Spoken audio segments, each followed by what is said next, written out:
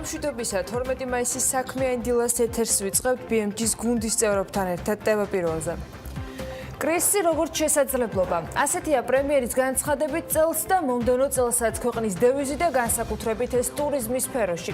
ჩვენ მოგვიწევს გარკვეული პერიოდი ამ ვირუსთან ერთად ცხოვრება, ეს თქვა გიორგი გახარიამ ბათუმში სასტუმროებისა და ტურიზმის სექტორის წარმომადგენლებთან შეხვედრისას, ტურიზმის გახსნის მნიშვნელობაზე საუბრისას და მოგვიანებით მედიასთანაც არაერთხელ გაიმეორა. ისრაელს საქართველოს შორის პირდაპირი ფრენების განახლებაზე კი მუშაობა დაწყებულია. ეს უკვე ისრაელის საგანგებო და სრულუფლებიანმა ელჩმა საქართველოში რანგიდორმა განაცხადა და დაწერა Facebook-ის საკუთარ გვერდზე. თურქეთი ტურისტების მისაღებად ემზადება ამასობაში, ქვეყანა მაისის ბოლოდან შიდა ავიამიმოსვლას გახსნის და ივნისიდან საერთაშორისო რეგულარულ ფრენებსაც აღადგენს. რაც შეეხება სასტუმროებსა და კვების ობიექტებს, COVID-19-ის ფონზე რესტორნები მკაცრი რეგლამენტით იხელმძღვანელებენ, რათა ადამიანების ჯანმრთელობის უსაფრთხოება მაქსიმალურად იყოს დაცული და ვირუსის გავრცელება თავიდან არიდებული. ახალი ზელანდია კორონავირუსის გამო დაწესებულ საკარანტინო შეზღუდვებს ამსუბუქებს. ქვეყნის პრემიერ-მინისტრი ამბობს, რომ საცალო ვაჭრობის მაღაზიები, სავაჭრო ცენტრები, კაფეები, რესტორნები, კინოთეატრები და სხვა საზოგადოებრივი ადგილები უკვე 14 მაისიდან გაიხსნება, თუმცა სოციალური დისტანცირების წესები დაცული უნდა იყოს ყველა შემთხვევაში.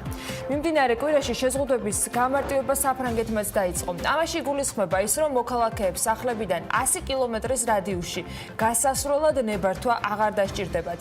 დასაშვები იქნება 10-მდე პირის შეკრებაც. ბორის ჯონსონმა დიდ ბრიტანეთში შეზღუდვის შემსუბუქების შესახებ გააკეთა ასევე განცხადება. გაერთიანებული სამეფოს პრემიერი სპეციალურ მიმართვაში აღნიშნავს, რომ ეს არ ნიშნავს კარანტინის დასრულებას. ამ გეგმაზე მოგიყვებით რამდენიმე წამში ცოტა მოგვიანებით. ყაზახეთში მარტის თვეში გამოცხადებული საგანგებო მდგომარეობა დასრულებულია, თუმცა ქვეყნის დიდი პროვინციები და ქალაქები კვლავ ჩაკეტილი რჩება. როიტერი წერს, რომ იგეგმება ბიზნესების ეტაპობრივი გახსნაც.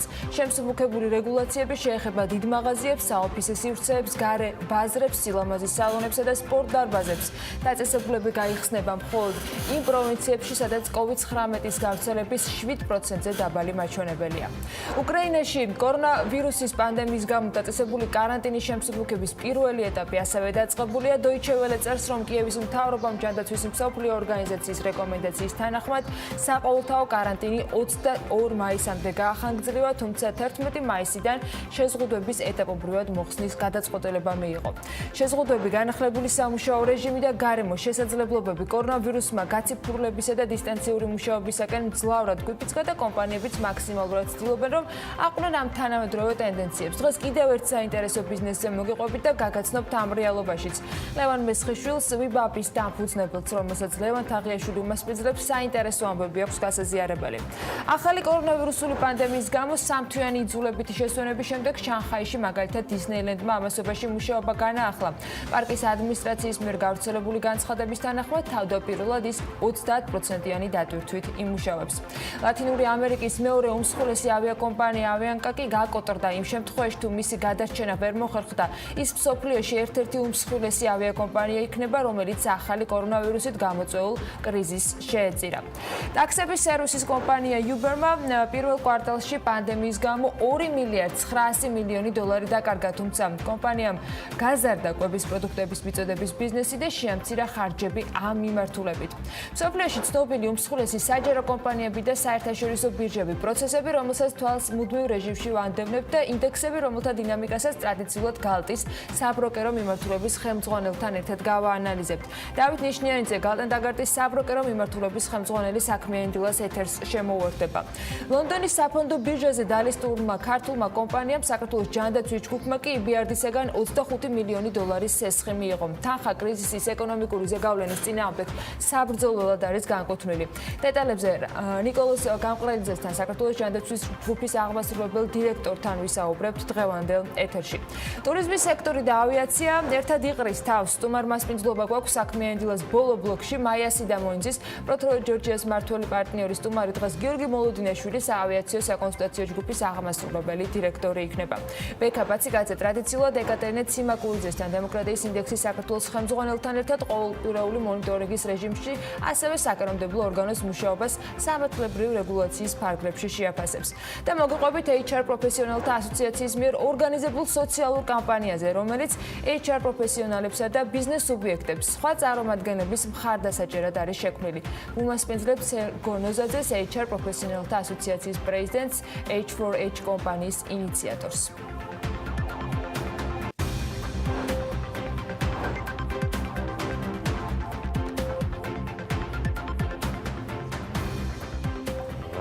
სათქმელი მაინტერესებს მთელი შემდეგი 3 საათნახევრის განმავლობაში. დილამშვიდობთ, ძალიან ბევრი დაგვრჩა კიდევ სათქმელი და მოსაყოლე. სტუმრებით საინტერესო ამბებს მოგვიყვებიან, ამბებსაც ბევრს გაგიზიარებთ. მოკეთ მომდევნო 3 საათნახევრის განმავლობაში საქმიანია დღევანდელი დასვენების დღეც სხვათა შორის. დილამშვიდობისა, კი ბატონო, ეს პერიოდი საკარანტინე ისეთი არის, რომ მე მგონი სულ თულია გაარჩიო და სულ დასვენებაა. დღეს 12 მაისია. ნელ-ნელა გაზაფხული უკვე ბოლომდე იკრებს ძალას, მაგრამ ისე გადავალ ზაფხულში ვატყობ, რომ გაზაფხულის მშვენიერებას ბოლომდე ვერ შევიგრძნობ. ყოველ შემთხვევაში დატკბით შედარებით და სითბოთი, დამთბარი გარემოთი, თუმცა მინდი შემდეგ დღეებში ისევ არევდარევას აპირებს. ბარაქიან და ჯანმრთელობით ჯანმრთელ დღეს გისურვებ ყველას. მიმდინარე კვირა კი ერთ-ერთი მნიშვნელოვანია მსოფლიო წამყვან ეკონომიკებში ნაწილობრივი გახსნის თვალსაზრისით. ამიტომაც მსოფლიო ეკონომიკისთვის ერთ-ერთი წამყვანი მოვლენა ამ კვირაში სწორედ ეს იქნება. დღეიდან ნაწილობრივ როგორც ანამ უკვე გითხრათ, შეზღუდვების შემსუბუქება მათ შორის იწყება საფრანგეთშიც. შვეიცარიაში უკვე მაგალითად აღდგება ნაწილობრივ რითეილ სფეროს მუშაობა, გაიხსნება მუზეუმები, ბიბლიოთეკები. ავსტრიაში კი 15 მაისიდან გახსნიან სალოცავებსა და რესტორნებს. ხოლო ნიდერლანდებში დაწყებითი სკოლების ნაწილი განაახლებს ასევე სასწავლო პროცესს. რითეილის სექტორი განაახლებს მუშაობას ბელგიაშიც. თუმცა მხოლოდ იმ რითეილ ობიექტებს ეხება შეზღუდვების მოხსნა, სადაც ადამიანებს შორის ფიზიკური კონტაქტი არ არის უშუალო. აი საბერძნეთში კი რითეილის თითქმის ყველა მიმართულება განაახლებს მუშაობას. მნიშვნელოვანია, რომ თურქეთში მიმდინარე კვირიდან ასევე იხსნება ყველა ავტოსაწარმო. როგორც ქვეყნის ინდუსტრიისა და ტექნოლოგიების მინისტრმა განაცხადა, ქვეყანაში ასევე მუშაობას განაახლებს სამკერვალო კომპანიებიც. შეერთებული შტატების ეკონომიკა ასევე დაიწყო გახსნა ნაწილობრივ სხვადასხვა შტატებში, ზოგან აღდგა საწარმოო მუშაობაც. ეს ყველაფერი ეკონომიკის ამუშავებას შეუწყობს ჯამურად ხელს, რასაც არამხოლოდ ადგილობრივ, არამედ გლობალურ დონეზეც ექნება გავლენა. ჩინეთმა მაგალითად ეკონომიკის გახსნა ჯერ კიდევ გასულ თვეს დაიწყო, მოცვითი სრული თემებით და მიმართულებებით. ამ კვირაში კი ქვეყანაში უკვე წარადგენენ პირველ მონაცემებს და შეფასებებს საწარმოო პროცესების აღდგენასთან დაკავშირებით, ასევე უმუშევრობის დონის შემცირების შესახებ, რაზეც გავლენა სწორედ ეკონომიკის გახსნას უნდა მოეხდინა. საინტერესო იქნება ალბათ პირველი მსგავსი მონაცემები თუ რა შედეგებს მიაღწია ქვეყანამ ამ კუთხით, ბიზნესების გახსნით. მიმდინარე კვირის ბოლოს ცნობილი იქნება ძალიან მნიშვნელოვანი მონაცემები რითეილ გაყიდვებსა შეერთებულ შტატებში და მომხმარებელთა მიერ დანახარჯების შესახებ მონაცემები და 15 მაისს უკვე წარმოდგება კონკრეტულად ციფრებშიც, რიცხვებში კრიზისის შედეგად რითეილ სექტორის ზიანის მოცულობა. როგორც ვიცით, კარანტინმა და სახლში დარჩენის შესახებ მოწოდებამ ეს მიმართულება საკმაოდ მნიშვნელოვნად დააზარა. თითქმის ყველა ქვეყანაში შეერთებული შტატები გამონაკლისი ვერ იქნებოდა. მეტიც განსაკუთრებულად შეერთებული შტატების, რადგან ჩინეთისგან განსხვავებით, მაგალითად შეერთებული შტატების ეკონომიკა ის უფრო მეტად არის მხარჯველობაზე მოხმარებლების დამოკიდებული. კვირის ბოლოს მოსალოდნელი გაცხადებული მონაცემებით ასევე ნათელი გახდება თუ რამდენად გაიზარდა ელექტრონული კომერცია ქვეყანაში და რამდენად ინაცვლებს ელექტრონული კომერცია ტრადიციულ რითეილ სექტორს, ჩაანაცვლებს თუ ვერ.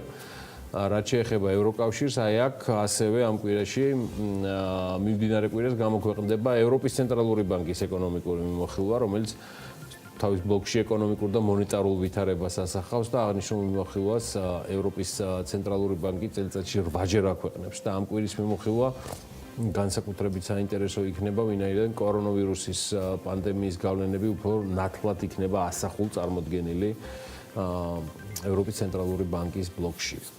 ერთ-ერთი მნიშვნელოვანი საკითხი, რაზეც მიმდინარე კვირას ასევე ეკონომისტების და ბიზნესის ყურადღება იქნება მიმართული, გახლავთ კვლავ ნავთობის ფასი, გასულ კვირას შავ ოქროზე ფასი დასტაბილურდა, WTI $25 ფარგლებშია, პერიოდულად ასწდება კიდეც, თუმცა მიმდინარე კვირას ფასის ზრდის ტრენდი შეიძლება კვლავ შენარჩუნდეს, ვინაიდან როგორც აღნიშნეთ, ბიზნესების გახსნამ და მსოფლიოს ქვეყნების დიდ ნაწილში აქტივობის აღდგენამ შეიძლება ამ ყველაფერს შეუწყოს ხელი. აქვე აღსანიშნავია გასულ კვირას ბრენტის 17%-იანი ზრდა, რომელიც ამჟამად $30 ღირს ბარელზე და ბოლოს მიმდინარე კვირას დაახლოებით 50 მსხვილი საერთაშორისო კომპანია წარმოადგენს უკვე პირველი კვარტლის შემოსავლების შესახებ მონაცემებს. მათ შორის არის Suzuki, Mahindra ბანკი, რა ვიცი რა გითხრათ, Bentham ბანკი, Cipla Biocon, Havells, Siemens, M&M Financial Service. ვიცით რომ მსხვილესი კომპანიების შემოსავლები პირველ კვარტალში ცალსახად არის შემცირებული, განსაკუთრებით დიდი ზიანი ვიცით რომ მიადგა retails და ალბათ არც არავინ ელოდება რომ მაგალითად Siemens-ის ან რა ვიცი Suzuki-ის შემოსავლები და მოგება გაზრდილი იქნება პირველ კვარტალში. თუმცა ნახოთ როგორ მონაცემებს დადებენ ისინი. ფაქტია რომ ესეც მნიშვნელოვნად იქონიებს გავლენას განსაკუთრებით ბირჟებთან მიმართებაზე. საქართველოს მიმდინარე თვის კალენდარს რაც ეხება, ჩვენ ველით, ესე იგი 13 მაისს საგარეო ვაჭრობის მონაცემებს. ეს იქნება ცხადია აპრილის მდგომარეობით, 15 მაისს ველოდებით ფულად გზავნილებს, ამასაც ბუნებრივი აპრილის მდგომარეობით, 15 მაისს ასევე იქნება საარსებო მინიმუმთან დაკავშირებით რაპორტი და 15 მაისს გავარკვევთ უცხოელ ვიზიტორთა სტატისტიკას პირველი კვარტლის მდგომარეობით. მონაცემები ისეთი იქნება, რომ მე მგონი, რა ვიცი, რახან 13 მაისიდან იწყება, მე მგონი ისევ დინამო ზახელი ჯობია და კარლ ცაისთან ისტორიული გამარჯვების ჯობს, ისევ გავიქარწყლოთ დამდეგი სტატისტიკა ეკონომიკური და შესაბამისად ეს 13 მაისს ამოქოქილი სიახლეები. მე ავასებაში ბორის ჯონსონზე დავუკვირდი გიორგი მაყურებელს, რომ უფრო მეც მეუყვებოდი. ანუ ბრიტანეთი ყურადღების ცენტრში არის იმ ცვლილებებიდან გამომდინარე, რომელიც მათ კორონავირუსთან დაკავშირებით არაერთხელ გადაწყვიტეს, რომ რეგულაციების თუ თავისუფლების ნაწილში საზოგადოებისათვის მიეცათ და დაევალდებულებინათ. როგორც გაერთიანებული სამეფოს პრემიერმა აღნიშნა, ამსუბუქებს ეს ქვეყანა იმ ვალდებულებებს, რომელიც მოსახლეობას აქვს სწორედ ვირუსის გავრცელების პრევენციისათვის და ბორის ჯონსონმა მიმართვისას აღნიშნა, რომ ამ ყველაფრის მიუხედავად სულაც არ ნიშნავს, რომ კარანტინი სრულდება. ეს არ არის მიმდინარე კვირაში კარანტინის დასრულება. ამის ნაცვლად ჩვენ დაწესებული ზომების ცვლილებისაკენ პირველ ფრთხილ ნაბიჯს ვდგამთ, ამბობს ბრიტანეთის პრემიერი. მისი თქმით, ის მოქალაქეები, რომელთათვისაც სახრიდან მუშაობა შეუძლებელია, საწარმოო და მშენებლობის სფეროში დასაქმებულები, ივლიან სამსახურებში. თუმცა ბორის ჯონსონი ამბობს, რომ აქაც 13 მაისიდან მოქალაქეები გარეთ სავარჯიშოდ შეუზღუდავი დროით გასვლას შეძლებენ, თუმცა აუცილებელი იქნება მაინც სოციალური დისტანცირების დაცვა. პრემიერ-მინისტრი თავის მხრივ იმედოვნებს, რომ 1 ივნისიდან სასწავლო პროცესები სკოლაში აღდგება, თუმცა თავდაპირველად სწავლას გააგრძელებენ დაწყებითი კლასის მოსწავლეები. პრემიერი ამბობს, რომ მომავალში, როდესაც შესაბამისი დრო დადგება, დიდ ბრიტანეთში საჰაერო გზით ჩასული მოქალაქეები კარანტინს კვლავ გაევლიან. მისივე თქმით, ეს დრო ძალიან მალე დადგება, თუმცა იქამდე ჯერ ჩაკეტილი არის საჰაერო საზღვრები. ბორის ჯონსონი აღნიშნავს, რომ ივლისიდან შესაძლოა ტურისტული ობიექტების ნაწილიც გავხსნათო. თუმცა ეს დამოკიდებულია ეპიდემიოლოგიურ ვითარებაზე და მეცნიერთა რეკომენდაციებზე. ყველგან ერთი და იგივე ხდება მოკლედ. როგორც ბრიტანეთის პრემიერი ამბობს, მომდევნო 2 თვის სამთავრობო გეგმას განსაზღვრავს მეცნიერება, მონაცემები და საზოგადოების ჯანმრთელობა, არა იმედი ან ეკონომიკური აუცილებლობა. მან თქვა, რომ კარანტინის შეზღუდვების ყველა ცვლილება პირობითია, მაგრამ მრავალ ფაქტორზეა ის დამოკიდებული. მისივე განცხადებით, ვირუსის გავრცელების მაჩვენებელი ზრდის შემთხვევაში მთავრობა არ იყვყმანებს, არ დაფიქრდება, განსაკუთრებულად მსჯელობა არ დასჭირდება და კარანტინის შემსუბუქების გეგმას დაამოხრუჭებს. ქვეყნის პრემიერმა ინგლისში ვირუსის გავრცელების მონიტორინგისათვის შეტყობინების ახალი სისტემის ამოქმედებაც ანონსად წაუმძღვარა ამ გახსნის განცხადებებს. ის დარწმუნებულია, რომ დიდი ბრიტანეთი შეიცვლება ამ გამოცდილებით და შეძლებენ გახდნენ უფრო ძლიერები და უკეთესები. ხო, ამასობაში საქართველოს საბაბის არ უნდა დაგვაუწყდეს და მასშტაბური გახსნების ახალი ეტაპის შესახებ მართალია ჯერ ვერ გიყვებით, მივყვებით იმ გეგმას ყოველ შემთხვევაში რაც გვაქვს ცოტა დაჩქარებულად, მაგრამ როგორიც არის შემოთავაზებული, თუმცა გეტყვით რომ მაგალითად კარგი ამბავი გვაქვს ეროვნული ბიბლიოთეკისაგან, ნელ-ნელა ნაბიჯ-ნაბიჯს იწყებენ აქაც მუშაობას და გიორგი კეკელიძემ სოციალურ ქსელში დაწერა რომ სამკითხველობით და შესაბამისი წესებით უკვე ივლისიდან ადამიანების ადგილზე მომსახურებასაც შეძლებენ. ღონისძიებების საგამონაკლისო შემთხვევების გარდა სექტემბერში განახლდება. მაისის მიწურულიდან გრაფიკის დაცვით, ასევე წიგნების მიღება, დამუშავება, დიგიტალიზაცია, ციფრული ბაზების შევსება არის გეგმაში. პერსონალი რიჩ-ჯგუფის გამოკლებით ივლის გრაფიკით და დაცული იქნება ყველა სამედიცინო რეკომენდაცია, ბარიერები, დამცავი ფარები, ანტიბაქტერიული სითხეები და სხვა ეკიპირება ეროვნულ ბიბლიოთეკას როგორც ჩანს უკვე მომზადებული აქვს. სამუშაო მაგიდები დისტანციის დაცვით განთავსდება ამ ფორმით, სხვა რეგიონული ბიბლიოთეკებიც განაახლებენ მუშაობას. ამავე დროს პირველი კორპუსის საცავის რემონტიც უნდა დაიწყოს დაავლაბრის არალეგალური სტამბის ტერიტორიაზე სტამბის მუზეუმის მოწყობის სამუშაოებიც ასევე გააქტიურდება. პრესის მუზეუმის მოწყობაც კვლავ აქტიურ ფაზაში გადადის. პარალელურ რეჟიმში ქუთაისის კავკასიური წიგნსაცავის მრავალსართულიანი მშენებლობის ბოლო სამუშაოების ჩატარების განახლებაა დაგეგმილი და დასრულდება ქართული დროშის საკონფერენციო დარბაზი, ემიგრაციის მუზეუმი, წიგნის განახლებული მუზეუმი და ასე შემდეგ. მოკლედ, ზაფხულიდან სოფლის ბიბლიოთეკების ახალი წიგნებით მომარაგება და საინფორმაციო კუთხეების მოწყობაც უკვე კალენდარშია მონიშნული, სადაც ყველა შესაბამისი სამედიცინო სიახლეც იქნება წარმოდგენილი. ფრთხილ ოპტიმიზმში გაზავებული დიდი გეგმებით თქვენი გიორგი კეკელიძე, აი ასეთი სიახლეები აქვს ეროვნულ ბიბლიოთეკას, რომელიც სოციალურ ქსელში მკითხველებს და დაინტერესებულ საზოგადოებას გაუზიარა. დავიდრე საქართველოს მთავრობა წარმოადგენს სახელმწიფო ბიუჯეტის პროექტს, რომელშიც ზუსტად იმდენივე სიურპრიზველი, როგორც ამ ქვეყნის მიმდინარე პოლიტიკურ ამბებში, როგორც ასე ვთქვათ, ისე რიგითი რეკნებოთ მომხმარებელი თუ ამომრჩეველი, რაც სტატუსიც გნებოთ ის მომანიჭეთ ამ კუთხით. მოკლედ, ბიუჯეტამდე საქართველოს ეროვნულმა ბანკმა გამოაქვეყნა მაკროეკონომიკური საპროგნოზო სცენარები, რომელთა მიხედვითაც საშუალოვადიან პერიოდში საქართველოს ეკონომიკა შეიძლება განვითარდეს. ეროვნული ბანკის საბაზო სცენარის მიხედვით წელს ეკონომიკური აქტივობა ცხადია მნიშვნელოვნად შემცირდება, რაც ადგილობრივი ასევე საგარეო მოთხოვნის მკვეთრი ვარდნით არის განპირობებული და ჯამურად ეკონომიკის ზომის 4%-ის შემცირება არის ნავარაუდები. საბაზო სცენარის მიხედვით მომდევნო წლების განმავლობაში საქართველოს ეროვნული ვალუტის გაცვლითი კურსი მიმდინარე ნიშნულზე ნარჩუნდება, ხოლო ევროპასა და შეერთებულ შტატებში კი მონეტარული პოლიტიკის განაკვეთი ისტორიულად მინიმალურ დაბალ დონეზე რჩება. ანგარიში წარმოდგენილია ეკონომიკის განვითარების ასევე ოპტიმისტური და ნეგატიური სცენარები.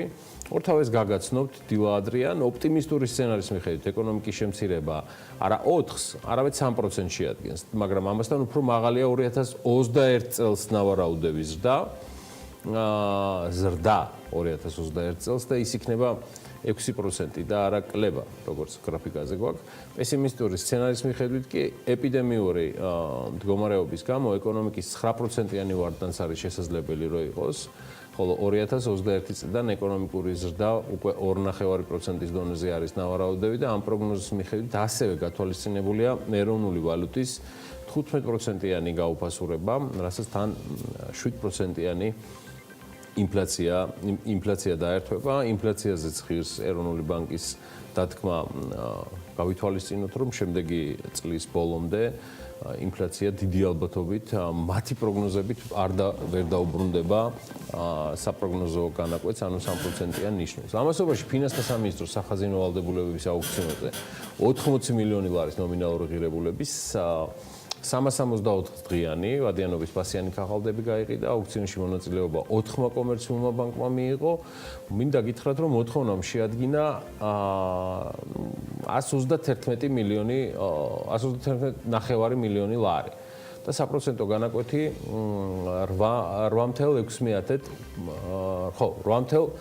8.75%-ზე, მაქსიმალური კი 8.74 იყო პროცენტი და შესაბამისად საშუალო შეწონილი დაждდა 8.72.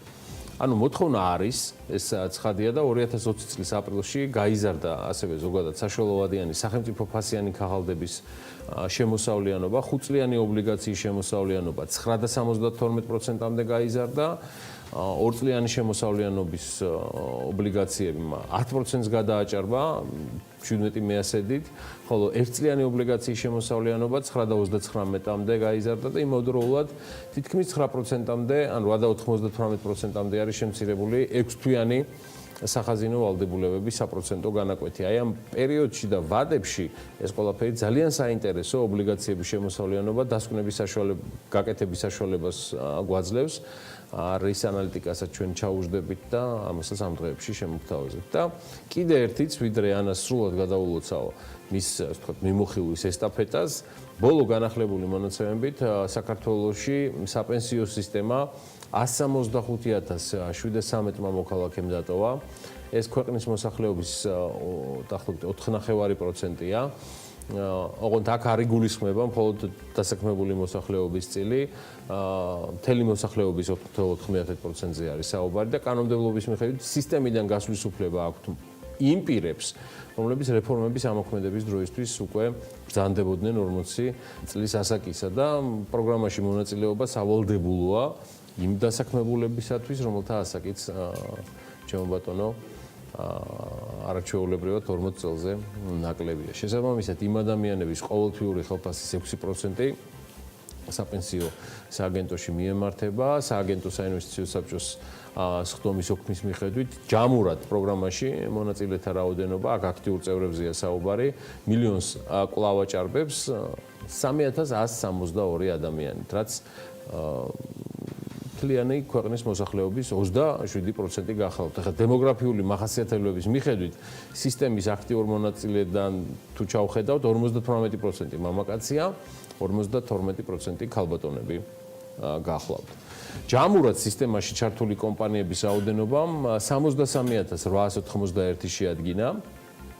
მათი რაოდენობა ყოველთვიურად დაახლოებით 700 კომპანიით იზრდება და საპენსიო სააგენტოს ინფორმაციის სისტემის ამოქმედებიდან 2020 წლის მარტის თვის ჩათვლით 278 ადამიანმა დატოვა საპენსიო სააგენტოს სისტემა, რაც პენსიაზე გასვლით, ცალკეული ადამიანების გარდაცვალებით და ასევე მათი შშმ სტატუსის მინიჭებით და პირად გადაქცევით იყო განპირობებული.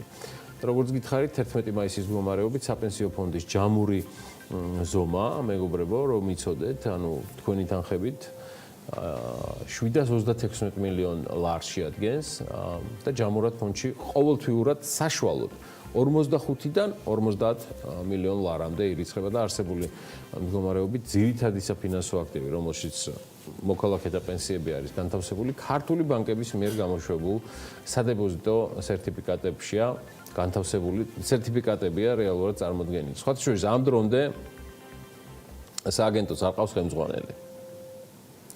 ხო, აი მას შემდეგ რაც ლევან სურგულაძე მის თანამდებობა დატოვა და იდეაში ღმერთის ანაბარას დაგტოვა, შეიძლება ესეც ითქვას. ეს 2019 წლის 9 დეკემბერს მოხდა, თუმცა ოფიციალურად პოსტიდან მისი წასვლა გაფორმდა 2020 წლის 16 იანვარს. შენ ხარ ჩემი ბატონი და დირექტორის მოვალეობის შემსრულებლად მალევე მისი მოადგილე გიორგი ჭიჭინაძე დაინიშნა. სწორედ გიორგი ასრულებს ამ მოვალეობას დღემდე. ასეთი ვითარება არის საპენსიოსთან დაკავშირებით. იმედია, ესეც გამოგვადგება სრულად ინფორმაციისთვის თუ რა ხდება საპენსიო სააგენტოს ირგვლივ, სადაც საინვესტიციო მიმართულებით გაძლიერებული არის ორი დამრტყმელი ძალით და კადრით შესაბამისად ეს მიმართულება და ვნახოთ ჩვენ ველით სიახლეებს, მით უმეტეს მათ ბოლოს თვალშები ეროვნულ ბანკშიც ჰქონდათ საინტერესო შეხვედრა და კონსულტაციები. კარგი, მოდი დავტკბეთ ამინდის პროგნოზით.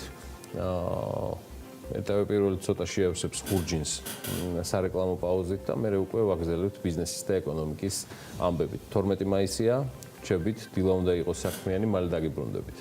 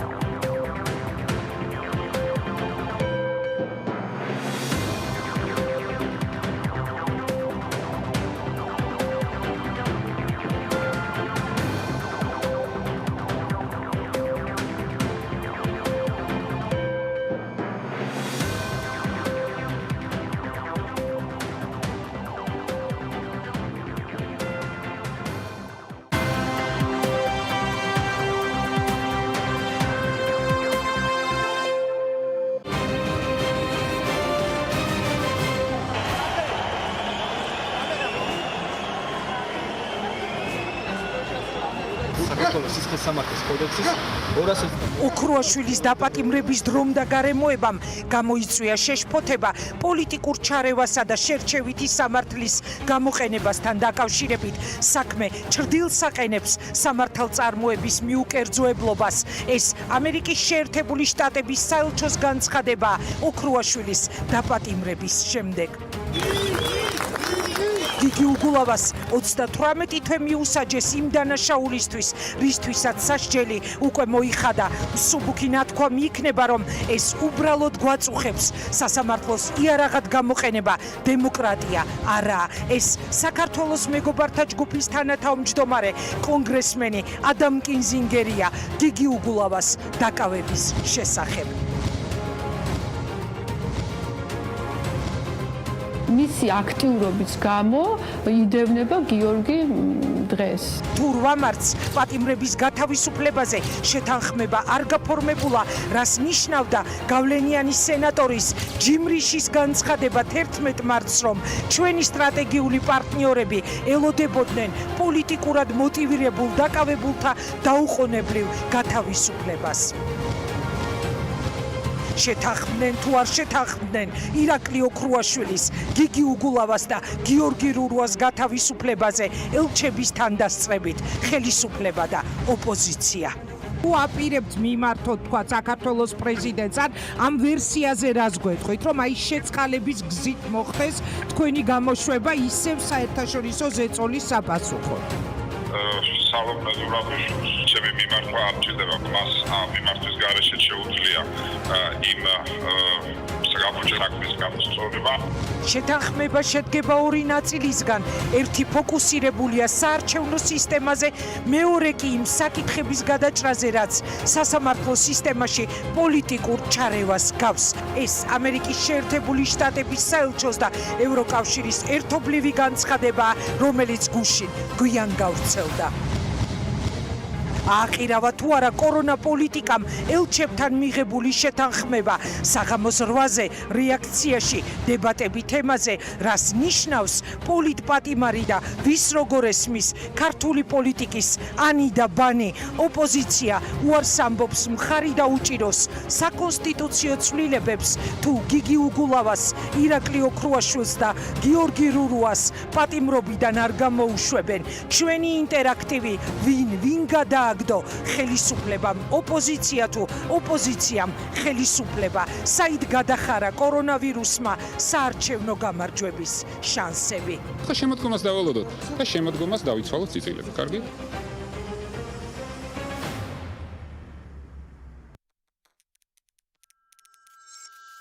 მე რჩები სახლში, დარჩი სახლში შენც.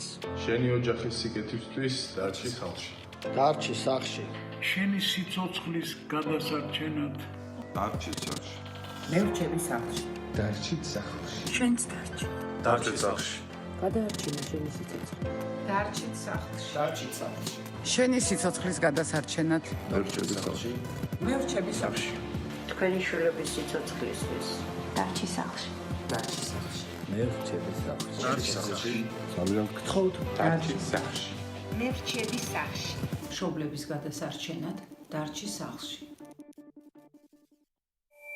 TV პირველი თანამგზავრზე სატელიტური მაუწყებლობის ყველაზე თანამედროვე DVB-S2 სტანდარტის MPEG-4 ფორმატში. თანამგზავრი Azerspay 1, აღმოსავლეთის 46 გრადუსი, სიხშირე 11094 MHz, პოლარიზაცია ჰორიზონტალური, სიმბოლური სიჩქარე 30000 კილობიტი წამში. შესწორების კოდი 566. TV პირველი საქართველოში და მსოფლიოში.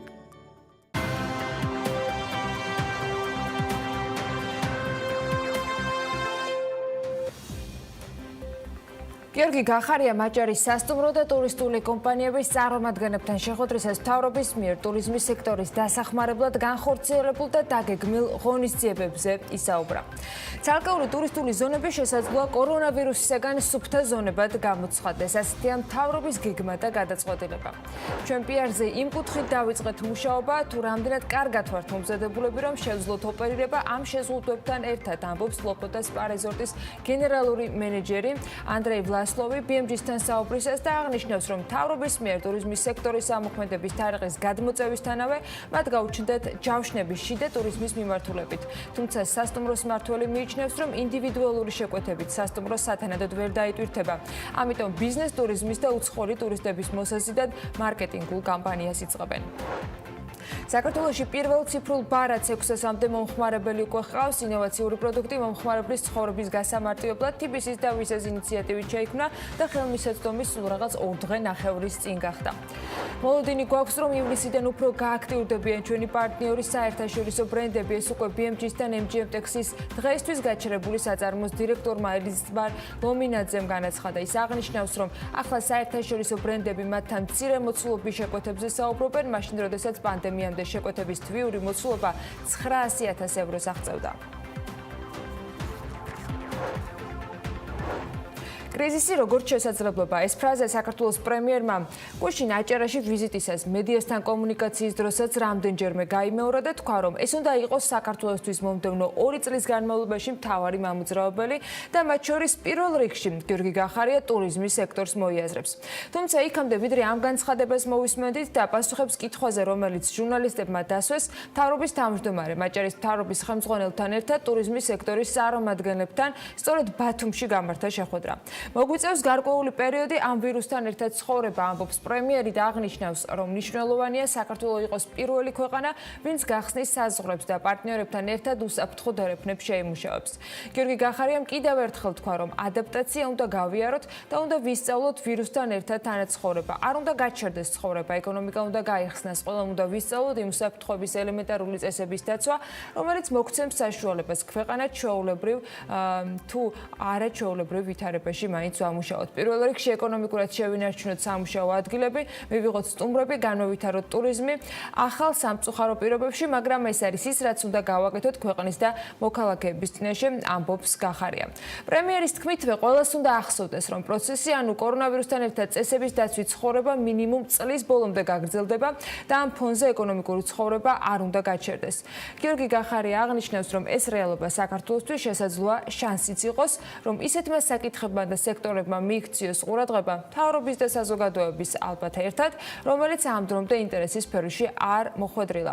მისივე განცხადებით დაახლოებით აგვისტოსათვის საქართველოს საერთაშორისო პოზიციონირებას უნდა დაემატოს კიდევ ერთი მნიშვნელოვანი ნიშანი, რომ ეს არის უსაფრთხო ქვეყანა, რომელიც პანდემიას ეფექტურად უმკლავდება, რაც პირველ რიგში არის საქართველოს ინტერესიც, იმიტომ რომ უფრო მეტი ტურისტი ჩამოვა და გვეყოლება მეტი სტუმრები, შესაბამისად მეტი შემოსავალი ექნება ქვეყანას. შეგვიძლია ვთქვათ, რომ საქართველოს აქვს ყველა რესურსი იმისთვის, რომ კიდევ ერთხელ გავიმეორებ ეს კრიზისი გამოიყენოს როგორც შესაძლებლობა, გლობალური კრიზისი და საქართველოს შეუძლია გლობალურ კონკურენციაში წლის დასაწყისთან შედარებით გაიუმჯობესოს თავისი პოზიციები. პრემიერი ფიქრობს და ამბობს, რომ საქართველოს როგორც ტურისტული ლოკაცია ბოლო წლებში მსოფლიოსათვის ცნობილია და ტურისტულად ძლიერ ბრენდად ჩამოყალიბდა ამასობაში. სიძლიერის საკითხი აქ შესაძლოა სადავო იყოს, მაგრამ ამაზე გიორგი გახარიას გუშინ აღარავინ გამოკიდა BMG-ს ცალსახა ინტერპრეტირების ავტორად მოგვევლინა ერთ-ერთ თემაზე, მაგრამ არც მითოლოგიას ვაპირებ ჩაუღრმავდი ახლა და არც რომელიმე სასკოლო სასწავლო პროგრამის გადამეორებისათვის ხედან მაყურებლების საქმიანი დილის ეთერთან. თუმცა შემდეგ თემაზე აუცილებლად უნდა ვისაუბროთ. ეს თემა კი პრემიერისათვის კორონასთან ეფექტური ბრძოლის კიდევ ერთი ხაზგასმა იყო და ამაზეც სხვათა შორის მედიასთან გააკეთა კომენტარი. ჩვენ უნდა გავაკეთოთ ის, რომ ამ ჩვენ სიძლიერეს საქართველოს როგორც ტურისტული ბრენდის, ტურისტული ლოკაციის სიძლიერეს უნდა დავუმატოთ ახალი. საქართველოს როგორც პანდემიისგან უსაფრთხო ზონა. ეს ჩვენთვის არის უკიდურესად მნიშვნელოვანი. ეს კიდევ ერთი გამოვლინება უნდა იყოს კრიზისის როგორც შესაძლებლობის. ქართული ტურიზმი კი არ უნდა შეშინდეს და უკან დაიხიოს, არამედ მან უნდა დაუმტკიცოს ყველას, რომ ჩვენ COVID-ს ინფექციას ვმართავთ ისე, რომ შეგვიძლია ამავდროულად მივიღოთ ღირსეულად ტურისტები და სტუმრები ჩვენს ქვეყანაში. ეს არის ის ფორმულა, რომელითაც ჩვენ უნდა გაუმკლავდეთ ამ გამოწვევას, ეს არის ის ფორმულა, რომელითაც ჩვენ უნდა ავაღორძინოთ ჩვენი ქვეყნის ეკონომიკა და რა თქმა უნდა პირველ რიგში აჭარა. აჭარაში ტურიზმი წელს შედეგებში იმ რიცხვებს ნამდვილად ვერ დადებს, რაც კორონამდელი მსოფლიოს რეალობაში და კორონამდელი საქართველოს სტატისტიკაში ამ პროგნოზებში იყო ნავარაუდები, თუმცა მნიშვნელოვანი ამ მხრივ სექტორის მზაობა იქნება, რომელმაც ყველა დეტალი და ნიუანსი უნდა გაითვალისწინოს. მათ შორის ხადია იგულისხმება ისეთი წვრილმანებიც, როგორც ყველა კუთხე კუნჭულში სადეზინფექციო ხსნარების არსებობა, ათობით პირბადეებით მომარაგება და აუცილებელი სხვა ატრიბუტები. ვინდა როდის ესტუმრება ასეთი აღჭურვის საჭიროების რეჟიმში საზაფხულო კურორტს ინდივიდუალურ გადაწყვეტილებაზე მნიშვნელოვნად იქნება დამოკიდებული. თუმცა ჩვენ სტუმრებს ივლისიდან ოფიციალურად ველოდებით. იქამდე ოფიციალური სახელმძღვანელო და საერთაშორისო და აღიარებული შეთანხმებული ნორმები და წესებიც უნდა წამოგვეწიოს, უფრო მეტი გვეცოდინება ალბათ რამდენიმე დღეში და ეტაპობრივად როგორ და რა რესურსით ვაპირებთ მაგალითად ყველა შემოსული ტურისტის გატესტვას, შემოწმებას და უსაფრთხო დერეფნების შექმნას იმისთვის, რომ კარგად მართული პროცესი, როგორც მთავრობა აფასებს და ეპიდემიოლოგიური სიტუაცია, რასაც პრინციპში სტატისტიკურად აჩვენებს, ერთიანად წყალში არ ჩაგვეყაროს. დამატებითი ვალდებულებები გაზრდის თუ არა სასტუმრო ბიზნესში მომსახურების ფასებს, ესეც ძალიან საინტერესო მიმართულება და დასაკვირვებელი სფერო იქნება. იმ ფონზე, რომ მოთხოვნა ამ მხრივ მზარდ ღირებულებას დიდი ალბათობით მაინც ვერ წაახალისებს.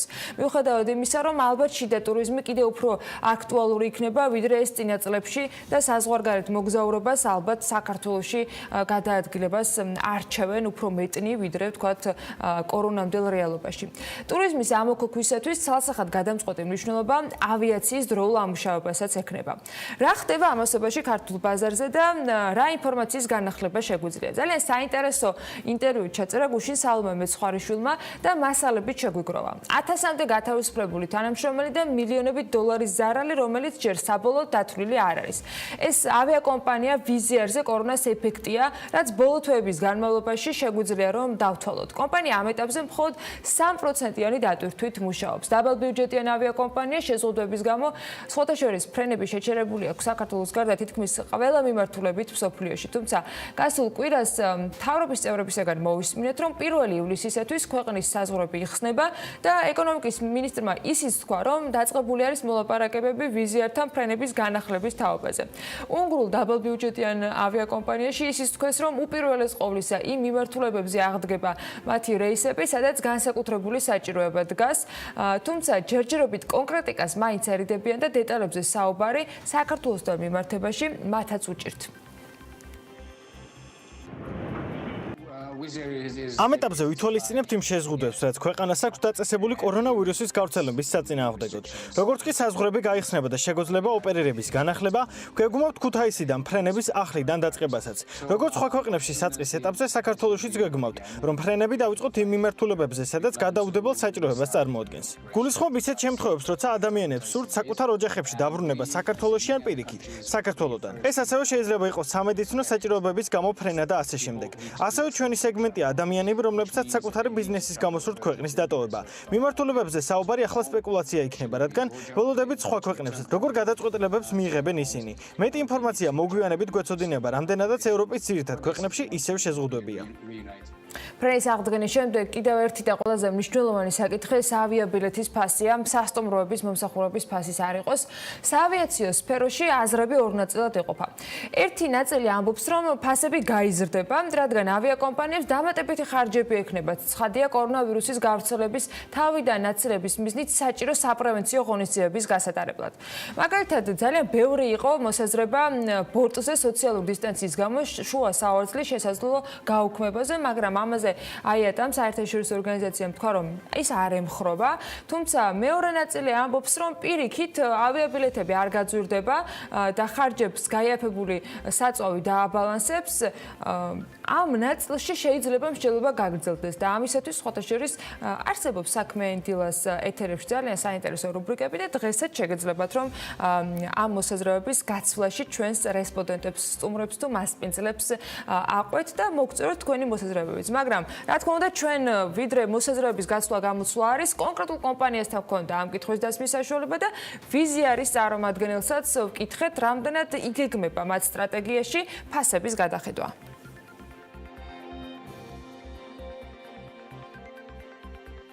ჩვენი საფასო პოლიტიკა იგივე დარჩება, ფასები შენარჩუნდება დაბალ დონეზე. ვიზი არის ბიზნეს მოდელი კლიენტების მაღალ ლოიალურობასა და დაბალ ფასებზეა დამყარებული. შემიძლია დარწმუნებით ვთქვა, რომ საქართველოს მოქალაქეებისთვის ფასები იგივე იქნება. რამდენადაც გსურს ბორტი შევსებული გქონდეს. ალბათ დიდ ავიაკომპანიებს მოუწევთ ფასების ზრდა, რადგანაც მათ სჭირდება დამატებითი თანხები ოპერირებისთვის. იცით, რომ ფასები ძირითადად მოთხოვნაზეა დამოკიდებული. ვიზი არის ეთდება დაებრუნოს მგზავრები და გადაიყვანოს რამდენადაც შესაძლებელია მეტი ადამიანი, რომლებსაც სურთ მოგზაურობა. ფიქრობ, ბევრი უცხოელი გამოჩნდება, რომლებსაც სურთ საქართველოს სტუმრობა. ეს უმშვენიერესი ქვეყანაა სტუმარ მასპინძლობის კარგი ტრადიციით. ფიქრობ, ეს საქართველოს ეკონომიკასაც დაეხმარება გაძლიერებაში. მართალია ეკონომიკის მინისტრს გასულ კვირას არ უთქვამს იმაზე მეტი ვიდრე ვახსენეთ თუ როგორ აპირებს მაგალითად მთავრობა რომ მოლაპარაკებები აწარმოოს რა ტიპის თქვა დახმარებებზე იყოს საუბარი და ასე შემდეგ, იმიტომ რომ ნახსენები იყო ადგილობრივი ავიაკომპანიის აირზენას მხარდაჭერაც, მათ შორის ფინანსურიც. თავის მხრივ ჩვენ უკაცრავად დავსვით კითხვა, ვიზი არის წარმომადგენელთანაც ხომ არ არის ამ მოლაპარაკების რეჟიმში რაიმე ტიპის დაფინანსება ან უნგრეთის მთავრობიდან, ან ხომ არ არის მაგალითად დაბალბიუჯეტიანი ავიაკომპანიისათვის, რომელიც საქართველოშიც არის ბაზირებული მთავრობისგან, უკვე საქართველოს მთავრობისგან რამე შეთავაზება გაკეთებული, მაგრამ კომპანიაში თქვეს, რომ კრიზისიდან გამოსასვლელად მათ სახელმწიფოს დახმარება არ სჭირდებათ. თავად ჯერჯერობით საკმარისი ფინანსები აქვთ და აპირებენ, რომ აქტიურად იმუშაონ იმისთვის, რომ ბიზნეს ოპერირების გეგმა ასევე წარმატებული და დამოუკიდებელი იყოს.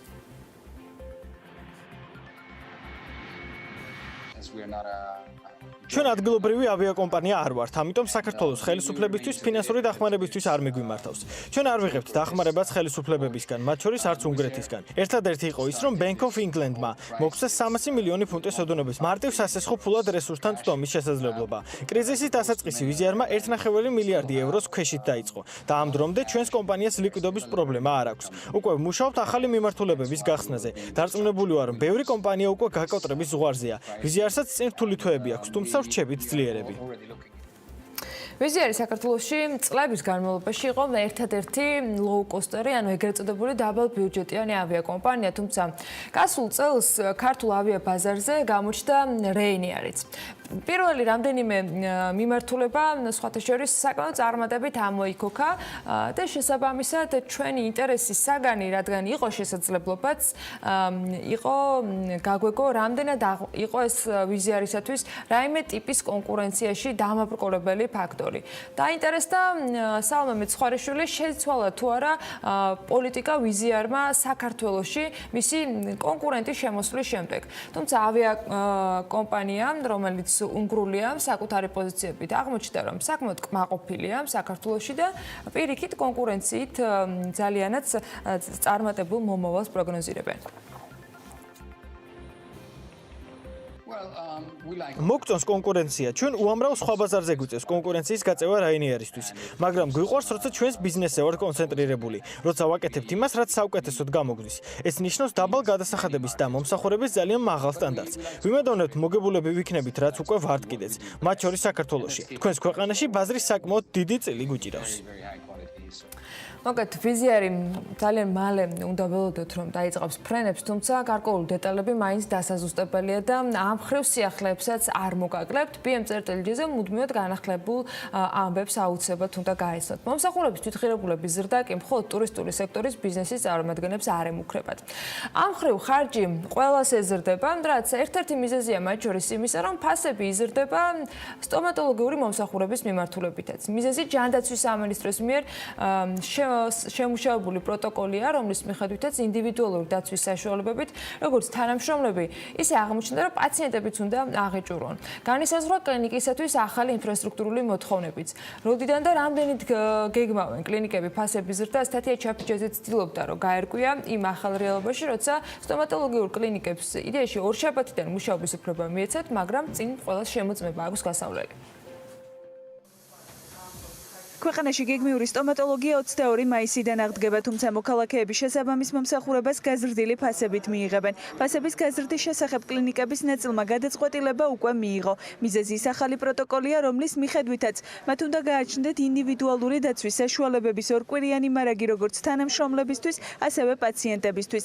ახალი წესების მიხედვით პერსონალისათვის აუცილებელია მაღალი დაცვის დონის რესპირატორი, სამედიცინო ნიღაბი, თვალის დამცავი საშუალებები, არასტერილური ერთჯერადი ხელთათმანები, ერთჯერადი სითხე გაუმტარი სამედიცინო ხალათი, ბახილები და სამედიცინო ქუდი. ბახილებით, ქუდით, ხალათითა და სათვალით შემოსვის ვალდებულება აქვთ პაციენტებსაც. ნინო ქარდავა სტომატოლოგიურ კლინიკაში ამბობენ, რომ ამ ეტაპზე არსებული ფასების გათვალისწინებით ერთ პაციენტზე ეკიპირების ხარჯი მინიმუმ 30 ლარია. შესაბამისად, ფასები ყველა მომსახურებაზე საშუალოდ 10-დან 20%-მდე მოიმატებს.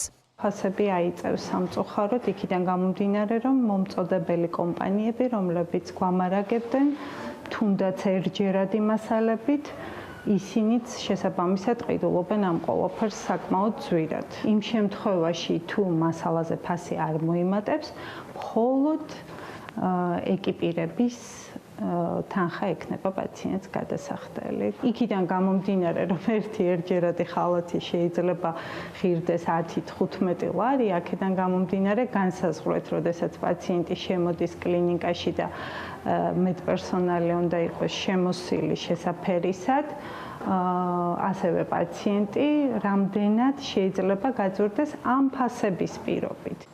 ჯანდაცვის სამინისტროს რეკომენდაციით კლინიკებისათვის განისაზღვრა ინფრასტრუქტურული მოთხოვნებიც, რომელიც ხელსაბანებისა და ვენტილაციის სისტემების გარდა დარბაზულ სისტემაში მომუშავე ბორმანქანებს შორის 4 მეტრიან დისტანციას, მიმღებ მოსაცდელებში პაციენტების სკრინინგის საკმარის სივრცეს, ხოლო პაციენტების მისაღებ სივრცეში მომუშავე პერსონალის დაცვისთვის მინის ან ორგანული მინის დამცავი ბარიერის დამონტაჟებას გულისხმობს. 22 მაისიდან ფასების გაზრდას არ გეგმავენ სტომატოლოგიურ კლინიკათა ქსელდენსიში, თუმცა აცხადებენ, რომ იმ შემთხვევაში თუ ეკიპირების ფასი არ შემცირდება, მაშინ სხვადასხვა მომსახურებებისათვის აუცილებელი დაცვის საშუალებების გათვალისწინებით ფასები მომდევნო 2 თვის ვადაში 5-დან 50 ლარამდე გაიზრდება. ეს ინდივიდუალური დაცვის საშუალებები, რა თქმა უნდა, ემატება იმ ხარჯს, რაც სტომატოლოგიაში იყო. ამიტომ გარკვეულწილად მომსახურების ღირებულებაც გაძვირდება. ეს შეიძლება იყოს 5 ლარიდან დაახლოებით 50 ლარამდე. გააჩნია манипуляციას, იმიტომ რომ სხვადასხვა манипуляციაზე სხვადასხვა მოთხოვნები გვაქვს. მაგალითად, რესპირატორი 95 გამოიყენება იმ შემთხვევებში, როდესაც აეროზოლი წარმოიქმნება манипуляციის დროს, თუმცა ჩვეულებრივი სამშრიანი ქირურგიული ნიღაბი შეიძლება გამოვიყენოთ, მაგალითად, მარტივი კონსულტაციის დროს.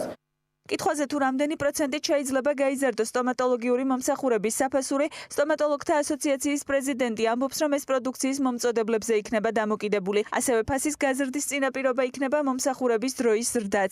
კეთი გოგილაშვილი აცხადებს, რომ პროტოკოლი მსოფლიოს წამყვანი სტომატოლოგიური ასოციაციების მიერ შემოღებული რეკომენდაციების დაცვით შეიქმნა და მისი მიზანი მომხმარებლის უსაფრთხოებაზე ზრუნვაა.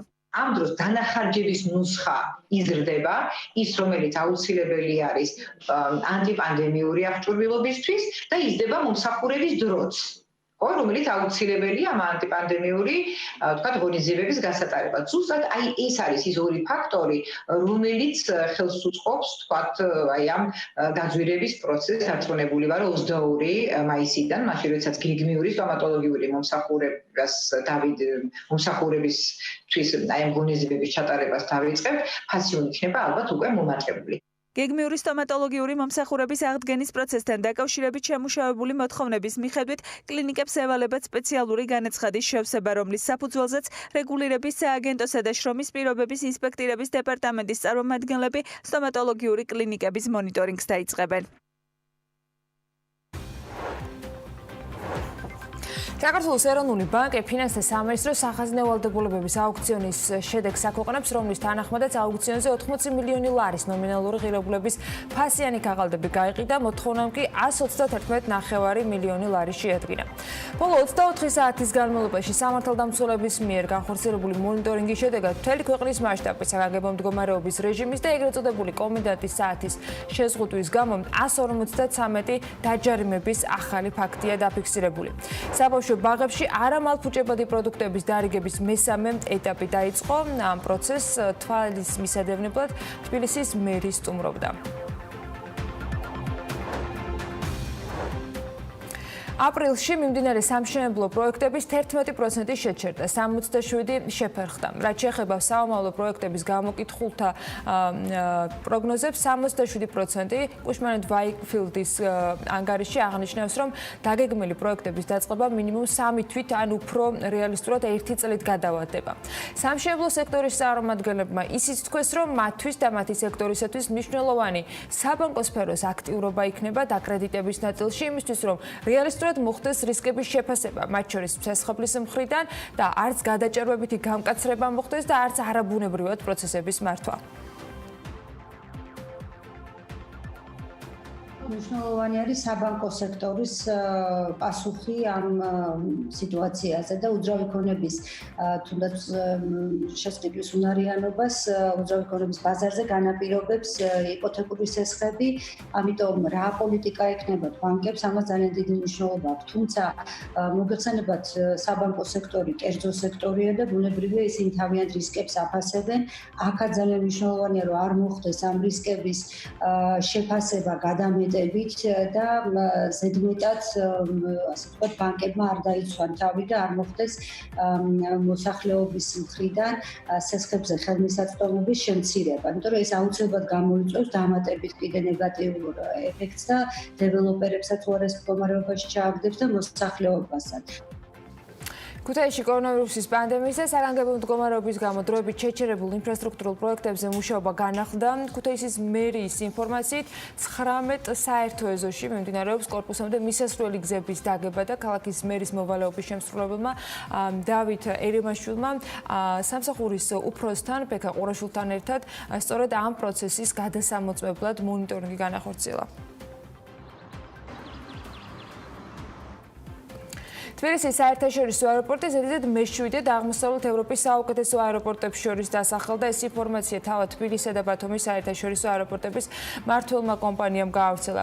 Skytrax World Airport Award 2020-ზე თბილისის საერთაშორისო აეროპორტი აღმოსავლეთ ევროპის ერთ-ერთ საუკეთესო აეროპორტად არის დასახელებული. მგზავრთა გამოკითხვის შედეგად კი ბუდაპეშტის, ბუქარესტის, ტალინის, კიევის, ბორისპოლის, რიგის, ბელგრადის, ბრატისლავას, თბილისის, სკოპიესა და სოფიას საერთაშორისო აეროპორტები წლის აღმოსავლეთ ევროპის 10 საუკეთესო აეროპორტს შორის მოხვდნენ. რა სიტყვის დღეს სადაზღვო სექტორი და რა ზარალზე საუბრობს ბიზნესი. ცხადია, კერძო სექტორის შეფასებები არსებული მდგომარეობიდან გამომდინარე და მოლოდინები ჩვენთვის ყოველთვის საინტერესოა. ანუკა ჯოხაძე ამჯერად სწორედ სადაზღვო სექტორით დაინტერესდა. ბიზნესის ხმას მოусმინოთ საქმიანი დილას ეთერში.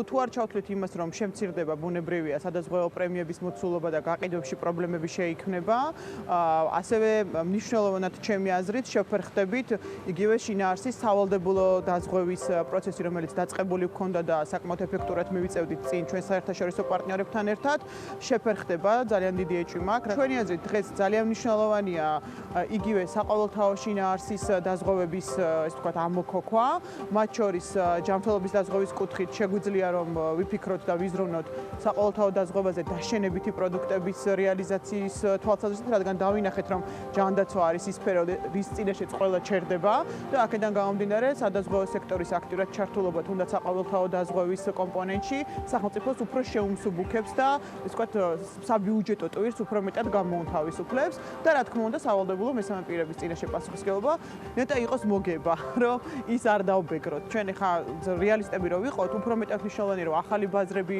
მოვითხოვოთ, ვიდრე ის პირობები, რომელიც ეფექტს არ მოგვცეს. მნიშვნელოვანია ასევე კაპიტალისტთან დაკავშირებული თემები, რომ სწორად დავალაგოთ დროში, როდის რა მოგვიწევს, რომ ვიყოთ ჩვენს გამზადებულები და ყველაზე მთავარი მოთხოვნა დღეს თუ რამე იქნება, არის სწორი ბაზრის და ადეკვატური საბაზრო, ესე ვთქვათ, პირობების შექმნა სახელმწიფოს მხრიდან. ჩვენზე ციკორიებს გავლენას აღნიშნული მდგომარეობა უბრალოდ იმის გამო, რომ მოცემულმა კრიზისმა გავლენა იქონია ბაზრის სხვა მონაწილეებზე, ან საუბარი მაქვს პირველ რიგში ტურისტულ კომპანიებზე და ტურისტულ დაზღვევაზე. რეალობა ის არის, რომ არანაირი ფრენები დღეს არ არის, შესაბამისად მოსვლაც არ არის, ავტომატურად ტურისტული დაზღვევის მიმართულება შეიძლება ითქვას, რომ გაჩერებული. ანუ შემოსავლის ნაწილში თავისთავად ცხადია, გვექნება ჩვენ გარკვეული დარტყმა, უბრალოდ მე არ შემიძლია ვთქვა, რომ ეს დარტყმა იქნება რაღაც საოცრად დიდი, თუმცა არც იმის თქმა შემიძლია, რომ ეს იქნება უმნიშვნელო. ჩვენი ბაზრის დომიდან გამომდინარე, დარტყმა რაც იქნება საგრძნობი. თუ დახმარება გვინდა, რომ დავარქვათ ამ სიტყვას, ქართული ეკონომიკისთვის ნებისმიერი დახმარება ავტომატურად ირიბად, რა არის ჩვენი ინდუსტრიისთვის ხელშეწყობილი. მე ვფიქრობ, რომ კონკრეტულად პანდემიას და კონკრეტულად არსებულ სიტუაციას არაფერი ახალი ჩვენთვის არ წარმოუქმნია გულისხმობ დახმარების საჭიროების მუხით. ჩვენ რასაც პანდემიამდე ვთვლიდით, რომ ჩვენი ინდუსტრია სჭირდებოდა და ვთვლიდით, რომ ჩვენი ინდუსტრიის განვითარებისთვის ეს იქნებოდა მნიშვნელოვანი, ახლაც იგივე აზრზე ვართ. ერთადერთი რაც ახლა საუბრისას რაც შეიძლება პანდემიასთან იყოს კავშირში, თუმცა ესეც კვლავ საგადასხადებია, არის გარკვეული დეტალი, რომელიც სადაზღვევო ინდუსტრიაში განსხვავებულად რეგულირდება, ვიდრე მაგალითად საბანკო ინდუსტრიაში საუბარი მაქვს რეზერვების საგადასხადო ხედვაზე და მე ვფიქრობ, რომ ეს ძალიან კარგი იქნება და ძალიან მნიშვნელოვანი იქნება. თუ მოხდება ამის მუშაობა, დაფიქრება და შეცვლა, ახალს არაფერს არ ვიტყობ, დაახლოებით ისე, როგორც საბანკო ინდუსტრია თან ხდება რეზერვებზე საუბარი. ძალიან ბევრი და რთული გამოწვევების წინაშეც დადგა სხვადასხვა ბიზნეს სექტორი და რა თქმა უნდა საკმაოდ მნიშვნელოვანი გავლენა იქონია დაზღვევის ინდუსტრიაზე. პირველი ეს არის, რა თქმა უნდა, ბიზნესის განვითარების თვალსაზრისით, რა პრობლემებით შექმნა COVID-მა, ანუ პრაქტიკულად ძალიან შენელდა თვითონ ამ ინდუსტრიის განვითარების ტემპი, შენელდა იქიდან გამომდინარე, რომ გაყიდვების მაჩვენებელი არის მნიშვნელოვნად შემცირებული, ასევე ხდება უკვე გაფორმებულ კონტრაქტებში ცვლილებები, გამომდინარე იქიდან, რომ სხვადასხვა ბიზნეს სექტორი უბრალოდ გაჩერებულია ფუნქციონირება სხვადასხვა სასტუმროების და ტურიზმთან დაკავშირებული ინდუსტრიის და შესაბამისად სადაზღვევო კონტრაქტებიც უმეტესი მათგანი არის ან გაჩერებული. ჩვენ მთავრობასთან ასევე ნასაუბრები ვართ იმაზე, რომ თქვათ კონკურენციის პირობებთან მიმართებით გარკვეული ხელშეწყობა გვჭირდება, იმიტომ რომ არის რამდენიმე სადაზღვევო კომპანია, რომელიც ბანკთან აფილირებულია და გარკვეული ასე ვთქვათ პრეფერენციებით სარგებლობს, თუნდაც გაყიდვის თვალსაზრისით და ჩვენ გვაქვს რამდენიმე ასე ვთქვათ კონსულტაცია ოფიციალური ჩატარებული საკანონმდებლო ორგანოებთან და ასევე აღმასრულებელ ხელისუფლებასთან გვინდა რომ კონკურენციის შესახებ კანონში მნიშვნელოვანი ცვლილებები შევიდეს. დაზღვევა როგორც ფინანსური ორგანიზაცია არის ფინანსური ინსტიტუტი და ვრცელდება ყველა ის ასე ვთქვათ კომპონენტი, რაც ნებისმიერ ფინანსურ ასე ვთქვათ კომპანიაზე, ორგანიზაციაზე, ანუ საშემოსავლო კუთხით ეს ყველაფერი ჩვენზეც ვრცელდება. აქ არის საუბარი ესტონურ მოდელზე, რომელიც ჯერჯერობით არ ვრცელდება დაზღვევის ბიზნესზე და გვაქვს ძალიან აქტიური კომუნიკაცია, რომ ესტონური მოდელი უკვე ჩვენზეც გავრცელდეს.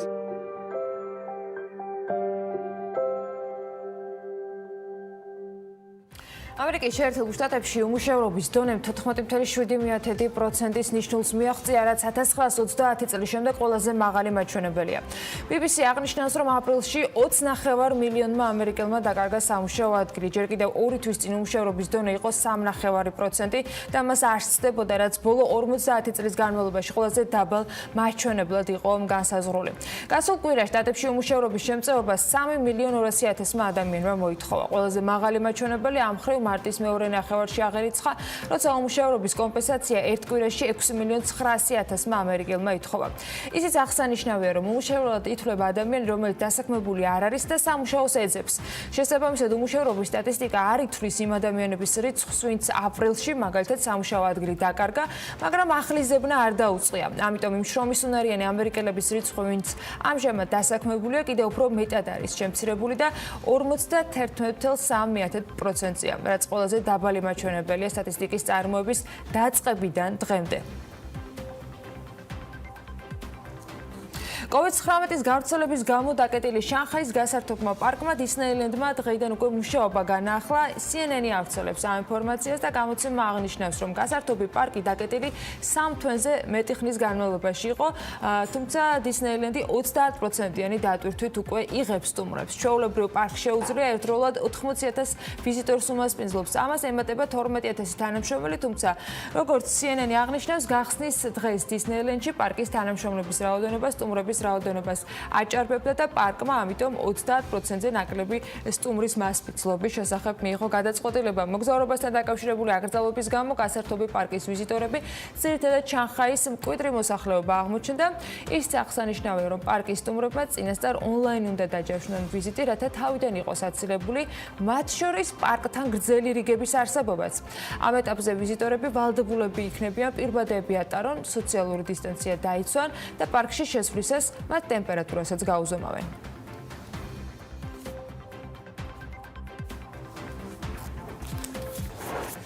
Disneyland-ში გართობასაც თავისი წესები აქვს, განუსაზღვრელად იმისა, რა ასაკის სტუმარი ეყოლება ამ გასართობ პარკს, შეზღუდვები, განახლებული სამუშაო რეჟიმი და გარემო კი ახალ შესაძლებლობებს აძლევს სხვადასხვა ბიზნესებს.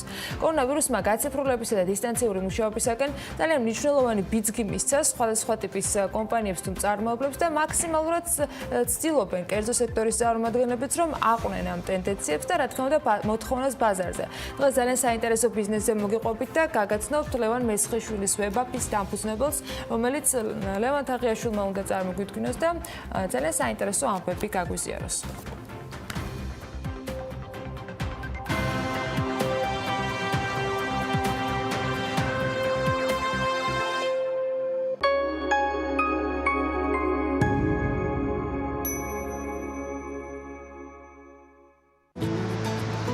სახიდან გამოდიხარ, სულაფერი უნდა დატოვო მინუსი იქით თუ რამე არის და თუ გამოყვედი უნდა იმუშაო.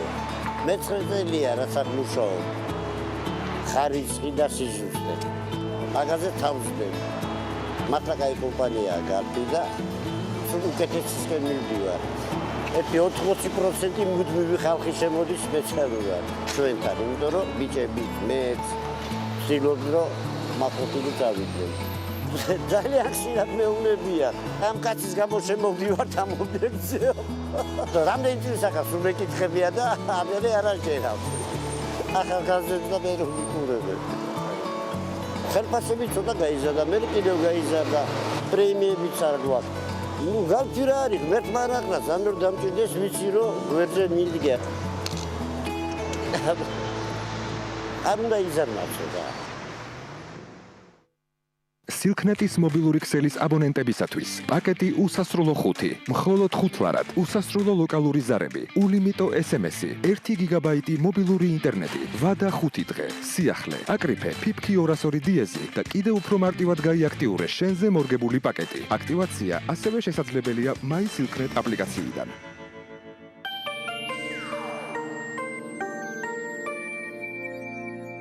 შფოთვა, უიმედობა და სტრესი შესაძლოა ფსიქიკური ჯანმრთელობის პრობლემის წყარო გახდეს. ისარგებლეთ უფასო ფსიქოლოგიური დახმარების სერვისით და შეინარჩუნეთ სიმშვიდე COVID-19 პანდემიის პერიოდში. დარეკეთ ყოველდღე 2-911-000 9 საათიდან 24 საათამდე. გისურვებთ ჯანმრთელობას.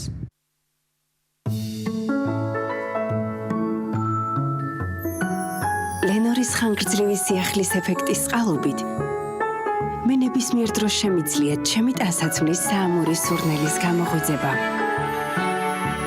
კარადაში გატარებული რამდენიმე კვირის შემდეგაც კი ჩემი ტანსაცმელი არაჩვეულებრივად სურნელოვანია. ინარჩუნებს სურნელს 7 კვირამდე კარადაში. ლენორთან ერთად თავს კარგად ვგრძნობ.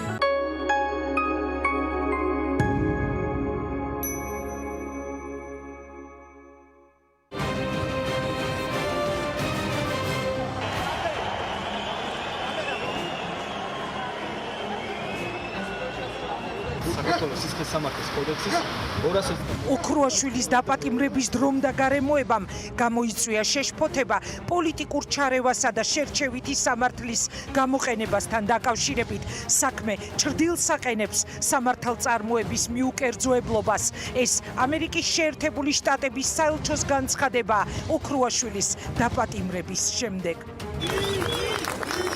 გიგი უგულავას 38 თვე მიუსაჯეს იმ დანაშაულისთვის, რისთვისაც სასჯელი უკვე მოიხადა. მსუბუქი ნათქვამი იქნება, რომ ეს უბრალოდ გვაწუხებს სასამართლოს იარაღად გამოყენება დემოკრატია არაა. ეს საქართველოს მეგობართა ჯგუფის თანათავმჯდომარე კონგრესმენი ადამ კინზინგერია გიგი უგულავას დაკავების შესახებ. მისი აქტიურობის გამო იდევნება გიორგი დღეს. თუ 8 მარტს პატიმრების გათავისუფლებაზე შეთანხმება არ გაფორმებულა, რას ნიშნავდა გავლენიანი სენატორის ჯიმ რიშის განცხადება 11 მარტს, რომ ჩვენი სტრატეგიული პარტნიორები ელოდებოდნენ პოლიტიკურად მოტივირებულ დაკავებულთა დაუყოვნებლივ გათავისუფლებას. შეთანხმდნენ თუ არ შეთანხმდნენ ირაკლი ოქროაშვილის, გიგი უგულავას და გიორგი რურუას გათავისუფლებაზე ელჩების თანდასწრებით ხელისუფლება და ოპოზიცია. თუ აპირებთ მიმართოთ თქვა საქართველოს პრეზიდენტს ამ ვერსიაზე რას გვეტყვით, რომ აი შეწყალების გზით მოხდეს თქვენი გამოშვება ისევ საერთაშორისო ზეწოლის საფასუხოდ. სალომე ზურაბიშვილს ჩემი მიმართვა არ ჭირდება, მას მიმართვის გარეშე შეუძლია იმ საკუთარ საქმის გამოსწორება. შეთანხმება შედგება ორი ნაწილისგან. ერთი ფოკუსირებულია საარჩევნო სისტემაზე, მეორე კი იმ საკითხების გადაჭრაზე, რაც სასამართლო სისტემაში პოლიტიკურ ჩარევას გავს. ეს ამერიკის შეერთებული შტატების საელჩოს და ევროკავშირის ერთობლივი განცხადებაა, რომელიც გუშინ გვიან გავრცელდა. აყირავა თუ არა კორონა პოლიტიკამ ელჩებთან მიღებული შეთანხმება. საღამოს 8-ზე რეაქციაში დებატები თემაზე, რას ნიშნავს პოლიტპატიმარი და ვის როგორ ესმის ქართული პოლიტიკის ანი და ბანი. ოპოზიცია უარს ამბობს მხარი დაუჭიროს საკონსტიტუციო ცვლილებებს, თუ გიგი უგულავას, ირაკლი ოქროაშვილს და გიორგი რურუას პატიმრობიდან არ გამოუშვებენ. ჩვენი ინტერაქტივი ვინ გადააგდო ხელისუფლებამ, ოპოზიცია თუ ოპოზიციამ ხელისუფლება, საით გადახარა კორონავირუსმა საარჩევნო გამარჯვების შანსები. ხო შემოდგომას დავალოდოთ და შემოდგომას დავიცვალოთ წიწილები, კარგი?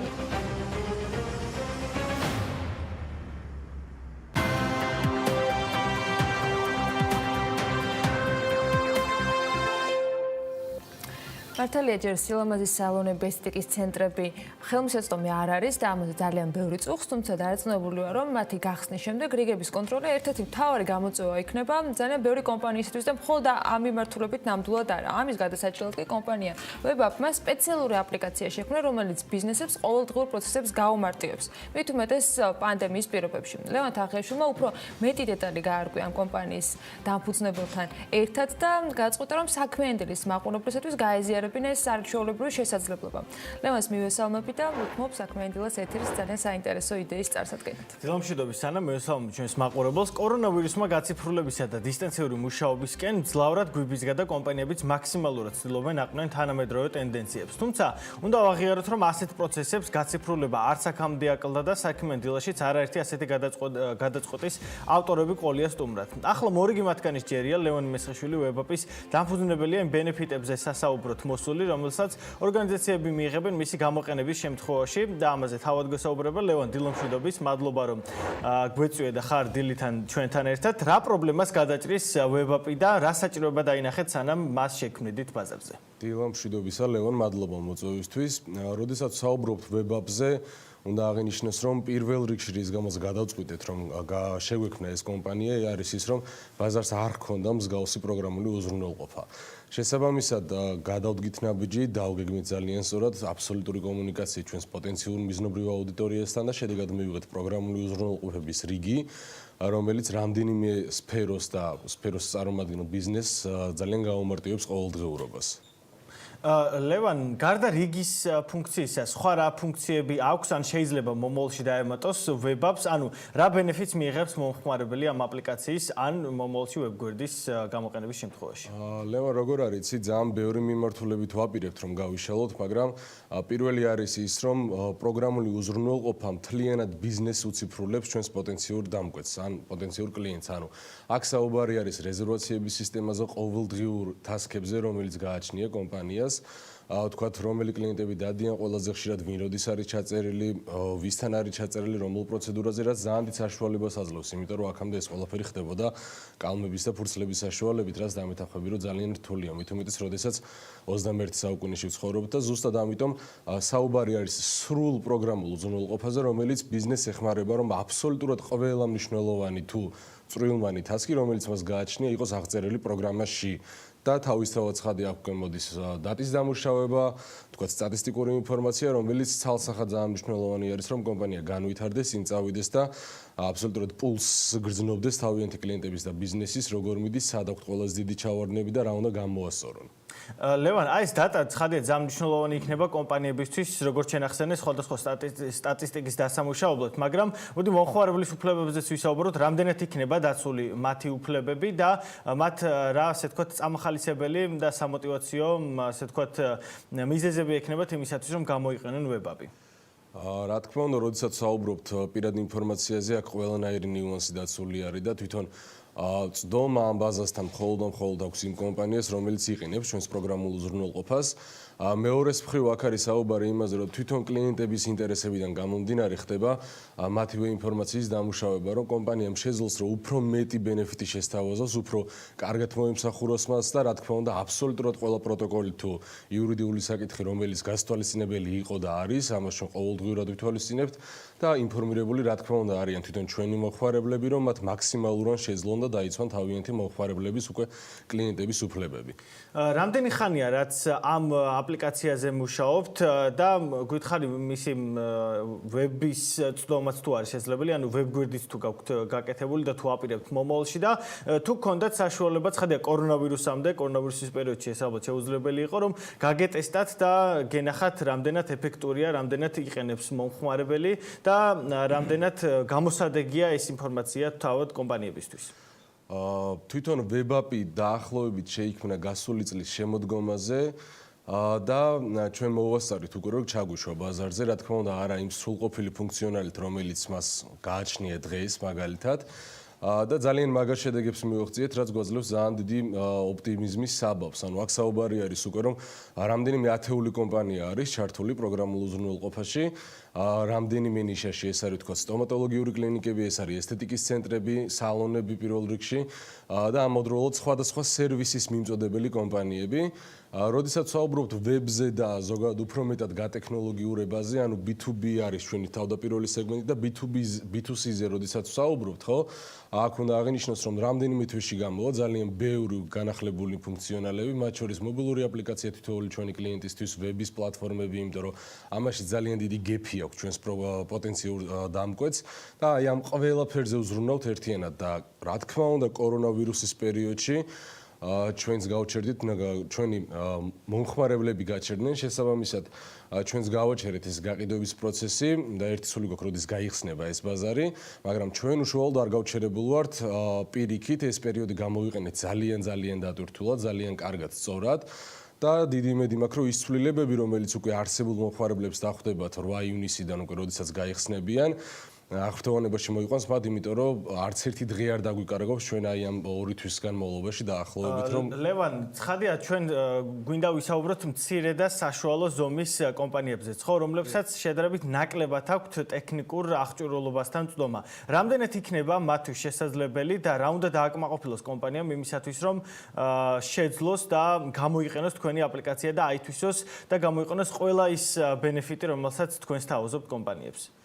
ზუსტად იქიდან გამომდინარე, რომ ამ საშუალო და მცირე ბიზნესებს არ აქვთ დიდი რესურსი, ჩვენ გადავწყვიტეთ, რომ პროგრამული უზრუნველყოფა ყოფილიყო cloud-ი მთლიანად და იმისათვის, რომ გამოიყენოს მომხმარებელმა პროგრამული უზრუნველყოფა, საჭირო არის ნებისმიერი დონის კომპიუტერის ან ლეპტოპის ქონა ობიექტზე.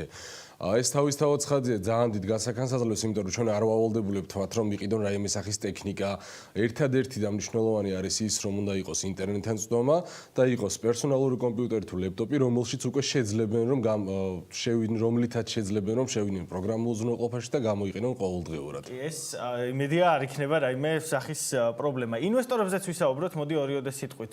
ვინმესთან თუ გაქვთ ამჟამად მოლაპარაკებები, რა სახის ინვესტიცია არის განხორციელებული ვებაპში აქამდე და სამომავლო გეგმებზეც მოგოყევი. ინვესტიცია ჯერჯერობით რაიმე განსაკუთრებული ინვესტიცია ესე არ ჩადებულა ბიზნესში.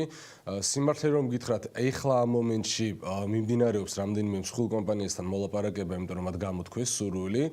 თუმცა ესე რომ გითხრათ, რომ კონკრეტული შედეგები თქვათ უცხო კომპანიის ან სხვა პიროვნების მხრიდან რომ ინვესტიცია ჩადებული იყო, ჯერჯერობით არ არის.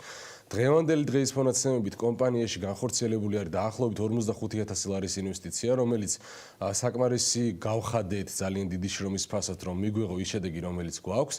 და ეხლა უკვე ვსაუბრობთ განვითარებაზე. პირველი მიზანი არის ის, რომ საქართველოში დავაკმაყოფილოთ მაქსიმალურად არსებული მოთხოვნა და როგორც ბოლო პერიოდში, აი სანამ ეს პანდემიამდე პერიოდში ძალიან დიდი იყო უკვე მოთხოვნა, ვეღარ აუდიოდით ფაქტიურად მოხმარებელთა ინტერესს, გამოხმაურებას და ეხლა გვინდა რომ რა თქმა უნდა ეს დავასტაბილუროთ, ყველასთვის ვიყოთ ხელმისაწვდომები და მეორე მხრივ განავითაროთ, იმიტომ რომ ჩვენი კომპანიის პორტფელი გარდა აი ამ მიმართულებების, რომელზეც ახლა ვსაუბრობთ, აი ამ პანდემიის პერიოდში დავიწყეთ ძალიან აქტიურად მუშაობა რამდენიმე ახალ პროექტზეც. ეს არის ვთქვათ e-commerce-ების პლატფორმა, რომელიც ფაქტია და ცხადია, რომ ძალიან საჭირო გახდა დღევანდელ რეალობაში.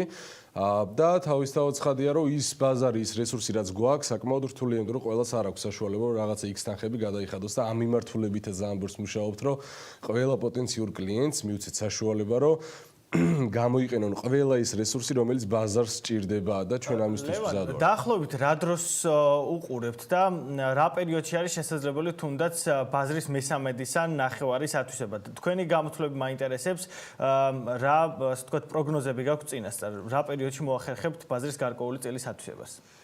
შეხედეთ, გააჩნია რომელი მიმართულებით ვისაუბრებთ, ანუ როდესაც ვსაუბრობთ თქვათ მხოლოდ და მხოლოდ სილამაზის სალონებსა და ესთეტიკის ცენტრებზე, საშუალოდ ბოლო მონაცემებით ქართულ ბაზარზე ოპერირებს დაახლოებით 4000 ესეთი კომპანია, რომლის მესამედიც თლად მიზნობრივი აუდიტორია ჩვენთვის არა, იმიტომ რომ ძალიან ბევრი არის ესეთი ობიექტი, რომელსაც კომპიუტერიც კი არ აქვს. ამ პრობლემაზეც რა თქმა უნდა მუშაობთ, რომ მათაც მივცეთ საშუალება, მაგრამ ჩვენი ვარაუდით, აი ამ არსებულ პროგრამული უზრუნველყოფით, რომელიც კონკრეტულ ბიზნესებისთვის არის შექმნილი, დაახლოებით 30%-ზე ავალთ უკვე წლის ბოლოს. ეს არის ჩვენი მიზანი და ვფიქრობ, რომ ძალიან ლოგიკური და ჯანსაღი და ყველაფერს გავაკეთებთ იმისათვის, რომ ამას მივაღწიოთ. კი ბატონო, წარმატებებს გისურვებ და იმედია მალე გადაივლის პანდემია, მალე ამოქმედება სილამაზის სალონების და ესთეტიკის ცენტრების და თქვენი მომხმარებლების რაოდენობაც ცხადია გაიზრდება. ძალიან საინტერესო იდეით ვებაპის დამფუძნებელი ლევონ მესხიშვილი იყო საქმიანი დილის პირდაპირ ეთერის სტუმარი. მადლობა ორივე ლევანს საინტერესო ინფორმაციის გაზიარებისათვის. დარწმუნებული ვარ, ბევრი ბიზნესისათვის შესაძლოა გახდეს მსგავსი პლატფორმის გამოყენება, იმის შანსი, რომ მათ შორის თავი არიდონ ჯარიმებს იმ რეალობაში, როდესაც მათ ახალი ვალდებულებები უჩნდებათ, მათ შორის უსაფრთხოების და ჯანმრთელობის ნორმების წესების დაცვისთვის. მადლობა საინტერესო ამბებისათვის. ჩვენ ასეთ ამბებს ძალიან ბევრჯერ გიყვებით და ბევრ პლატფორმაზე BMG სხვა ეთერების საშუალებით ცდილობს ხოლმე, რომ ასეთი ახლების თავაზობთ, თუმცა BMG არ არის ერთადერთი მიმართულება, რომელსაც ეს გუნდი და მისი გუნდის ნაწილი ბიზნეს სექტორის სიახლეებიდან გამომდინარე გიზიარებთ ხოლმე. მაისის Forbes Georgia's ნომერში, რომელიც უკვე გაყიდვაში არის, ძალიან ბევრ მნიშვნელოვან ახალ ამბავს შეხვდებით. ქავერით მარტივად მიხვდებით, რომ ამთვის მთავარი თემა Wolt-ია და მისი 2 წლის დაბადების დღე, რომელიც სხვათა შორის გუშინ აღინიშნა. სასიხარულო ამბავია, რომ კომპანიის პორტფოლიოში 22 ქვეყანასთან ერთად საქართველოც არის მონიშნული და მისდევთ მხოლოდ ზრდას და განვითარებას ისახავენ. თუმცა ამას გარდა ნოემბერში კიდევ არაერთი წარმატებული ისტორია და გმირი შეგხვდებათ, მათ შორის Zoom-ის დამფუძნებელზე. ასევე გაგაცნობთ ყველაზე პროგრესულად მოაზროვნე თაობას და Forbes 30 წლამდელთა სიის წევრებს. ტრადიციულად შევხვდებით რეიტინგებს, ბლოგებსა და მოსაზრებებს. მოკლედ, რატომ არის საინტერესო მაისის Forbes Georgia's ნომერი, ეს შეგვიძლია ერთად ვნახოთ.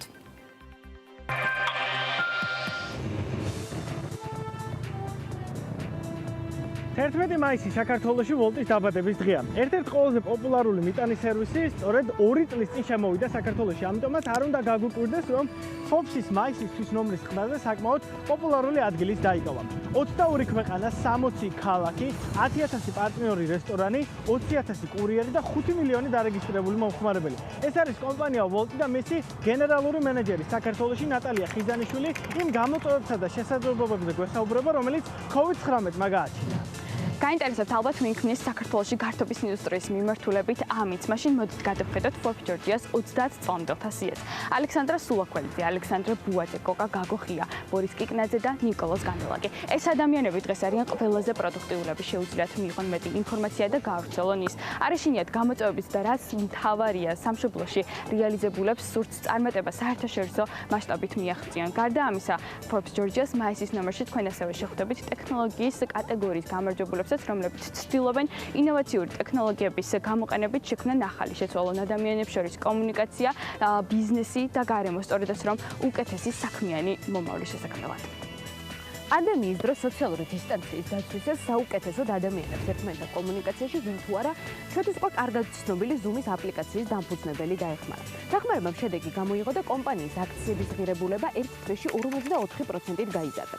გაზრდილია Zoom-ის საბაზრო კაპიტალიზაციაც და 42 მილიარდ ამერიკულ დოლარს უტოლდება. თუმცა აქვე არ უნდა დაგვაუწყდეს თავად Zoom-ის დამფუძნებლის ფონებაც, რომელიც ამ ეტაპზე 5.5 მილიარდი ამერიკული დოლარია, რამაც ერიკ იუანს Forbes-ის მილიარდერთა სიაში ახალწეული თვითნაბადი მილიარდერის სტატუსით განიანიჭა. ვინ მართავს კრიზისს, ჩვენ თუ ვირუსი? ნახეთ ზურაბ ჭიაბერაშვილის მოსაზრება ჯანდაცვისა და ეკონომიკის სექტორების კორელაციაზე. როდის უნდა გაიხსნას ეკონომიკა, რა ტემპებით და რა საფრთხეები არსებობს დიდი ხნის სახლში დარჩენის შემთხვევაში? გაიცანით სხვა ქვეყნის გამოცდილებებს და რეგიონში არსებულ ტენდენციებს. შეიძლება თუ არა მსოფლიო წესრიგი. ეს კითხვა სამყაროში ბოლო პერიოდში ყველაზე ხშირად ისმის, თუმცა მკაფიო და ზუსტი სურათის ჩამოყალიბება რა იქნება ახლოს, საშუალო და გრძელვადიან პერსპექტივაში, ჯერ კიდევ რთული საქმეა, მაგრამ რიგი ნაკლოვანებები და გამოწვევები კორონავირუსის გავრცელებისა და განსაკუთრებით მასთან გამკლავების პროცესებში უკვე გამოკვეთილია. შესაბამისად, მარტივად რომ გავცეთ პასუხი შეკითხვას, გეტყვით, რომ რადიკალური ცვლილებები ნამდვილად არ იქნება, მაგრამ მსოფლიო ისეთი აღარ იქნება, როგორიც პანდემიამდე იყო. რა იცვლება და რას უნდა ველოდოთ? კითხვებზე პასუხს ბუკა პეტრიაშვილის ბლოგში უფრო დეტალურად ამოიკითხავთ. Forbes-ი თავის მკითხველს მორიგ რეიტინგს თავაზობს, ამჯერად ყველაზე გავლენიანი ბიზნეს გამოცემის მაისის ნომერში საქართველოს ღვინისა და ალკოჰოლური სასმელების მწარმოებელთა რეიტინგს შეხვდებით. რეიტინგში შემავალი მწარმოებლების მთლიანმა შემოსავლებმა 2018 წელს 618 მილიონ 500.000 ლარი შეადგინა. წმინდა მოგება 104 მილიონი ლარია, ხოლო აქტივების ჯამური მოცულობა მილიარდ 200 მილიონი ლარი. უმსხვილესი მწარმოებლების რეიტინგში ლიდერულ პოზიციებზე არიან კახური ტრადიციული მეურნეობა, რომლის შემოსავლებით 84 მილიონ ლარს აჭარბებს. მეორე ადგილს იკავებს თელიანი ველი, 70 მილიონ ლარზე მეტი შემოსავლით, ხოლო მესამე ადგილს დასჯერდა კომპანია ბადაგონი, რომელმაც 2018 წელს 39 მილიონ ლარზე მეტი შემოსავლის მიღება შეძლო.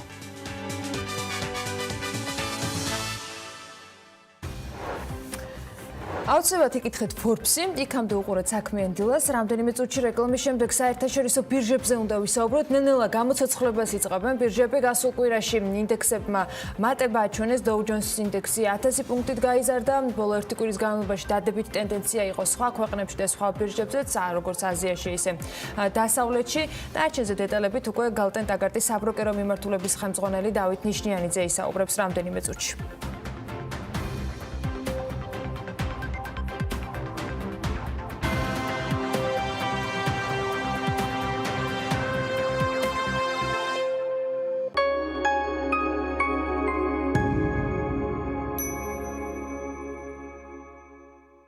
გარანტირებული პრიზები ყოველდღე. ითამაშე იჯითის ლოტები, დაატრიალე საჩუქრების ბორბალი ყოველ შესრულებულ პროგრესზე და მიიღე საჩუქრები მომენტალურად. BetLive გაერთე შენს გემოზე. დარჩი სახლში და ისარგებლე Spar-ის ონლაინ მაღაზიით. შეუკვეთე სასურველი პროდუქტი ვებგვერდზე spar.online.g ან გადმოწერე აპლიკაცია Spar Georgia და თქვენს მიერ არჩეულ პროდუქტს კურიერი ადგილზე მოგაწვდით.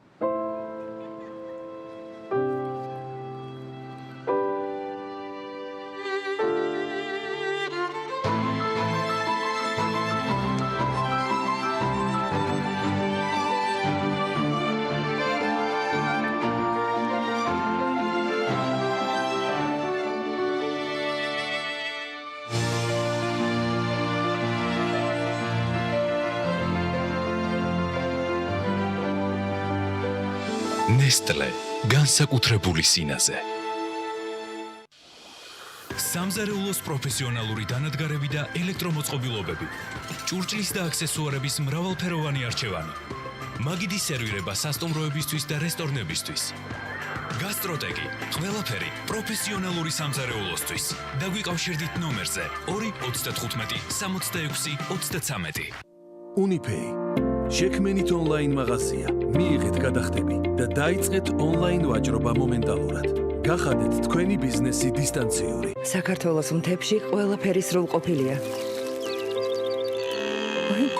მაპატი ლამაზო, ამ სრულყოფილებაში შენი რძე უთუოდ მოიაზრება. სანტინოს რძე იქმნება იქ, სადაც მეფობს ბუნება. სწორედ ამიტომ ინარჩუნებს მთის ყველა სიკეთეს და ეს სრულყოფილება იგრძნობა მის თითოეულ წვეთში. სანტინო შექმნილია საქართველოს ბუნების მიერ.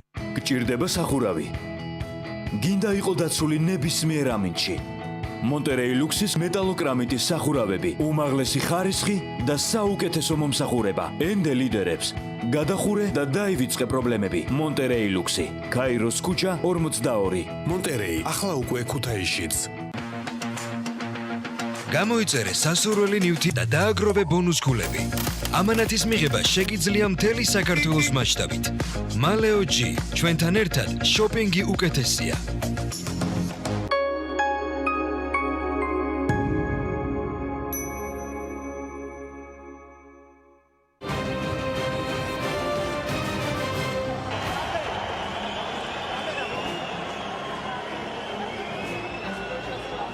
საქართველოს სისხლისამართლის კოდექსის 200 ოქროაშვილის დაპატიმრების დრომ და გარემოებამ გამოიწვია შეშფოთება პოლიტიკურ ჩარევასა და შერჩევითი სამართლის გამოყენებასთან დაკავშირებით. საქმე ჩრდილს აყენებს სამართალწარმოების მიუკერძოებლობას. ეს ამერიკის შეერთებული შტატების საელჩოს განცხადება ოქროაშვილის დაპატიმრების შემდეგ. გიგი უგულავას 38 თვე მიუსაჯეს იმ დანაშაულისთვის, რისთვისაც სასჯელი უკვე მოიხადა. მსუბუქი ნათქვამი იქნება, რომ ეს უბრალოდ გვაწუხებს სასამართლოს იარაღად გამოყენება. დემოკრატია არა, ეს საქართველოს მეგობართა ჯგუფის თანათავმჯდომარე კონგრესმენი ადამ კინზინგერია გიგი უგულავას დაკავების შესახებ. მისი აქტიურობის გამო იდევნება გიორგი დღეს. თუ 8 მარტს პატიმრების გათავისუფლებაზე შეთანხმება არ გაფორმებულა, რას ნიშნავდა გავლენიანი სენატორის ჯიმ რიშის განცხადება 11 მარტს, რომ ჩვენი სტრატეგიული პარტნიორები ელოდებოდნენ პოლიტიკურად მოტივირებულ დაკავებულთა დაუყოვნებლივ გათავისუფლებას. შეთანხმდნენ თუ არ შეთანხმდნენ ირაკლი ოქრუაშვილის, გიგი უგულავას და გიორგი რურუას გათავისუფლებაზე ელჩების თანდასწრებით ხელისუფლება და ოპოზიცია. თუ აპირებთ მიმართოთ თქვა საქართველოს პრეზიდენტს, ამ ვერსიაზე რას გვეტყვით, რომ აი შეწყალების გზით მოხდეს თქვენი გამოშვება ისევ საერთაშორისო ზეწოლის საფასუხოდ. სალომე ზურაბიშვილს ჩემი მიმართვა არ ჭირდება, მას მიმართვის გარეშე შეუძლია იმ საკუთარ საქმის გამოსწორება. შეთანხმება შედგება ორი ნაწილისგან. ერთი ფოკუსირებულია საარჩევნო სისტემაზე, მეორე კი იმ საკითხების გადაჭრაზე, რაც სასამართლო სისტემაში პოლიტიკურ ჩარევას გავს. ეს ამერიკის შეერთებული შტატების საელჩოს და ევროკავშირის ერთობლივი განცხადებაა, რომელიც გუშინ გვიან გავრცელდა. აყირავა თუ არა კორონა პოლიტიკამ ელჩებთან მიღებული შეთანხმება. საღამოს 8-ზე რეაქციაში დებატები თემაზე, რას ნიშნავს პოლიტპატიმარი და ვის როგორ ესმის ქართული პოლიტიკის ანი და ბანი. ოპოზიცია უარს ამბობს მხარი და უჭიროს საკონსტიტუციო ცვლილებებს, თუ გიგი უგულავას, ირაკლი ოქრუაშვილს და გიორგი რურუას პატიმრობიდან არ გამოუშვებენ. ჩვენი ინტერაქტივი ვინ გადააგდო ხელისუფლებამ, ოპოზიცია თუ ოპოზიციამ ხელისუფლება. საით გადახარა კორონავირუსმა საარჩევნო გამარჯვების შანსები.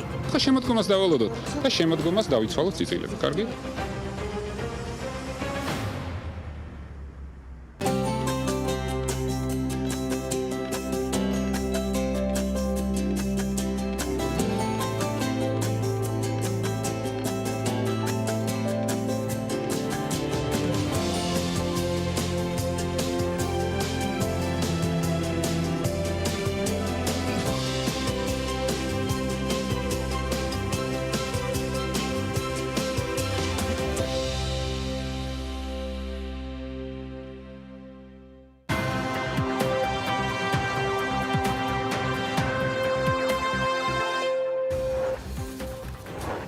ევროპის რეკონსტრუქცია და განვითარების ბანკმა საქართველოს ჯანდაცვის ჯგუფს 25 მილიონი დოლარის ოდენობის სასესხო დაფინანსება გამოუყო.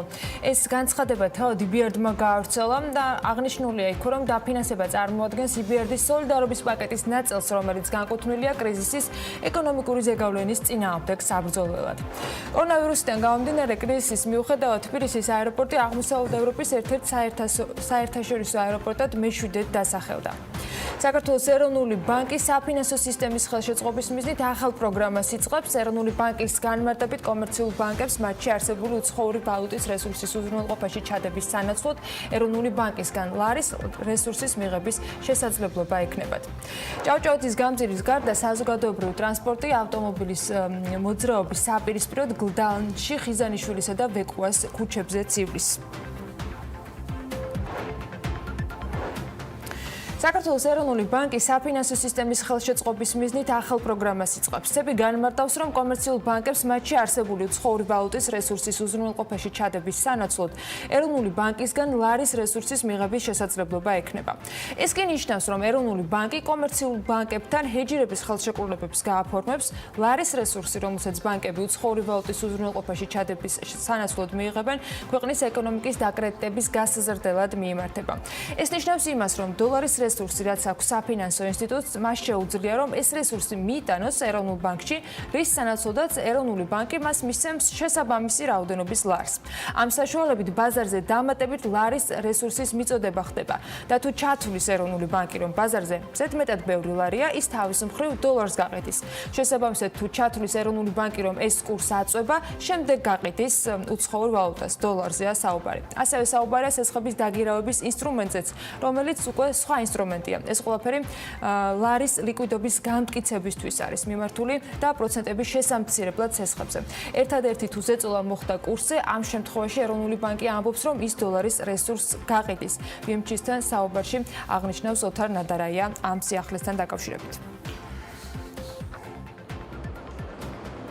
მთავრობა კოვიდისგან თავისუფალი ტურისტული ზონების მოწყობას აანონსებს. პრემიერ-მინისტრმა ბათუმში ტურიზმის სექტორის შესახებ საუბრისას ახალი პროექტის შესახებ უფრო მეტი დეტალი გააცნო საზოგადოებას, რაც კოვიდისგან თავისუფალი ტურისტული ზონების შექმნას გულისხმობს. პრემიერი ამბობს, რომ ამგვარი ზონების სავარაუდოდ შედარებით მცირე ზომის კურორტებზე შეიძლება მოიწყოს. ამასთან გახარიას განცხადებით, მასობრივი ტურიზმის თვალსაზრისით ძირითადი გამწევი ამ სეზონზე აჭარა გახდება. პრემიერ-მინისტრმა იმის შესახებაც გააკეთა გუშინ განცხადება, თუ რატომ აირჩია მთავრობამ დახმარებისათვის პირველ რიგში ტურისტული სექტორი. გახარიას თქმით, ეს განპირობებული იყო ორი ძირითადი ფაქტორით: თუ რა ზიანი მიიღო სექტორმა COVID-19-დან გამომდინარე და რამდენად დიდ წვლილს თამაშობდა ის ქვეყნის ეკონომიკაში. თბილისის საჯარო ბაღებში დედაქალაქის მერის ინიციატივით დაწყებული სოციალური პროექტის მესამე ეტაპი სრულდება. თბილისის მერიის პრესსამსახურის ინფორმაციით, თაცმედის რაიონში მდებარე 172 ბაღში ახსაზრდელების ოჯახებისათვის პროდუქტების გაცემის პროცესს თბილისის მერია ესწრებოდა. საბავშვო ბაღების მართვის სააგენტოს ხელმძღვანელთან ერთად და მშობლებს პროექტის შესახებ გაესაუბრა. ეს პროცესი სხვათა შორის კახა კალაძემ Facebook Live-ით შემოგთავაზა.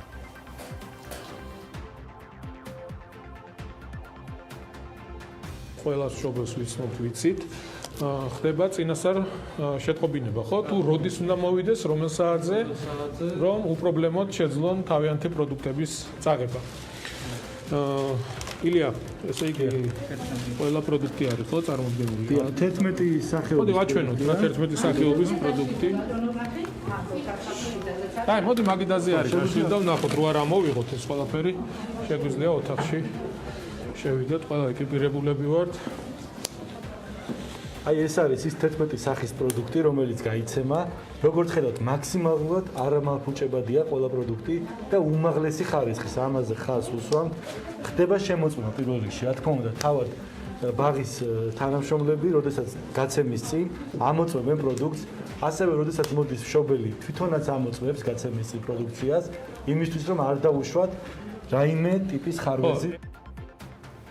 რუსეთის ეროვნული სააგენტოს სპეციალისტები ეგრეთ წოდებული დეზერტირების ბაზრის მიმდებარე ტერიტორიაზე არსებული საცალო აგრარული ბაზრის მოვაჭრეებს გუშინ შეხვდნენ და კიდევ ერთხელ გასცეს განმარტებები და რეკომენდაციები, რომელთა დაცვად სავალდებულო არის ბაზრის ფუნქციონირებისათვის.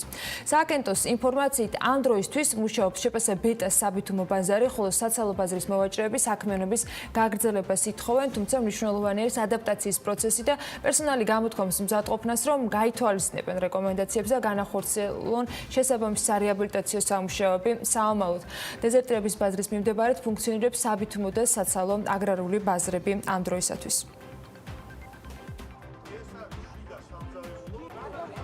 ჩვენი რეკომენდაციები ისევ ძალაში არის, რაც შეეხება სოციალურ დისტანციას, პირბადეებით აღჭურვას და ასე შემდეგ.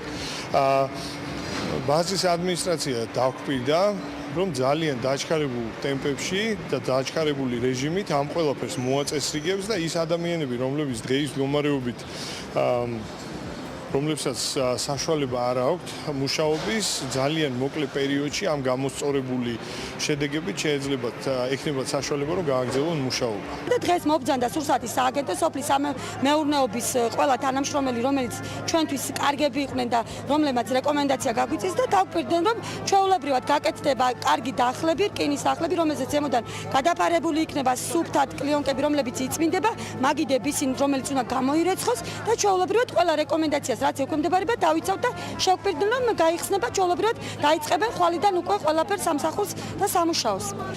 შევთანხმდით იმაზე რომ რაღაცები მოსაწესრიგებელია.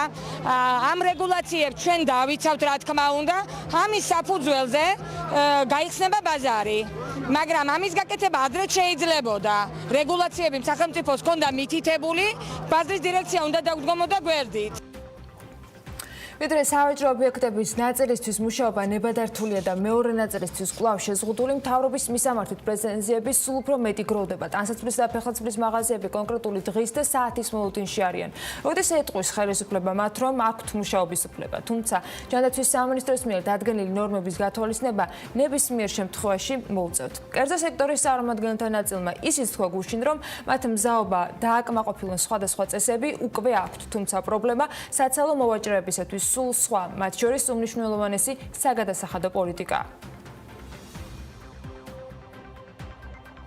მოკლედ გაუქმდა ის ორკვირიანი ოქროს ჭყალებში ვამბობ წესი, ანუ როცა შემოქონდა პროდუქცია, შენ ამას აბაჟებდი წინასწარ, ანუ წინასწარ აკეთებდი ამის დეკლარირებას, შესაბამისად ჩვენ მქონდა რაღაც გარკვეული დრო, რომ ეს ამ თანხების საკუმულირება მოგვეხდინა და სახელმწიფოსთვის გადაგვეხდა. კარგი იქნებოდა აი ამისთანა კრიზისულ სიტუაციაში თუ ეს input DGG რომელიც არის, რაღაცა გარკვეული პერიოდის განმავლობაში მთლიანად გაუქმებულიყო, თქვა 1 წლის განმავლობაში. სავაჭრო სფეროს წარმომადგენლები უყურადღებობაზეც რჩევიან. დავით ჩხეიძე ამბობს, რომ ქვეყანას წინ კიდევ სერიოზული კრიზისი ელოდება, რა სჭირდება ბიზნეს და რა სითხოვენ მეწარმეები. ინფორმაციის შეგროვებისას BMG მაგალითად თემურ ჭყონიას დაუკავშირდა და მან გითხრა, რომ მნიშვნელოვანია მუშაობის საშუალება ჰქონდეს ყველას, ვინც ჯანდაცვის სამინისტროს მიერ მითითებულ რეკომენდაციებს იცავს.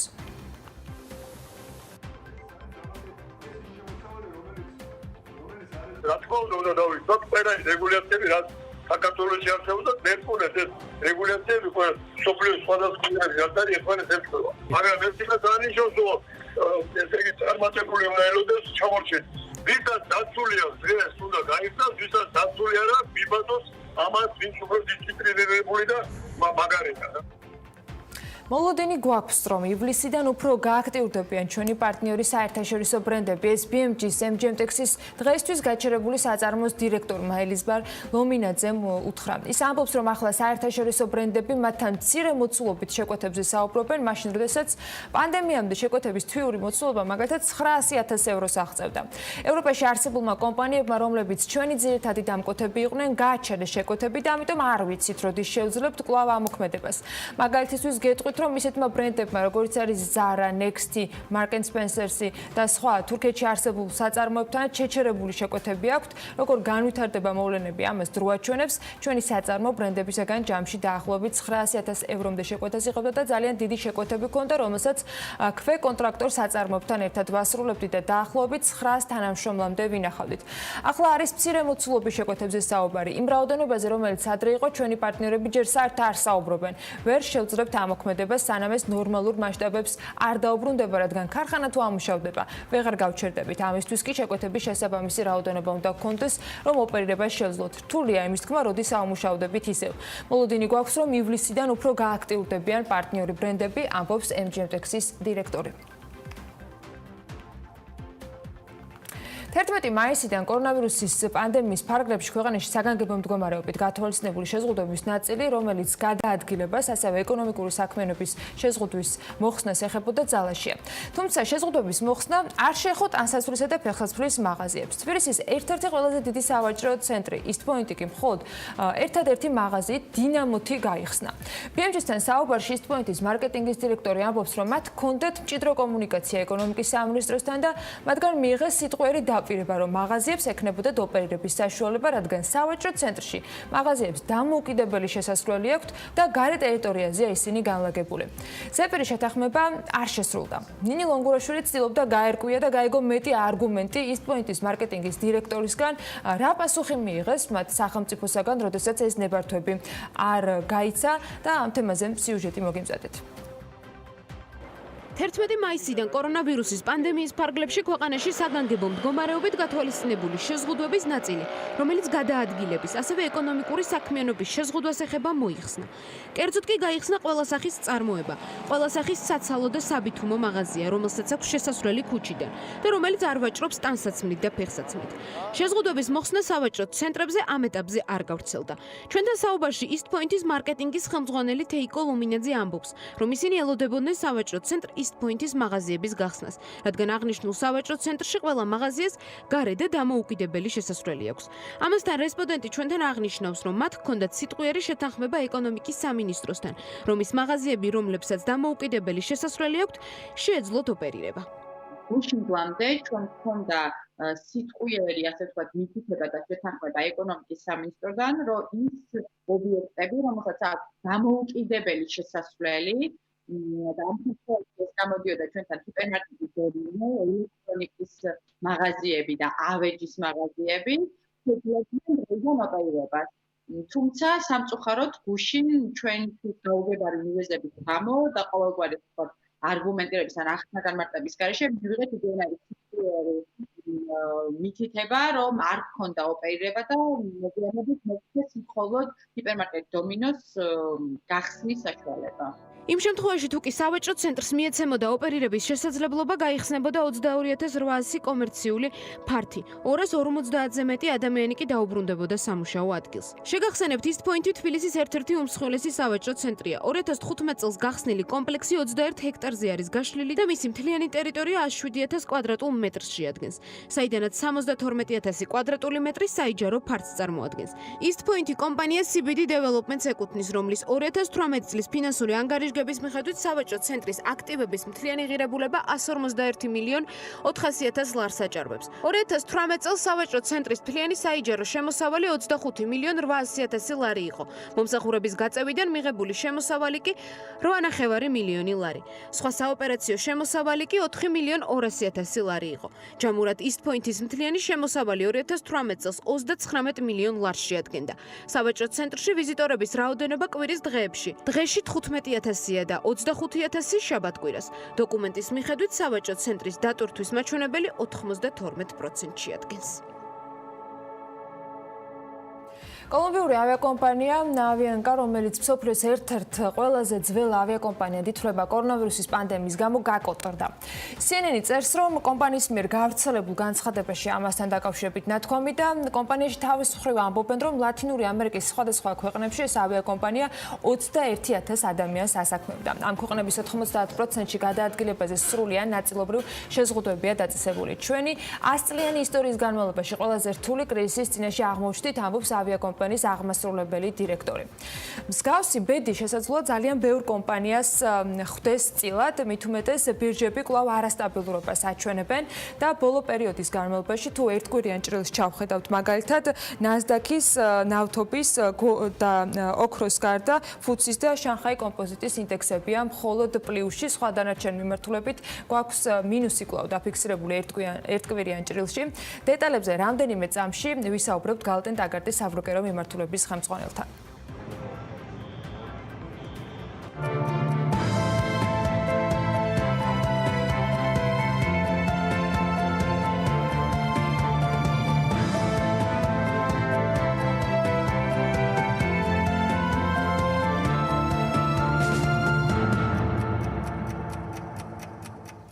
ამერიკაში უმუშევრობა ისეთ ნიშნულზე დავიდა, რომ როგორც ამბობენ სტატისტიკური მონაცემები, რაც კი აღერიცხება, ასეთი აქამდე არც დაფიქსირებულა, ვინც შემწეობას ითხოვს.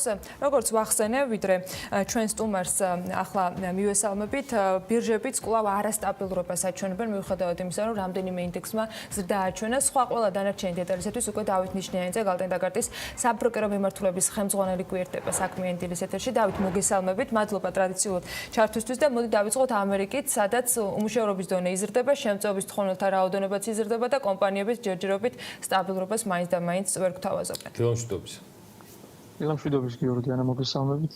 პირველ რიგში გილოცავთ დღევანდელ დღეს, ამერიკა პირველ წოდებულის დღეს. რაც შეეხება წინაკვირის მოვლენებს და წინაკვირის შედეგებს, ბირჟებზე სწორად აღნიშნოთ აფიქსირდა არაერთგვაროვანი შედეგები. ამერიკის ბირჟების მონაცემები.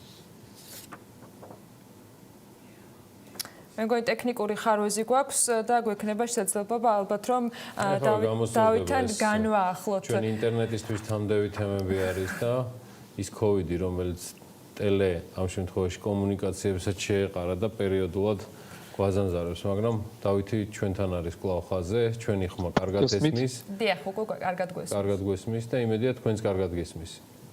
მოდი, სანამ გამოსწორდება დავითთან კომუნიკაცია, ერთ-ერთ ძალიან საინტერესო კომპანიაზე მაყურებელს მოუყვეთ და გავუძიოთ ისტორია, რომელიც დალისტულიც უნდა იყოს, ბევრი საჯაროებას, უკვე ძალიან ბევრი წლის განმავლობაშიც ძალიან საინტერესო ისტორიაც მოაგროვა. ლევან თახიაშვილმა მოგვიწოდა მორიგი ისტორია. რამდენიმე კვირის წინ ნახეთ, როცა ჩინეთის გახსნის შემდეგ მაგდონალდში უშუალებელი რიგები გაჩნდა.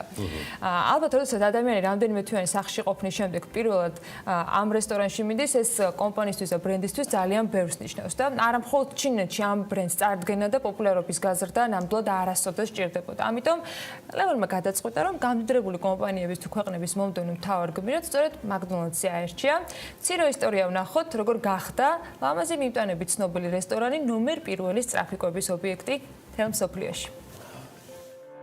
McDonald's-ი ბრენდი, რომელსაც წარდგენა არ სჭირდება 1940 წელს დაიბადა ქალაქ სან ბერნარდინოში. მისი მშობლები ძმები რიჩარდ და მორის McDonald-ები არიან. თავდაპირველად მათ ჰოთ-დოგების სტენდი დაიწყეს. იდეამ არ გაამართლა, რის გამოც Bank of America-სგან $5,000 ისესხეს და რესტორანი გახსნეს. თავიდან დაწესებულება მძღოლებზე იყო გათვლილი და სიაფით გამოირჩეოდა. შეძენილი საჭმელი მანქანაში მძღოლებისთვის გამომწვევად ჩაცმულ ახალგაზრდა გოგონებს მიჰქონდათ და კლიენტებს ამით იზიდავდნენ. 1958 წელს ის სწრაფი კვების ობიექტად გადაკეთდა. მთავარი კერძი ბურგერი იყო, რომელიც 15 ცენტად ფასობდა. იყიდებოდა კარტოფილის ჩოსებით, რძეც, ყავაც და უალკოჰოლო სასმელებიც. წარმატებამ არ დააყოვნა. წელიწადში კომპანიის შემოსავლომ $40,000 გადააჭერბა. ამ დროისთვის მთავარი მომხმარებლები თინეიჯერები და ახალგაზრდა ბიჭები იყვნენ. ფლობელებმა სტრატეგია მალე შეცვალეს და მთავარი აქცენტი ლამაზი მომსახურე პერსონალი და სწრაფი მომსახურების შეთავაზებაზე გადაიტანეს. 1959 წლიდან McDonald's-მა მენიუს milkshake-ი დაამატა, რომელიც ბურგერთან და ფრისთან ერთად ყველაზე გაყიდვადი გახდა. ძმები McDonald-ები მდიდრები და დაფასებულები გახდნენ.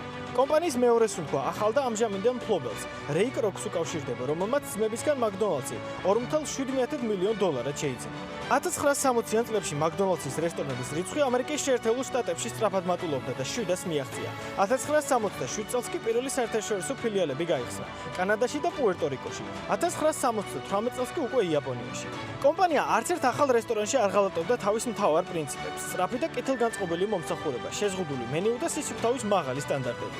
პოსტსაბჭოთა სივრცეში 1990 წელს მაკდონალდსის პირველი რესტორანი მოსკოვში გაიხსნა, სადაც პირველივე დღეს უსაშვილო რიგები დადგა. 1999 წელს კი მაკდონალდსი თბილისში შემოვიდა. დღეს მსოფლიოს 100-ზე მეტ ქვეყანაში მაკდონალდსის 38000-მდე რესტორანია. კომპანია იქცა ამერიკის შეერთებული შტატების ერთგვარ სავიზიტო ბარათად. ადამიანებს ამერიკაზე ერთ-ერთი პირველი კოკა-კოლა და მაკდონალდსი ახსენდებათ. 2019 წელს მაკდონალდსმა 21 მილიარდი დოლარის შემოსავალი მიიღო. მოგებამ კი 9 მილიარდი დოლარი შეადგინა. კომპანიას დასაქმებული ყავს 210,000 ადამიანი. მისი აქტივები 33 მილიარდ დოლარამდეა, ხოლო საბაზრო კაპიტალიზაცია 140 მილიარდი დოლარი. მაკდონალდსში რიგები არ ვიცი როგორ იქნება, მას შემდეგ ეს კომენდანტის საათი მოიხსნება, მაგრამ საკუთარი თვალით რომ არ მენახა კომენდანტის საათის დადგომამდე დაახლოებით საათნახევრით ადრე რა ხდება თბილისში მაკდონალდსთან, როცა შეგიძლია რომ მანქანით გაიარო და ისე აიღო ეგრეთ წოდებულ დრაივზე. ჩვენთანაც ამ ბრენდს დიდი სიყვარული ნამდვილად ახასიათებს. ბრენდები, კომპანიები და ბირჟები, რომელიც ცალსახად არის, შეიძლება ითქვას, რომ პულსი იმისა, რა ხდება მსოფლიო ეკონომიკაში, აი ამ ნაწილს უბრუნდებით დავით ნიშნიანიძესთან, რომელიც იმედია, რომ უკვე ყოველგვარი შეფერხების გარეშე იქნება ჩვენი ეთერი. კიდევ ერთხელ მოგესალმებით დავით და მოდი დავიწყოთ თავიდან ამერიკის ბირჟებით. კი ბატონო, ვცადოთ თავიდან. ამერიკის მიმოხილვით რომ დავიწყოთ, ინდექსებზე ზოგადად უბრალოდ გლობალურად შეინიშნებოდა არაერთგვაროვანი ქმედება, ზოგან გაიზარდა, ზოგან შემცირდა. ამერიკიდან რომ დავიწყოთ, S&P-ს ინდექსი შემცირდა 1.7%, Dow Jones-ის ინდექსი შემცირდა 1.93%, ხოლო Nasdaq-ის ინდექსი გაიზარდა 1.01%-ით კვირის ჭრილში. ამ უკანასკნელზე უნდა აღინიშნოს, რომ ერთადერთი ინდექსი არის გლობალურ ინდექსებზე შორის, სადაც დაფიქსირდა წლიდან დღემდე ზრდა. მოგეხსენებათ, რომ ეს ინდექსი გაჯერებული არის ტექნოლოგიური კომპანიებით და შესაბამისად ამ კრიზისის განმავლობაში ტექნოლოგიურმა კომპანიებმა ერთგვარი მდგრადობა გამოავლინეს და არ მოხდა ეს უფრო თუ რა თქმა უნდა, წლისში შესაბამისად მაგითაც Nasdaq-ი შესაბამისად გაიზარდა. ხუთშაბათს გამოქვეყნდა უმუშევრობის განაცხადები, ანუ 3.2 მილიონი განაცხადი არის, თუმცა ანალიტიკოსები და ბაზარი ამას ერთგვარად დადებითად შეხვდა, იმ მოსახედად, რომ ბოლო 5 კვირის განმავლობაში შეინიშნებოდა კლება. თქვენ მოგეხსენებათ ნავთობის ფასზე, რამოდენიმე კვირის განმავლობაში თუ როგორი ვითარება იყო შექმნილი. წინა კვირას კი ნავთობის ფასი გაიზარდა 25%-ით, თუმცა წლის ჭრილში მაინც რა თქმა უნდა რჩება შემცირებული. წინა კვირის ზრდას უკავშირებენ ზოგადად უკვე მარაგების შემცირებასთან და ასე ვთქვათ, მოთხოვნის გაჯანსაღებასთან. ოქროს ფასი თქვენ აღნიშნეთ, რომ წინა კვირას გაიზარდა 1.73%-ით. რა თქმა უნდა, წლის ჭრილშიც გაზრდილი არის 13%-მდე. ანალიტიკოსები, რომლებიც ტექნიკურ ანალიზს აკეთებენ ჩარტებზე და გრაფებზე დამყარებით, ამბობენ, რომ $1,700 არის ის ზღვარი, რაც მისი გარღვევაც, ასე ვთქვათ, ოქროს უნდა რომ მოახდინოს და ფუნდამენტური საფუძვლები არის კიდევ ამისაც, რომ ოქროს ფასი ზოგადად გაიზრდება. ჩვენ წინა ჩარტაშიც აღვნიშნეთ, რომ ბევრი წერს, რომ ოქროს ფასი შეიძლება $3,000-ზეც კი მიაღწიოს გრძელ ვადაში. კი, წინა კვირაში იყო საუბარი, რომ უახლოეს მომავალში $1,000-იან მატებას ელოდებოდნენ. მართალია მას ჯერ თავისი მაქსიმუმი არ უჩვენებია, $1,900 იყო აცდენილი, მაგრამ აი $1,000-იანი მატება რამდენად რეალისტურად შეიძლება რომ იყოს შეფასებული ანალიტიკოსების მხრიდან, ამას რამდენად მიყვება ბაზარი.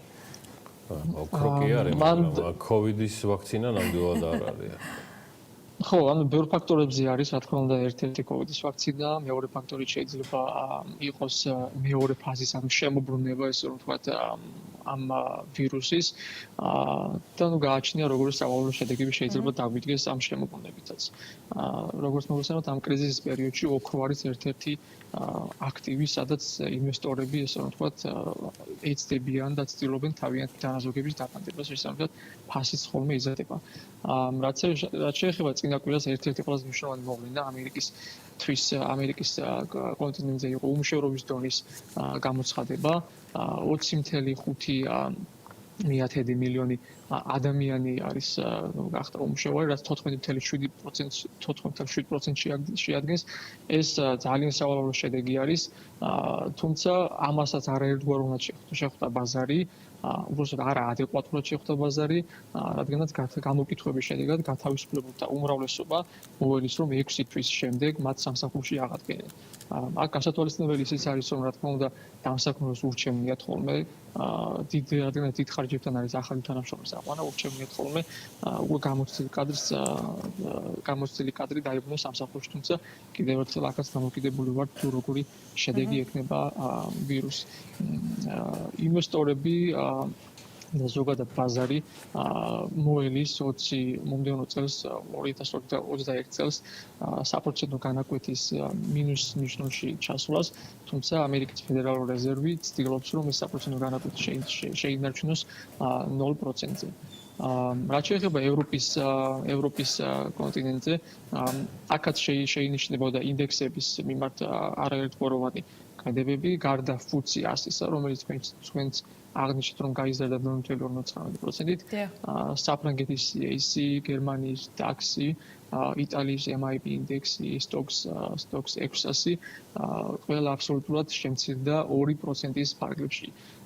გერმანიის საკონსტიტუციო სასამართლომ ევროპის ცენტრალური ბანკის მიერ ობლიგაციების შესყიდვის პროგრამის გარკვეული ნაწილი ცნო არაკონსტიტუციონალად და შესაბამისად დაავალა გერმანიის მთავრობას, რომ თვალყური ედევნებინა კონტროლი გაიკეთებინა ამ ქმედებების მიმართ და თუ 3 თვის განმავლობაში ევროპის ცენტრალური ბანკი ვერ გამოასწორებდა, შემდეგ ის სასამართლო იძულებული იქნებოდა გერმანიის მთავრობისთვის და ცენტრალური ბანკისთვის უпростоრად აეკრძალა დამატებითი მონაწილეობა ბონდების შესყიდვის პროგრამაში.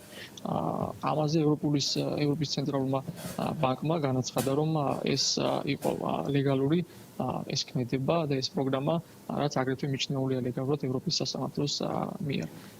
ევროპის კომისია კორონავირუსის შედეგად მოელის ევროზონის ეკონომიკის შემცირებას 7.75%-ით ამ წელს, ხოლო მომდევნო წელს კი ელიან 6.25%-ის ზრდას.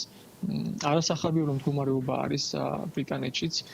ბრიტანეთის ცენტრალური ბანკი ელოდება GDP-ს ან მთლიანი შიდა პროდუქტის შემცირებას 14%-ის 2020 წელს, ხოლო მომდევნო წელს კი ელოდება 15%-იან ზრდას.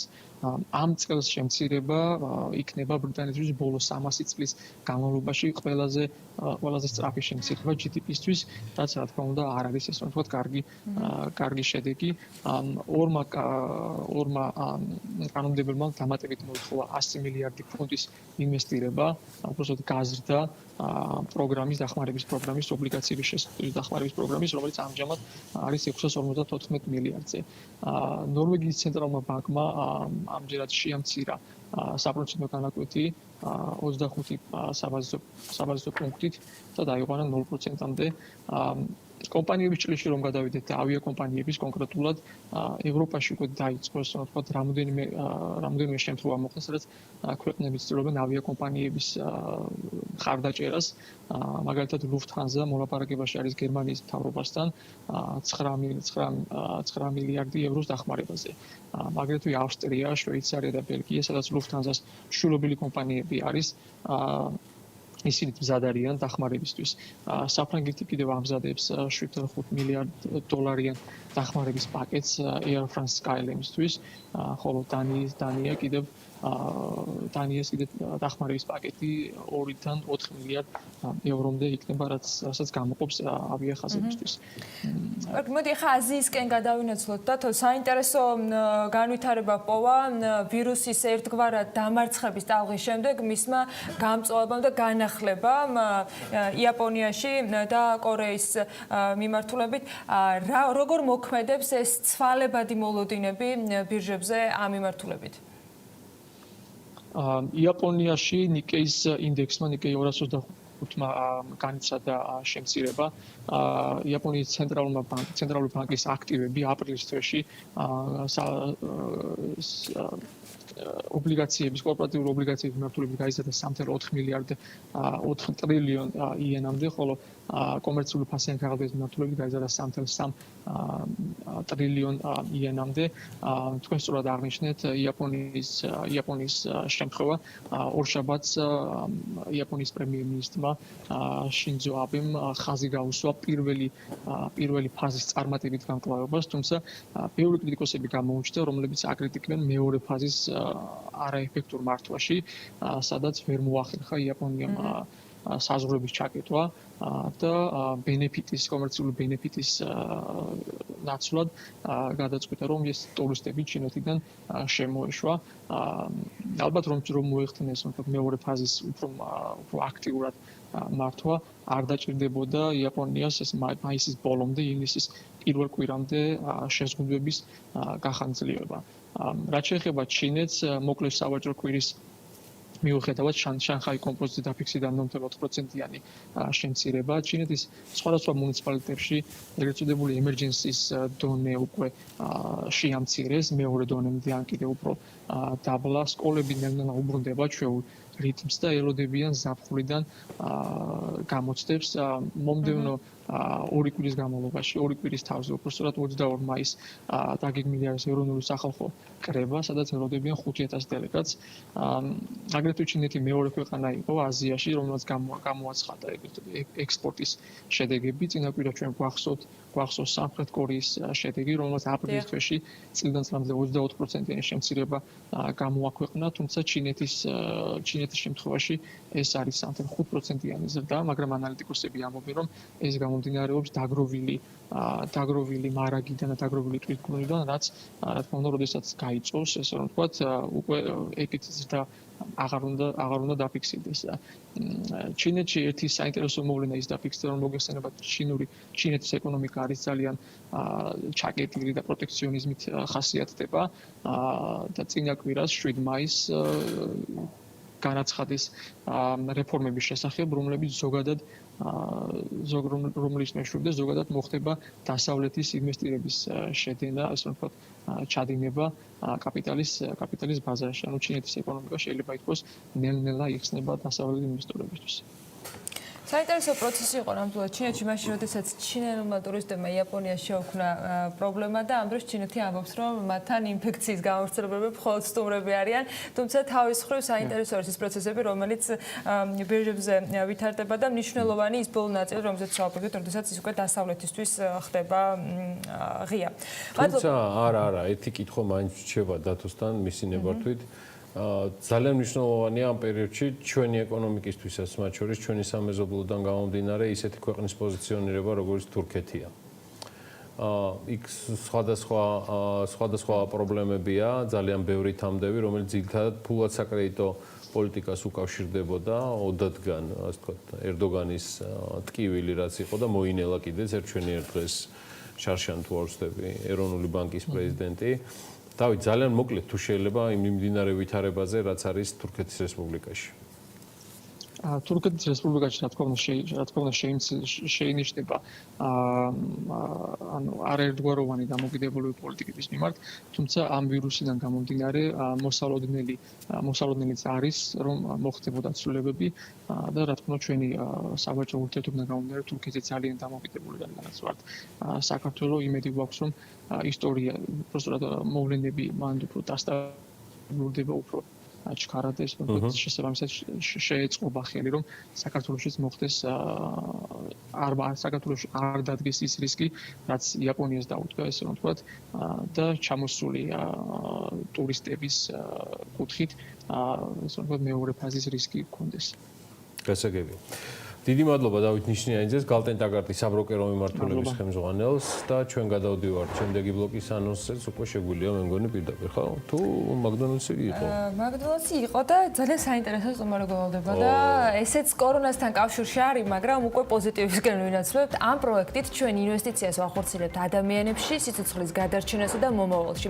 აი ასე აფასებს და წარადგენს EBRD-ის კავკასიის რეგიონული დირექტორი კატარინა ბიორნჰილ-ჰანსენი საქართველოს ჯანდაცვის ჯგუფისთვის გაწეულ დახმარებას განვითარებას, რომელიც GHG-ისთვის 25 მილიონი დოლარის ესხის გამოყოფაში გამოიხატა. სწორედ ამ მოცულობის სახსრები გამოუყო ევროპის რეკონსტრუქცია და განვითარების ბანკმა ლონდონის ბირჟაზე დალისტურ საქართველოს ჯანდაცვის ჯგუფს, რომელიც კრიზისის ეკონომიკური ზეგავლენის წინააღმდეგ საბრძოლოდ არის განკუთვნილი. დეტალებზე რაში დაიხარჯება ეს თანხა და როგორ აითვისებენ ნიკოლოზ განყვრალიძესთან საქართველოს ჯანდაცვის ჯგუფის აღმასრულებელ დირექტორთან ვისაუბრებთ საქმე დილას ეთერში რამდენიმე წუთში.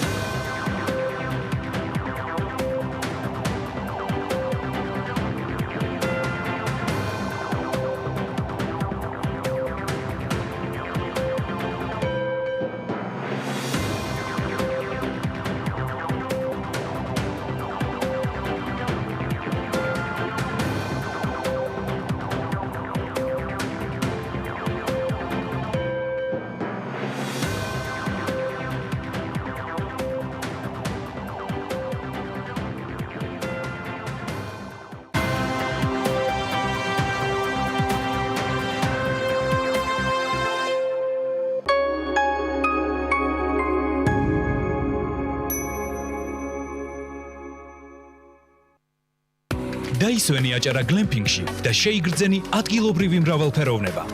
დაჯავშნე კოტეჯი წინასწარ და ისარგებლე დიდი ფასდაკლებით. აჭარა გლემპინგი. დაუვიწყარი მოგონებებისთვის.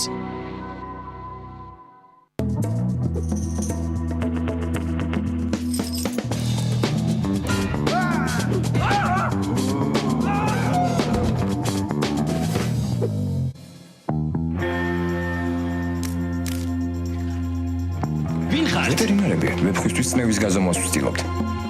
სიახლე, კიტკეტ სენსისის ოქროს სერია. გააქვს შესვენება, მიირთვი კიტკეტი. კბილეული ჩემს სახლში ყოველთვისაა. ამიტომ ჩემთვის მნიშვნელოვანია ის არა მარტო გემრიელი, არამედ ჯანსაღიც იყოს. როცა ჩემი შვილები სანდომის კბილეულს მიირთმევენ, შვიდად ვარ, რადგან ვიცი, რომ ის ყოველთვის ახალი და ეკოლოგიურად სუფთაა. სანდომი ფართო ასორტიმენტს გვთავაზობს და არჩევანშიც არ ვარ შეზღუდული. სანდომი, ბრენდი, რომელსაც ვენდობი. NBG Beach Panorama. ბინები წინასწარი შენატანის გარეშე. ბინების ზღვის და მთის ხედებით. კეთილმოწყობილი ეზო. საბავშვო ინფრასტრუქტურა, ფიტნეს დარბაზი, გასართობი ცენტრები, კაფე-რესტორნები და პანორამული აუზი სახურავზე. NBG Beach Panorama. თქვენი ზღვისპირა აპარტამენტი. გსურთ საუკეთესო ვიდეო რეკლამის შექმნა თქვენი ბრენდის წარმოსაჩენად ან საინტერესო იდეის განსახორციელებლად. სარეკლამო რგოლისთვის, სატელევიზიო ან რადიო რეკლამისთვის ხმის ჩაწერა გჭირდებათ?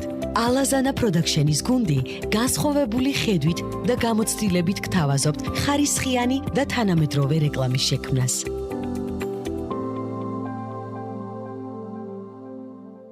გადაწყვიტე და უბრუნდე ბუნების წიაღს. მაშინ ეს შენი შანსია. ფინური კარკასული ტექნოლოგიით დამზადებულ ეკოლოგიურად სუფთა ხის სახლს ქოხი ჯიშე გიქმნის. აიშენე ოცნების სახლი სრული რემონტით, სულ რაღაც 20 დღეში. კვადრატული მეტრი 600 ლარიდან. ყუდრო და ჯანმრთელი გარემო ჩვენი მთავარი გზავნილია.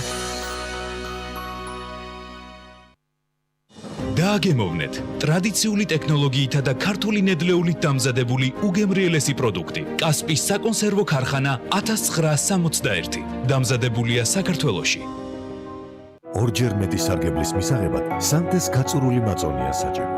ორმაგად სასარგებლო მაწონი 1 კილოში. თელი კვირა. ულიმიტო მობილური ინტერნეტი მაგთისგან 5 ლარად. ჩაირთე პაკეტი აპლიკაციით MyMakti ან კოდით PIPKI 157 დიეზი OK.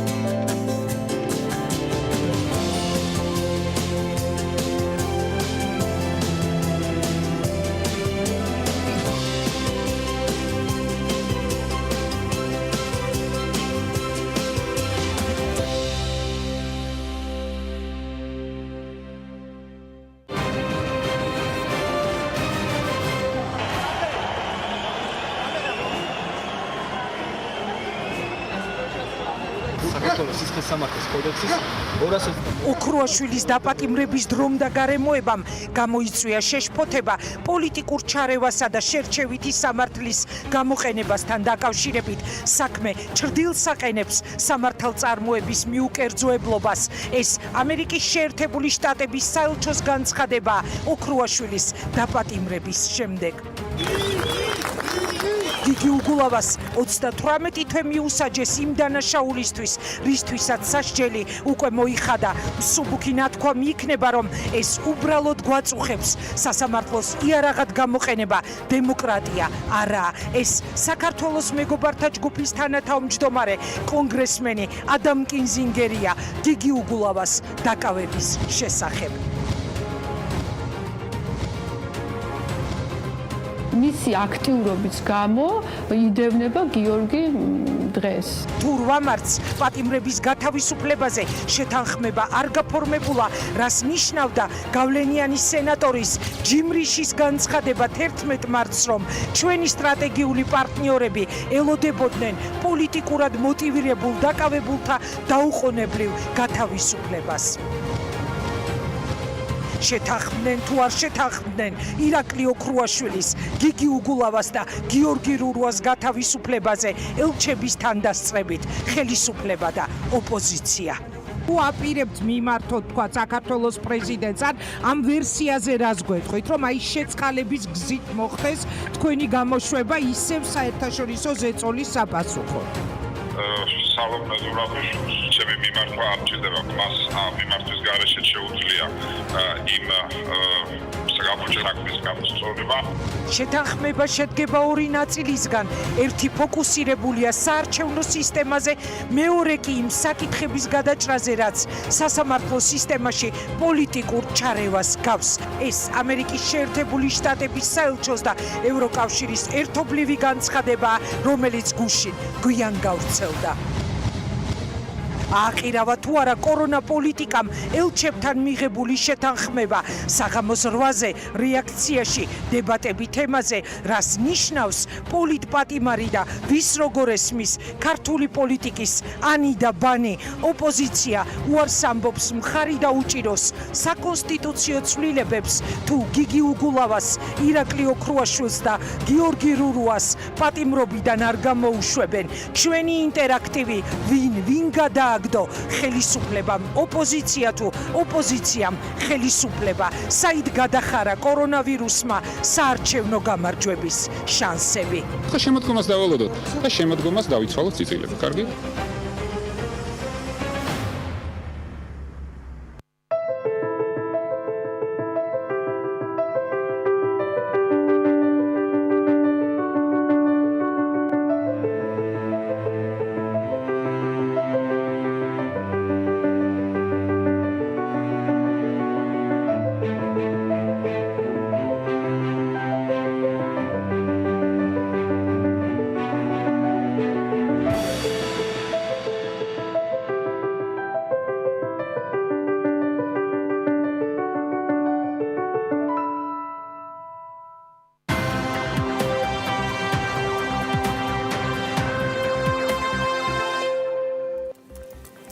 ევროპის რეკონსტრუქციისა და განვითარების ბანკმა საქართველოს ჯანდაცვის ჯგუფს 25 მილიონი დოლარის ოდენობის სასისხო დაფინანსება გამოუყო. ინფორმაცია ამასთან დაკავშირებით თავად EBRD-მა გაავრცელა, რომელშიც აღნიშნულია, რომ დაფინანსება წარმოადგენს EBRD-ის სოლიდარობის პაკეტის ნაწილს, რომელიც განკუთვნილი არის კრიზისის ეკონომიკური ზეგავლენის წინააღმდეგ საბრძოლველად.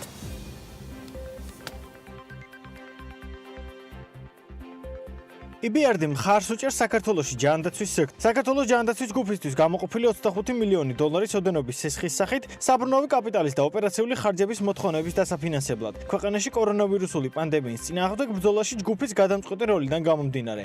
თანხების საშუალებას მისცემს საქართველოს ჯანდაცვის ჯგუფს მოახდინოს 6 მთავარი საავადმყოფოს ადაპტირება COVID-19 პაციენტებისთვის. ასევე გააძლიეროს დიაგნოსტიკური შესაძლებლობები, რაც ძალიან მნიშვნელოვანია ვირუსის განვითარებისთვის თვალის მიდევნების თვალსაზრისით. ტესტირების გზით ქვეყნის მოწინავე სამედიცინო ლაბორატორიო მეგალაბში, რომელიც თავდაპირველად 2019 წელს EBRD-მა დააფინანსა.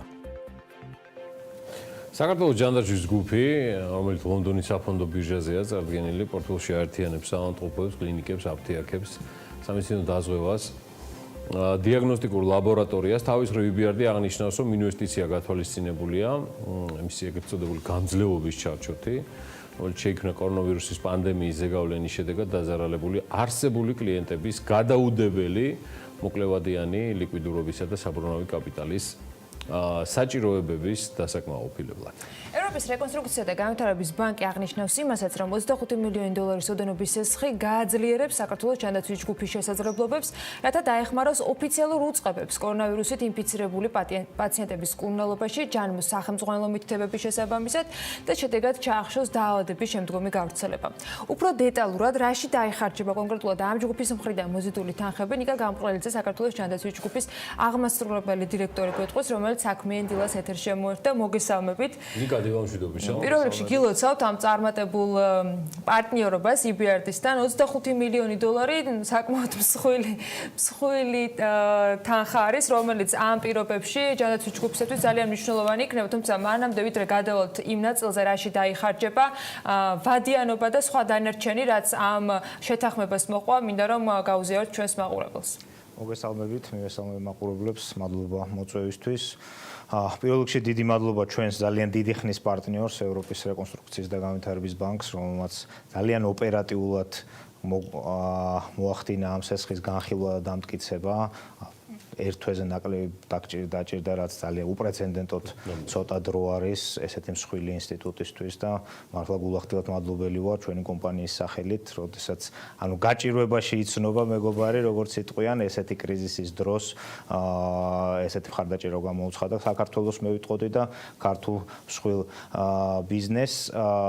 ეს თანხა მოხმარდება ძირითადად ჩვენი ლიკვიდობის გაძლიერებას, იმიტომ რომ როგორც მოგეხსენებათ, ახლა დიდ კრიზისებში ლიკვიდობა არის ძალიან მნიშვნელოვანი, მით უმეტეს ისეთი სექტორისთვის, როგორც არის ჯანდაცვის სექტორი, რომელიც ასე ვთქვათ ფრონტის წინა ხაზზე დგას დღეს და ასე ვთქვათ შემცირებული შემოსავლებით და გაზრდილი ხარჯებით ხდება და ამიტომ იყო მნიშვნელოვანი ლიკვიდობის გაძლიერება და სწორედ EBRD-მ აქ გამოიჩინა ძალიან ოპერატიული რეაგირება. პირობები ამ სესხის ეს არის ორწლიანი სესხი ამ ეტაპზე, იმიტომ რომ საბრუნავი საშუალებებისთვის არის, საბრუნავი კაპიტალისთვის არის, ასე ვთქვათ და არა მაქვს ამ წუთში უფლება საჯაროდ განვაცხადო, ასე ვთქვათ, მის საპროცენტო განაკვეთი, მაგრამ საპროცენტო განაკვეთიც უპრეცედენტოდ დაბალი არის ესეთი სესხებისთვის, ძალიან მნიშვნელოვანი.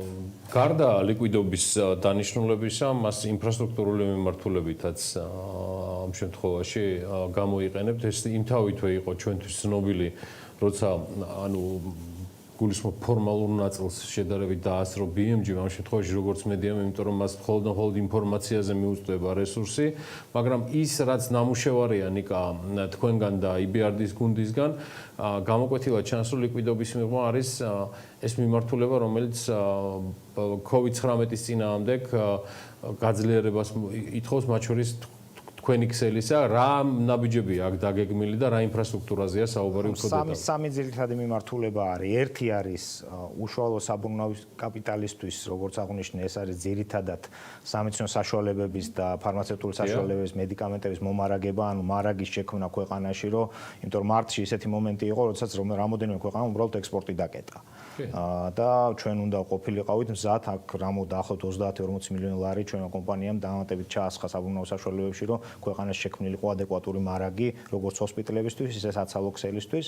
ეს არის ერთი მიმართულება. მეორე მიმართულება, როგორც აღინიშნა, ეს არის ჩვენი 6 ჰოსპიტალის მომზადება, გადაიარაღება, თუ საჭიროება გახდა კოვიდისთვის, დღესდღეობით 2 ჩვენი ჰოსპიტალი უკვე ჩართული არის როგორც ცხელების და კოვიდ ცენტრი. დიდი იმედი მაქვს, რომ მეტი არ დაგჭირდება, მაგრამ თუ დაგჭირდა, სრული მზაობა არსებობს ამისთვის, რომ 48 საათში ასე ვთქვათ, გადავცეთ ეს და ფუნქციონიროთ 6-ვე, ეს არის დაახლოებით 600 საწოლი. და მესამე არის დიაგნოსტიკური მიმართულების გაძლიერებისთვის. ჩვენმა ლაბორატორიამ უკვე დაიწყო ტესტირება, როგორც სწრაფი ტესტირება, ისე PCR ტესტირება COVID-19-ზე და საკმაოდ აქტიურები ვართ ამ კუთხითაც.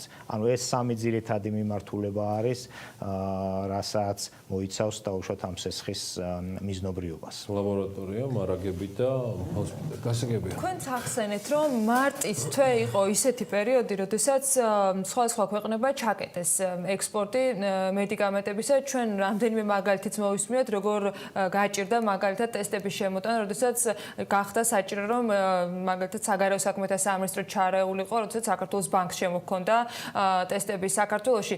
დღეს რამდენად არის ჯანდაცვის ჯგუფისათვის რესურსზე ხელმისაწვდომობა მედიკამენტების თუ სხვა საჭირო აღჭურვილობების შეგვიძლია თუ არა ვთქვათ, რომ გაიხსნა ამ მიმართულებით ბაზარი და მოწოდების პრობლემა არ იქნება. ანუ თანხობრივად მოგვარებულია რაღაცა ნაწილი და მეორე მხრივ რესურსზე წვდომადობა რამდენად არის.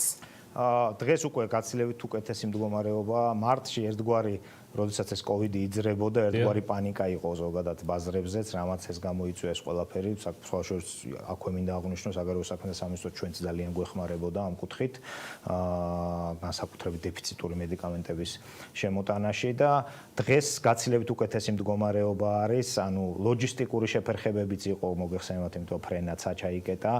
დღეს ეს ყველაფერი გადალაგდა უკვე, ასე ვთქვათ, კარგოს თვითფრენავებით შემოგვაქვს, ან ხმელეთით შემოგვაქვს. ამ მხრივ საქართველოს და არც ჩვენ კომპანია შესაბამისად დღეს პრობლემა არ აქვს. ანუ დეფიციტი როგორც ესეთი დღეს არ იგრძნობა, არის გაზრდილი სამწუხაროდ გაზრდილი თვითღირებულება დამცავ საშუალებებზე, რომელსაც რიგი მსხვილი ქვეყნები აწარმოებენ მასიურად და ეხლა ფასი გაზარდეს, ან იწარმოება წვრილ, ასე ვთქვათ, ქარხნებში, სადაც ბუნებრივად წარმოების, ასე ვთქვათ, გამომართვების გამო თვითღირებულება ძალიან მაღალია და ესეც მგონია, რომ ძალიან მალე დარეგულირდება. ხო, და რაც თავარია, ქვეყნები აღარ აპატიმრებენ ერთმანეთის ტვირთებს და ისე შვედეთში მიმავალი ტვირთი რაღაცა კანადისკენ რომ მიდიოდა გზაში არ იხსნება. კარგი, გზა EBRD-სკენ მის უპრეცედენტობასთან დაკავშირებით თავად ამ ტრანზაქციისა ამაზე ჩვენ კიდევ BMG მოგვიანებით იმუშავებს, რაღაცებს ვამუშავებთ, მაგრამ გზა იყო საკმაოდ რთული. მას შემდეგ, რაც თქვენთან ბიზნეს მედიას პირველი ინტერვიუ შედგა, თქვენ მოყევით ისტორია კორესპონდენციაზე, მათ შორის ეროვნულ ბანკთან მიმართებაში, რომელიც ეხებოდა იმ პერიოდსაც, ვიდრე თქვენ კლინიკაში იმყოფებოდით. ამაში ჩართული იყო თქვენი გუნდი, მათ შორის თქვენი მოადგილეც. და მე ვიცი, რომ ამ ყველაფერმა ამ შემთხვევაში თქვენ გაიძულოთ, მათ შორის რომ სხვა რესურსებიც გეძებათ უფრო ფორსირებულად. ეს იმას არ ნიშნავს, რომ EBRD-ის რესურსი არ იქნებოდა. მე მაქვს ორი პრობლემა. მიმდინარე რეჟიმშიც მაინტერესებს ეს ამბავი და ზოგადად ხელმისაწვდომობის კუთხითაც ნიკა მინდა რომ ვისაუბროთ ამ თემით, იმიტომ რომ ეხლა კრიზისები ღმერთმა დაგვიფაროს, ამ სიხშირით და ამ მასშტაბის იყოს საერთოდ, მაგრამ ფაქტია, რომ ლიკვიდობის პრობლემა სხვადასხვა მიზეზებით ჩნდება. იმიტომ ისეთ ეკონომიკაში, როგორც საქართველოს. გისმენთ? რა თქმა უნდა, მადლობა. ეს პრობლემა კვლავ მოუღარებელია, მარტივად რო ვთქვა, ანუ ძალიან მარტივად რო ვთქვა, ცოტა უტრირება გავაკეთო. EBRD-ის სესხის დამტკიცებას დაახლოებით იგივე დრო დაჭირდა, რაც საქართველოს ეროვნული ბანკის პრეზიდენტს რო პასუხი გაეცა წერილზე. ამას აბსოლუტურად სრული პასუხისმგებლობით ვიძახი და ძალიან წუხ ვარ ამაზე. ეს პრობლემა კლავ ჰაერში კიდე არაფერი არ გადაწყვეტილა, ხაზგასმით შემიძლია ვთქვა, ძალიან ბევრი მის შემდგომი მიმოწერა და ასე ვთქვათ ვერბალური კომუნიკაციაც იყო. პრობლემა იმაშია, როგორც ადრე აღვნიშნე, რომ ჩვენ დღეს ვითვლებით ისე ურთიერთდამოკიდებულ პირად საქართველოს ბანკთან, ანუ მარტივად რო თქვა, მეუბნებიან რეგულატორი ბანკების გვეუბნება, რომ ხართ ვიღაცის ბიძაშვილი ხართ, ვეუბნები მე რომ გვარი სხვა გვაქვს, არც დედმამა და არც ბებია-ბაბუ არ არიან, ასე ვთქვათ, დაძმა, მითხარი რატო ვარ ბიძაშვილი, იმიტომ შეიძლება ვიყო და ამიხსენი და პასუხს ვიღებ, რომ მესამე პირი ხარ და ამას ვერ გეტყვი და როდესაც ასე ვთქვათ რეგულაცია ჩვენზეა, ასე ვთქვათ, რეგულაცია განხორციელებული, მესამე პირი როგორ ვარ არ მესმის. რაღაცა ამ ხრივ შემდეგ კომუნიკაცია ჰქონდა და დაგვირდნენ, რომ ბანკებს ზოგადად შეურბილებდნენ რეგულატორულ მოთხოვნებს გადაუადებდნენ ერთი წლით რაღაც კონკრეტულ რეგულატორულ მოთხოვნებს, რომელიც ტექნიკურად ხელმისაწვდომობას გახსნიდა. მათ შორის თქვენთვისაც, მათ შორის ჩვენთვისაც ტექნიკურად გაიხსნა, მაგრამ იქიდან გამომდინარე, რომ ეს მოხდა მხოლოდ ერთი წლით გადავადება, ყველა ბანკი გვეუბნება, რომ იცი რა, ეს ერთი წლით გადავადა, მე ახლა რო დაგაკრედიტო, ერთ წელიწადში ისევ ამ რეგულაციაში მოვყვები და ისევ შევიზღუდები და ამიტომ აზრი არა აქვს და შესაბამისად ამას ვერ ვახორციელებთ. ანუ მარტივად რო თქვა, თავიდან მოგვიშორეს, ყოველ შემთხვევაში ჩემი აღქმა ეს არის. ძალიან სამწუხაროა ზოგადად. მე მგონია, გიორგი, რომ დღეს ჩვენ ქვეყანას იქიდან გამომდინარე, რომ პატარა ქვეყანა ვართ, შეგვიძლია ამ კრიზისიდან მით უმეტეს დღეს როგორც ვართ ეპიდემიოლოგიურად მართლა გამარჯვებულები გამოვიდეთ და ამისთვის საჭირო არის მოქნილობა, არაორდინალური და სწრაფი გადაწყვეტილებები და ინსტიტუტი, რომელსაც ძალიან დიდი ბერკეტები, მაკროეკონომიკური ბერკეტები, გაცილებით უფრო დიდი ვიდრე მთავრობას უჭირავს დღეს, ხო? ეს არის მონეტარული პოლიტიკა, ანუ ფულის მასის კონტროლი და ეს არის ბანკების რეგულაცია, რომელსაც შეუძლია განსაზღვროს, რომელმა ბანკმა ვის, რამდენი, რა საპროცენტო განაკვეთით მიწეს ესხი, ხო? ანუ საკმაოდ დიდი ორი მსხვილი ბერკეტი უჭირავს, არის ესეთი დახურული და დისკრეციული, მე ვიტყოდი, გადაწყვეტილებებში და ეს მგონია, რომ არანაირად არ მოგვეხმარება გამარჯვებულად გამოსვლაში. დისკრეციულ გადაწყვეტილებებში თქვენ როგორც საქართველოს ჯანდაცვის ჯგუფის შეფი გულისხმობთ, რომ თქვენთვის ის არგუმენტები იყო მიუღებელი თუ უბრალოდ ვერ გაიგეთ სად არის კავშირი ძალიან ცნობილი მოვლენის შემდეგ რამდენიმე წლის წინ, რომელთაც ეროვნული ბანკიც ამაყობდა გულისხმობ დემერჯინგს საქართველოს ბანკის საკმაოდ ხმაურიანს, რაც ასევე მე მგონი ლონდონის საფონდო ბირჟაზეც ასე ვთქვათ სრულად და ვალიდურად არის ყველაფერი აღრიცხული. კარგი, ეს სხვა თემა იყოს, მაგრამ ანუ ნიკა მიუღებელია თქვენთვის ეროვნული ბანკის პოზიციები თუ კვლავ აი რაღაცა გაუგებარ სტატუს კვოს აქვს ადგილი? ერთი რომ მიუღებელია, იმიტომ რომ არანაირი კანონიერი საფუძველი არ არსებობს ამისი ჩვენი გაგებით და თუ არსებობს 3 წერილით მივმართეთ, რომ აგვიხსენეთ კანონიერი საფუძველი და პასუხს ვიგებთ, რომ მესამე პირი ხარ და ამას ვერ აგიხსნით. ანუ აბსოლუტურად გაუგებარი არის ჩვენთვის მოქმედებები. ანუ მათ მხრიდან არგუმენტად მხოლოდ ეს საკითხი არის წარმოდგენილი? მხოლოდ ეს არგუმენტი არის სამწუხაროდ. და ამასობაში პარალელურ რეჟიმში გაგზავნილმა კორესპონდენციამ საერთაშორისო საფინანსო ორგანიზაციებშიც იბარდა. ხო, საბედნიეროდ ჩვენ დღეს ასე ვთქვათ, ლოკალურ ბანკებთან წვდომა რესურსზე აღარ გვჭირდება, იმიტომ რომ ევროპის რეკონსტრუქციის და განვითარების ბანკმა უპრეცედენტო მხარდაჭერა გამოიჩინა ჩვენ ჯგუფის მიმართ, მაგრამ ეს არ ნიშნავს, რომ ეს მსგავსი პრობლემა დღევანდელ დღეს სხვა ბიზნესებს არ შეიძლება შეექმნა და კიდევ ერთხელ ვიმეორებ, დღევანდელ ესეთ მსგავს კრიზისებში ლიკვიდობა არის მეფე. პასუხი რითაც თქვენ ისა გარე თუ აღარ ვიცი რომელიღაც ბიძაშვილმა საქართველოს ბანკის სახით გაგისტუმრათ, სხვათა შორის ალბათ მეც ასევე მოვიქცეოდი, გეტყვით რატო, იმიტომ რომ ეს ერთწლიანი დათქმა თუ მაქვს ნიკა, ანუ საკმაოდ სერიოზულ შესაძლო პრობლემებში შევდივარ, შეიძლება. მე აღქმა რაც თქვენ გადმომეცით, მე ესე მაქვს ბანკიდან გამომდინარე, მაგრამ რა გარანტიები აქვს სხვა ბიზნესებს, რომლებიც შეიძლება არ ითვლებიან მესამე პირებთან, დაკავშირებულ პირებთან, დიახ. ისინი რამდენად სარგებლობენ აი ამ ტექნიკური დათქმით, რაც ეროვნულმა ბანკმა ამ გადაწყვეტილების სახით მიიღო და აუშვა შედარებით. თუ ასე ვთქვათ, ლიმიტებთან ახლოს არიან, მათაც იგივე პრობლემა ექნებათ. მე ეს ეგრეთ წოდებულ ბიძაშვილ ბანკთან არ მქონია ეს პრობლემა, მეორე მსხვილ ბანკთან. მეორე მსხვილ ბანკთან ზუსტად იგივე პრობლემა არის და ამას ვიძახი, როდესაც მოქნილობაზე ვსაუბრობ, მით უმეტეს ესეთი კრიზისის ჟამს, ხო? მოქნილობა არის კრიტიკულად მნიშვნელოვანი და ისეთი ინსტიტუტის მოქნილობა, როგორც ეროვნული ბანკია და კონკრეტულად მათი ხელმძღვანელობის არის ძალიან მნიშვნელოვანი, რომ ჩვენ როგორც ქვეყანა გამარჯვებული გამოვიდეთ აქედან, იმიტომ რომ რისკები ძალიან მაღალია ბუნებრივად. კარგი, გასაგებია. მითხარი როგორ არის პაციენტი ნომერი 5? პაციენტ ნომერი 5 საბედნიეროდ დიდი მადლობა გიორგი წინაკვირას სიუჟეტისთვის. საბედნიეროდ კარგად არის, ახლა არის. ფორმაში თუ არის, მათსავრი ენერგიაზე და შედის ფორმაში, იქიდან გამომდინარე, რომ უკვე თვითიზოლაციაში აღარ იმყოფება ბოქსეულ პალატაში და ალბათ ერთ კვირაში უკვე თავის ოჯახს შეუერთდება. სამი თვეა, რაც COVID-ის იმაში ხარ, ჩვენ აქ მაგის გავრცელებით ვართ დაკავებული, გადაეცი რომ მაგრად და ჯანზე იყოს, იმიტომ რომ ყველას გჭირდება. ნიკა, მადლობა და ჩვენ გავაგრძელებთ ამ თემაზე მუშაობა. ცხადია, მას შემდეგ რაც და როცა და თუ მოიხსნა გარკვეული დათქმები იმ დაფინანსების პაკეტთან დაკავშირებისას თქვენ სასახო ხელშეკრულების სახით გააფორმეთ IBRD-სთან, ჩვენ გეგმავთ მაინც ამ პერიოდში კატარინასთან და სხვებთან ამ თემაზე კომუნიკაცია შემდგარია, უფრო მეტ დეტალის გამჟღერებას. ნიკა გამყრელიძე, საქართველოს ჯანდაცვის ჯგუფის აღმასრულებელი დირექტორი, მადლობა მას ჩართვისთვის.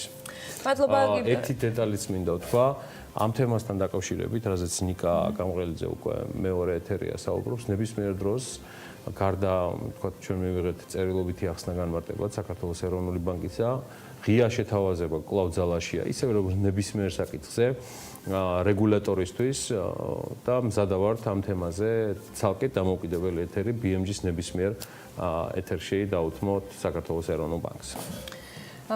ცხადია ეს ნებისმიერ საკითხს ერჩება ამ ფორმით შეთავაზებად, არ აქვს მნიშვნელობა ეროვნული ბანკი იქნება თუ სხვა რომელიმე მხარე, თუმცა ამ მიმართებით არ ვაგრძელებ საქმიანობის ეთერს და სხვა თემები იქნება აქტუალური სულ რამდენიმე წუთში რეკლამის შემდეგ. HR პროფესიონალთა ასოციაციის მიერ ორგანიზებულ სოციალურ კამპანიაზე მოგიყვებით, რომელიც HR პროფესიონალების და ბიზნეს სუბიექტების სხვა წარმომადგენლების მხარდასაჭერად შეიქმნა.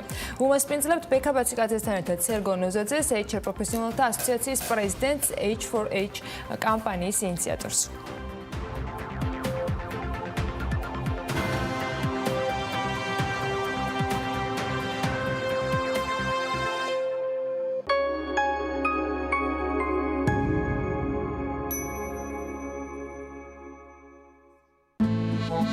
ფრანგული ნატურალური კოსმეტიკა, კოდალი ვინოს კალპ. სახლის პირობებში სხეულის მოდელირების უნიკალური პროგრამა. კოდალი აქ იქმნება სილამაზე, ექსკლუზიურად PSP-ში. სახიდან გამოდიხარ, სულ უნდა დატოვო მინუსი იქით თუ რამე არის და თუ გამოყვედი უნდა იმუშაო. მეცხრე წელია რაც არ მუშაობ. ხარისხი და სიზუსტე. მაგაზე თავს ვდებ. მართლა კაი კომპანიაა გარდი და სულ უკეთესისკენ მივდივარ. ერთი 80% მუდმივი ხალხი შემოდის სპეციალურად ჩვენთან, იმიტომ რომ ბიჭები მეც ვცდილობ რომ მახოთილი წავიდნენ. ძალიან ხშირად მეუბნებია, ამ კაცის გამო შემოვდივართ ამ ობიექტზე. რამდენი წლის ახალ მეკითხებია და ამერე არ აღჭერავ. ახალგაზრდებს და მე რომ ვიყურებებ. ხელფასები ცოტა გაიზარდა, მე კიდევ გაიზარდა, პრემიებიც არ გვაქვს. ნუ გავთი რა არის, ღმერთმა არ აკრას, ამ რომ დამჭირდეს ვიცი რომ გვერდზე მიდგა. არ უნდა იზარმა ცოტა. გამოიწერე სასურველი ნივთი და დააგროვე ბონუს გულები. ამანათის მიღება შეგიძლია მთელი საქართველოს მასშტაბით. Maleo G, ჩვენთან ერთად შოპინგი უკეთესია. TV პირველის ინტერნეტ პარტნიორია My Video G. იხილეთ ყველა ვიდეო My Video-ზე. სამზარეულოს პროფესიონალური დანადგარები და ელექტრომოწყობილობები. ჭურჭლის და აქსესუარების მრავალფეროვანი არჩევანი. მაგიდის სერვირება სასტუმროებისთვის და რესტორნებისთვის. გასტროტეკი, ყველაფერი პროფესიონალური სამზარეულოსთვის. დაგვიკავშირდით ნომერზე 295 66 33. Unipay. შექმენით ონლაინ მაღაზია. მიიღეთ გადახდები და დაიწყეთ ონლაინ ვაჭრობა მომენტალურად. გახადეთ თქვენი ბიზნესი დისტანციური. დარჩი სახლში და იცეკვე სუხიშვილებთან ერთად. სუხიშვილების ცეკვის აკადემია დისტანციურ სწავლებას იწყებს. ვიდეო გაკვეთილებზე ცნობა შესაძლებელია რეგისტრაციის შემდეგ ინტერნეტ პორტალზე sukhishvili.tv. ქართული ცეკვის პირველი სასწავლო ინტერნეტ პლატფორმა. კომპანია ბაია ფუდი გთავაზობთ ნატურალური, ბუნებრივი ვიტამინებით გაჯერებული მარცვლეულის ფაფებს მთელი ოჯახისთვის. ბაიას ფაფები არ შეიცავს კონსერვანტებს, საღებავებსა და ქიმიურ დანამატებს. ბაიას ფაფები სხვადასხვა ხილის ნატურალურ ჩირთან ერთად მდიდარია უჯრედისით, რომელიც ამცირებს არაჯანსაღი კვებით გამოწვეულ პათოლოგიათა რისკ ფაქტორებს. ბაია ფუდი, ნატურალური პროდუქტი მთელი ოჯახისთვის. მამა ჩემი ყველაზე მაგარია. ყველაზე ღონიერია. მოკლედ, საუკეთესოა. მადლობა რომ იჩენთვის აარჩია. დედები შვილებისთვის ყოველთვის საუკეთესოს ირჩევენ. დედები ირჩევენ სანტეს. ყავისბარი ლუიკოპი კორონავირუსის პერიოდშიც აგრძელებს მუშაობას და სტუმრების განებივრებას დახვეწილი კერძებით, უგემრიელესი ყავითა და დესერტებით. შეკვეთისთვის დაგვიკავშირდით 593 781 767. Blendamет 3D White Lux. სიცილი ყველას ძალიან გვიყვარს, მაგრამ ზოგი რამ რაც მოგწონს ჩვენს კბილებზე ლაქებს ტოვებს და ღიმილის დამალვას გვაიწულებს. Blendamет 3D White Lux-ით შეგიძლია ღიმილი კვლავ დაიბრუნო. იგი აშორებს 100%-მდე ნადებს და აძლიერებს მინანქარს. თამამად გაიღიმე, რადგან როდესაც იღიმი ძალიან ლამაზი ხარ. მუდამ ჯანსაღი და მშვენიერი ღიმილი. ჩვენი სტრატეგიული ხედვა არის, რომ მიამა დამკვიდრდეს როგორც პირველი ქართული ყავის წარმოებელი ბრენდი. სიახლე შემოგვაქვს ბაზარზე. ჩვენ თვითონ ვქნით ყველა ჩვენ პროდუქტს.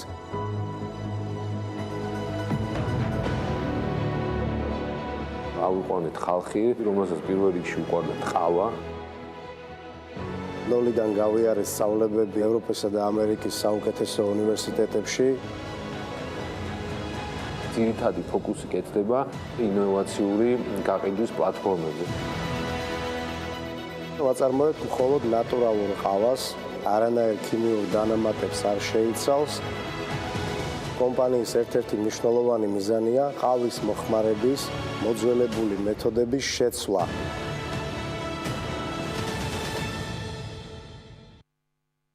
გჭირდება სახურავი. გინდა იყო დაცული ნებისმიერ ამინდში. მონტერეი ლუქსის მეტალოკრამიტის სახურავები, უმაღლესი ხარისხი და საუკეთესო მომსახურება. ენდე ლიდერებს. გადახურე და დაივიწყე პრობლემები. მონტერეი ლუქსი. ქაიროს ქუჩა 42. მონტერეი, ახლა უკვე ქუთაისშიც. TV პირველის მომსახურებას ინტერაქტივით, სატელეფონო ცენტრით და როუმინგული მომსახურებით უზრუნველყოფს კომპანია Globalcell. Globalcell.G. საუკეთესო სატელეკომუნიკაციო სერვისები მთელ მსოფლიოში.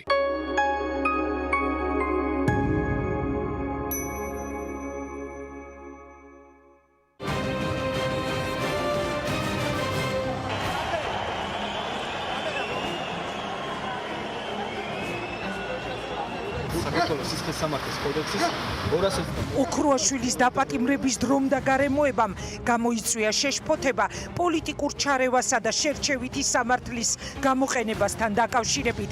საქმე ჩრდილს აყენებს სამართალწარმოების მიუკერძოებლობას.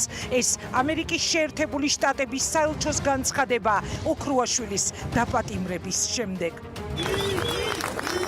გიგი უგულავას 38 თვე მიუსაჯეს იმ დანაშაულისთვის, რისთვისაც სასჯელი უკვე მოიხადა. მსუბუქი ნათქვა მიიქნება, რომ ეს უბრალოდ გვაწუხებს სასამართლოს იარაღად გამოყენება. დემოკრატია არა, ეს საქართველოს მეგობართა ჯგუფის თანათავმჯდომარე კონგრესმენი ადამ კინზინგერია გიგი უგულავას დაკავების შესახებ.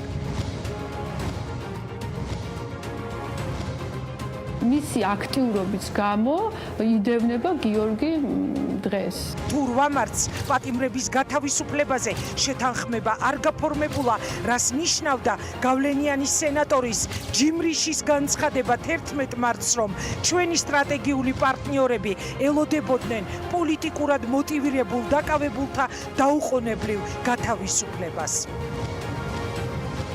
შეთანხმდნენ თუ არ შეთანხმდნენ ირაკლი ოქრუაშვილის, გიგი უგულავას და გიორგი რურვას გათავისუფლებაზე ელჩების თანდასწრებით ხელისუფლება და ოპოზიცია.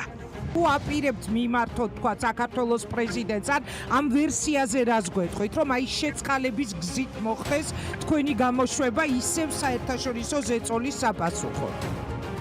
სალომე ზურაბიშვილს ჩემი მიმართვა არ ჭირდება, მას მიმართვის გარეშე შეუძლია იმ გამოჩა საქმის გამოსწორება.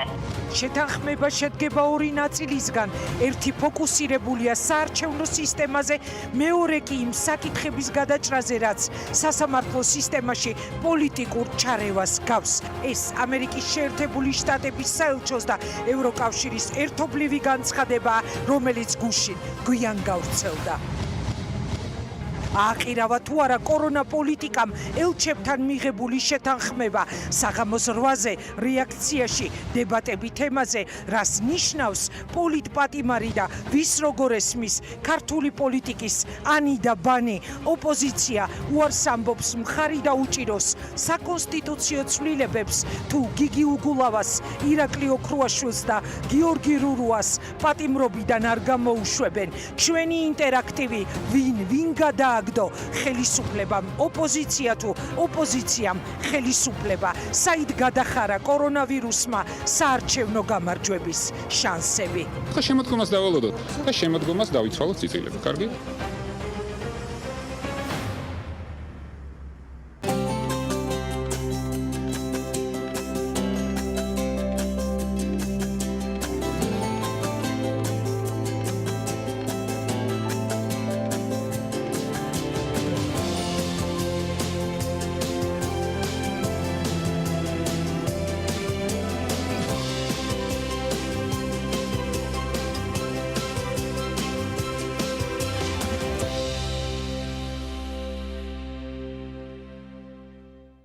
სანამ შინ დარჩენა სამოქალაქო პასუხისმგებლობაა.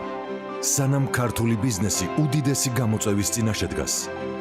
სანამ ჩვენი ყურადღება ტელეეკრანისკენ კიდევ უფრო მეტადაა მიმართული.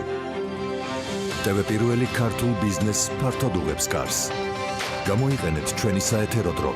მოუყევით ხალხს თქვენს კომპანიებზე. დაგვიკავშირდით და გაიგეთ მეტი. TV პირველი. ქართული საქმის შუაგულში. TV პირველი თანამგზავრზე. სატელიტური მაუწყებლობის ყველაზე თანამედროვე DVB-S2 სტანდარტის MPEG-4 ფორმატში. თანამგზავრი Azerspay 1, აღმოსავლეთის 46 გრადუსი, სიხშირე 11094 MHz, პოლარიზაცია ჰორიზონტალური, სიმბოლური სიჩქარე 30000 კილობიტი წამში, შესწორების კოდი 5/6. TV პირველი, საქართველოში და მსოფლიოში. ჩვენ ვართ იქ, სადაც დუხს მოვლენები. სადაც ამბავს არ აქვს მხოლოდ ერთი მხარე. ჩვენ ვართ რეალური ცხოვრების შუაგულში. და ვიცით, თავისუფლების, დამოუკიდებლობის, ღირსების ფასი. ჩვენ ვართ იქ, სადაც ჭირდებით და იქ, სადაც საჭიროა ისმოდეს ხალხის ხმა. მთაში, ბარში, სოფელში. ქალაქში.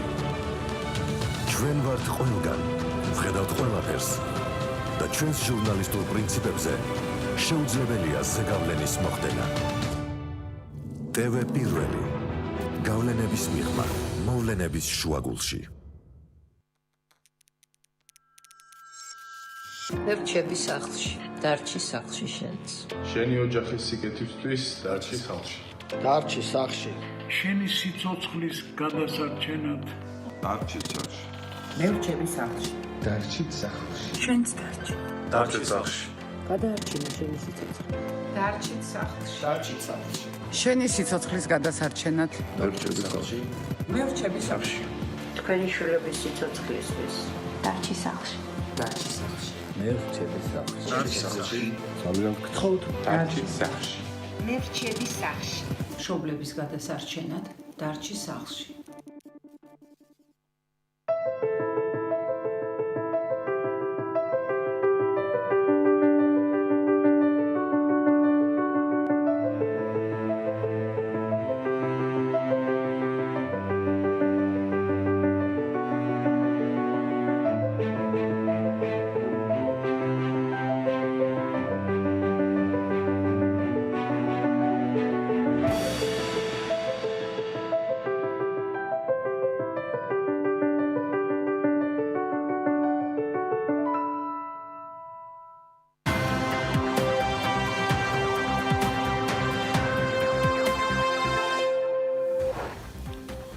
პრემიერ-მინისტრმა ბათუმში ტურიზმის სექტორის შესახებ საუბრისას ახალი პროექტი დაანონსა, რაც კოვიდისგან თავისუფალი ტურისტული ზონების შექმნას გულისხმობს. გიორგი გახარიას განცხადებით, ამგვარი ზონები სავარაუდოდ შედარებით მცირე ზომის კურორტებზე შეიძლება მოეწყოს. ამასთან გახარიას თქმით, მასობრივი ტურიზმის თვალსაზრისით ძირითადი გამწევი ამ სეზონზე აჭარა უნდა გახდეს.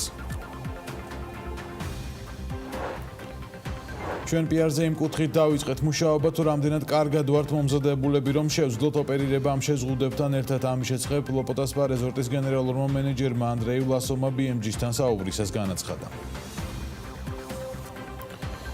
ნავთობპროდუქტების იმპორტიორთა კავშირი თხევადი აირის ბაზარზე არსებულ გამოწვევებთან დაკავშირებით განცხადება სავრცელებს, სადაც აღნიშნულია, რომ აღნიშნული დარგი სხვადასხვა მიზეზის გამო სწორად არ ვითარდება. განცხადებას ჩამოთვლილ გამოწვევებთან ერთად ბაზრის დარეგულირების რეკომენდაციებია წარმოდგენილი. ვისურვებდი შუამავლის გარეშე ურთიერთობას მიკროსაფინანსო და ეროვნულ ბანკს შორის. ამის შესახებ მიკროსაფინანსო ორგანიზაცია MBC-ის გენერალურმა დირექტორმა გია პეტრიაშვილმა BMG-სთან მისვეების წინაშე არსებულ გამოწვევებზე საუბრისას განაცხადა. სამშენებლო სექტორს კრიზისის დასაძლევად 1 წელიწად ნახევარი დასჭირდება. ამის შესახებ BMG-სთან საუბრისას დეველოპერული კომპანია ბალავარის ფინანსურმა დირექტორმა ლევან მაღრაძემ განაცხადა, მისი აზრით მთავრობის მხრიდან დაანონსებული შეღავათების ჭერი, რომლის თანახმად ხელფასი 1500 ლარამდე 750 ლარის ოდენობაზე გათავისუფლდება საშემოსავლო გადასახადისგან უნდა გაიზარდოს. საქართველოში პირველ ციფრულ ბარათს უკვე 600-მდე მომხმარებელი ყავს. ინოვაციური პროდუქტი მომხმარებლების ცხოვრების გასამარტივებლად TBC-ის და ვიზას ინიციატივით შეიქმნა და ეს ხელმისაწვდომი 2 დღის წინ გახდა. ციფრული ბარათი პლასტიკური ბარათის ციფრული ანალოგია და ყველა ის ფუნქცია აქვს, რაც სადებეტო ბარათს. მისი გამოყენებით შესაძლებელია თანხის გადახდა სავაჭრო ობიექტებში, პოსტერმინალების გამოყენებით, ასევე ბანკომატიდან თანხის განაღდება. უახლოეს მომავალში ბარათს ონლაინ გადახდის სერვისიც დაემატება.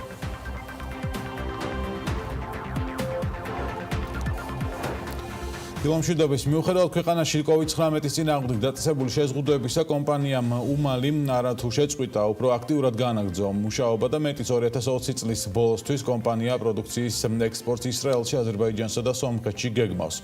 უმალი ქართულ ბაზარზე 2017 წლიდან ოპერირებს და მისი წილი საქართველოში არსებულ თევზის წარმოებაში 70%-ია, ქართულ მომხმარებელს კი 55 სახეობის თევზის პროდუქციას თავაზობს. უმალის საწარმოს გორში BMG-ის გადამღები ჯგუფის სტუმრობდა ვნახოთ სიუჟეტი.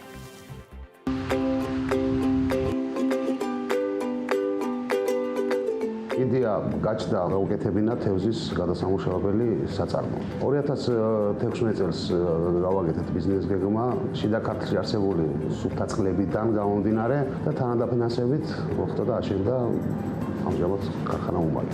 დაახლოებით რამდენიმე მილიონზე ლაპარაკი ინვესტიცია. 2017 წელს ივნისში გავიხსენეთ, ოპერირება დავიწყეთ უკვე ბაზარზე აგვისტოს თვეში. ქართლის გახსნიდან მოწვეული ყავდა უცხოელი სპეციალისტები და დაახლოებით ვაწარმოებდით 100-120 დასახელების პროდუქციას. ქართველი ადამიანის პირის გემო, ესე რომ ვთქვა, ცოტა სპეციფიკურია. ის პროდუქცია, რაც შეიძლება კარგია ნორვეგიაში, თუნდაც უკრაინაში ან მეზობელ ქვეყნებში, ჩვენ მომხმარებლები ზოგიერთი ვერ მიიღო. აქედან გამომდინარე, ამ ეტაპზე ვაწარმოებთ სადღაც 55 დასახელების პროდუქციას. მათ შორის არის რამოდენიმე ეგრეთ პრესერვი, ჩვენ უკანაც ჩანს. არის თევზის სალათები, გვაქვს გაყინული ნაფხევარ ფაბრიკატები, ხინკალი, პილმენი, კოტლეტი ეს. და მინდა რომ ვთქვა, რომ ნოუ-ჰაუა და ძალიან პოპულარობით სარგებლობს უკვე ეს გაყინული პროდუქცია მოსახლეობაში. კონკურენციის მართალი გითხრათ არ გვეშინია. 2018 წელს გავხდით ოქროს ბრენდი, გამოკითხვის შედეგად. აგრეთვე 2017 წელს მოგვენიჭა ISO სერტიფიკატი, ეს არის საერთაშორისო სტანდარტების სერტიფიკატი, რომელიც თავისთავად არის ხარისხის გარანტია და სამდაობის გარანტია პროდუქციის. და კონკურენტებთან შედარებით ჩვენი პროდუქციაში არ ვხმარობთ და ნაკლებად ვხმარობთ, ესე რომ ვთქვათ, კონსერვანტებს. ამიტომ პროდუქცია არის ნაკლებადიანი, მაგრამ მისაღები ყველა მომხმარებლისთვის. შემიძლია ვთქვა, რომ საქართველოში თევზის წარმოებას სერიოზული წილი ვიკავია, სადღაც შეიძლება 70%, შეიძლება ცოტა მეტიც. თევზის ამ საწარმოს გახსნის ერთ-ერთი იდეაც ეგ იყო, რომ ქართული პროდუქცია გვეწარმოებინა, მაგრამ აღმოჩნდა ისე, რომ ნედლეულ ნედრეულს, იმ დონის ნედრეულს ვერ ვაწარმოებთ საქართველოში. და მოგვიხდა ჩამოტანა უცხოეთთან. ძირითადად მუშაობთ ნორვეგიულ პროდუქციაზე. სადაც ქართული პროდუქციის წილი არის ჩვენ წარმოებულ პროდუქციაში დაახლოებით 30% და 60%-მდე შემოტანილი ნედრეულით ვაწარმოებთ სახონეს. ამჟამად საწარმოშია დასაქმებული 80-მდე ადამიანი. ჩვენი პროდუქცია არის ყველა კატეგორიის ადამიანისთვის, ყველაფერისთვის მისაწვდომი. აიწყება 2 ლარიდან და ადის ზემოთ რა პროდუქციის ღირებულება თვითონ. ორიენტირებული ვართ უფრო მომხმარებელზე ვიდრე მოგებაზე. წელს შევედით უკვე კახეთის რეგიონს ვითვისებთ და მთელი საქართველოს 80% ალბათ ათვისებული გვაქვს, ნელ-ნელა წავდივართ ბაზარზე. რაც შეეხება ექსპორტს, გქონდა მოლაპარაკებები, რამდენიმე ქვეყანასთან. დავარაუდოთ, ვფიქრობთ, რომ რაღაც 2020 წლის ბოლოს, რა თქმა უნდა, ყველაფერი კარგად იქნება. რამდენიმე ქვეყანაში ალბათ გავიტანთ ექსპორტზე ჩვენ პროდუქცია. ანუ მოიაზრება როგორც ისრაელი, აგრეთვე ჩვენი მეზობელი ქვეყნები, აზერბაიჯანი, სომხეთი, თვითონ თევზი პროდუქტი ძალიან მდიდარია ვიტამინებით, რომელიც აუცილებელია ადამიანისთვის რა. ანუ აქედან არის ერთი A ვიტამინი, D ვიტამინი, ომეგა-3, რომელიც აძლიერებს იმუნიტეტს ადამიანში. სასურველი იქნება, რომ ქართულ მოსახლეობამ და მოხმარებელმა არჩევანი გააკეთოს თევზის პროდუქცია, არა მარტო ჩვენზე საერთოდ რა.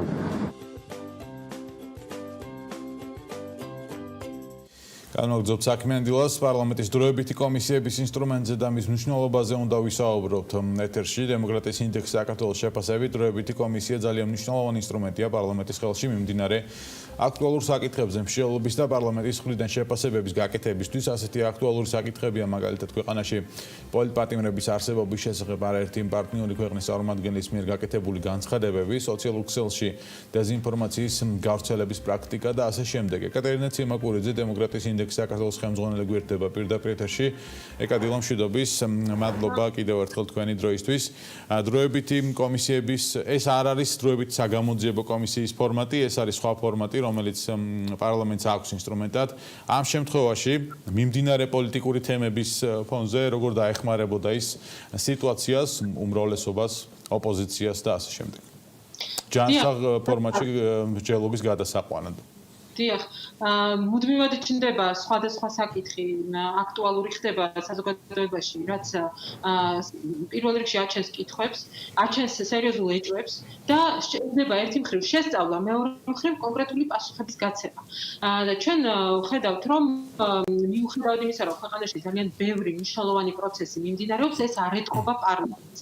ეს არის სერიოზული პრობლემა, რომ გადაწყვეტილებები ქვეყანაში მიიღება არა პარლამენტში, ან ქვეყნის მთავარ პოლიტიკურ პროცესებთან დაკავშირებული გადაწყვეტილებები და სტრატეგიულ განვითარებასთან დაკავშირებული გადაწყვეტილებები არა პარლამენტში, არამედ აშკარაა რომ სადღაც სხვაგან და არც შემდეგ არ ხდება ეს საკითხები პარლამენტში განხილვის საგანი. ერთი დათქმა უნდა გაკეთდეს აუცილებლად რომ რა თქმა უნდა, როდესაც ჩვენ ვსაუბრობთ ახლა პარლამენტის ეფექტურ მუშაობაზე, პარლამენტს სულ რამდენიმე თვე დარჩა თავისი უფლებამოსილების ამოწურვამდე ამ მოწვევის პარლამენტს და უფრო სწორი იქნება რომ შევაფასოთ მისი განვლილი საქმიანობა და ამ კუთხით შევხედოთ მათ შორის საგამოძიებო თუ დროებითი სხვა კომისიების მუშაობას და ალბათ მოლოდინი არ უნდა გქონდეს რომ აი ახლა ჩაუყრის საფუძველს პარლამენტი რაღაცა ახალი საკითხების შესწავლას და ახალი ფორმატების გახსნას და ამ ჭრილში იმუშავებს, თუმცა კრიტიკულად მნიშვნელოვანია რომ საზოგადოებამ იცოდეს რა ინსტრუმენტები არსებობს პარლამენტის ხელთ იმისთვის რომ ზუსტადაც ყველა მნიშვნელოვან საკითხზე რაც აქტუალურდება ქვეყანაში შეისწავლოს და ადეკვატური რეაგირება მოახდინოს და ერთ-ერთი ასეთი ძალიან მოქნილი და კარგი ინსტრუმენტი არის დროებითი კომისიების შექმნა. საგამოძიებო კომისიებზე ჩვენ ადრეც გვისაუბრია და ვიცით რომ მიუხედავად იმისა რომ დგება მოთხოვნები საგამოძიებო კომისიების შექმნის შესახებ პრაქტიკულად შეუძლებელი იყო ამ მოწვევის პარლამენტში საგამოძიებო კომისიის ფორმატის მუშაობა. ერთადერთი შემთხვევა იყო, როდესაც მრავალათასიანი აქციების შედეგად გახდა ეს შესაძლებელი ხოროვას ქუჩის საქმეზე, მაგრამ დროებითი კომისიის ფორმატი იმით განსხვავდება საგამოძიებო კომისიისგან, რომ ის იძლევა შესაძლებლობას, რომ არა მხოლოდ უშუალოდ დანაშაულის თანამდებობის პირების მხრიდან რაიმე დანაშაულის ჩადენაზე ან სხვა ტიპის კანონდარღვევაზე იმსჯელოს, არამედ ნებისმიერ ნებისმიერი საკითხი, რომელიც შეიძლება გახდეს აქტუალური, რომელიც გააჩენს კითხვებს დაიჭოს, ამაზე იმსჯელოს და პოლიტიკურ ეკა ერთია თქვა ინსტრუმენტი, რომელიც პარლამენტს ამ შემთხვევაში აქვს, მაგრამ ჩდება კითხვა, რამდენად ეფექტური იქნება ეს ინსტრუმენტი. ანუ გვაქვს თუ არა მაგალითები, რომ მაგალითად დროებითმა კომისიამ გარკვეული საკითხზე შეიქმნა და გადაწყდა ის საკითხი. ხო, აი ამ წლების განმავლობაში. ძალიან მოკლედ ვიტყვი, რომ აი ბოლო სულ რაღაცა მოკლე პერიოდი რომ გავიხსენოთ, რამდენიმე საკითხი იყო, რაც შეიძლებოდა რომ სხვადასხვა დროებითი კომისიის ფორმატში განხილულიყო, ეს იყო პოლიტიკური ნიშნით დევნაზე და პოლიტიკური ლიდერების ზუსტად პოლიტიკური ნიშნით მართლმსაჯულების განხორციელებაზე ძალიან ბევრი საუბარი არის და ღია და პირდაპირ ტექსტებით გვეუბნებიან როგორც საერთაშორისო ორგანიზაციები, ისე პარტნიორი ქვეყნების წარმომადგენლები, რომ ეს არის პრობლემა ქვეყანაში. დეზინფორმაციის მასშტაბური გავრცელება და სოციალური ქსელების ამ კუთხით გამოყენებაზე, რა თქმა უნდა, სულ ახალხან გააქტიურდა და უკვე მეორე შემთხვევა არის, როდესაც Facebook-მა დახურა ძალიან ბევრი Facebook გვერდები და ესეც დადასტურებული პრობლემა არის. არის ასევე სხვა პრობლემები, რომელიც ზუსტადაც არასათანადო გავლენებს უკავშირდება სასამართლო სისტემაში და პროკურატურის პოლიტიზირებას. ყველა ეს საკითხი არ არის დაფარული, ცნობილია, ამაზე ჩვენ ღიად გვესაუბრებიან საერთაშორისო პარტნიორები და ეს არ ხდება პარლამენტში მსჯელობის და განხილვისაგან და ამას არ ართმევს პარლამენტის სახელს. ახლა რაც შეეხება ეფექტურობას, რა თქმა უნდა, მაგალითისთვის შეიძლება მოვიყვანოთ თუნდაც ხროვას ქუჩის საქმე, როდესაც მართალია იქ ვერ შეთანხმდა პოზიცია და ოპოზიცია საბოლოოდ პარლამენტის დასკვნაზე, მაგრამ თავისთავად მსჯელობა და საკითხების სააშკარაოზე გამოტანა, კონკრეტული ობიექტური ინფორმაციის მოტანა ამ კომისიის ფორმატში და შემდეგ ამით შეფასება იყო ძალიან მნიშვნელოვანი და ჩვენ დავინახეთ, რომ ამან რეალურად შემდეგ ამ საქმის გამოძიებაზე გავლენა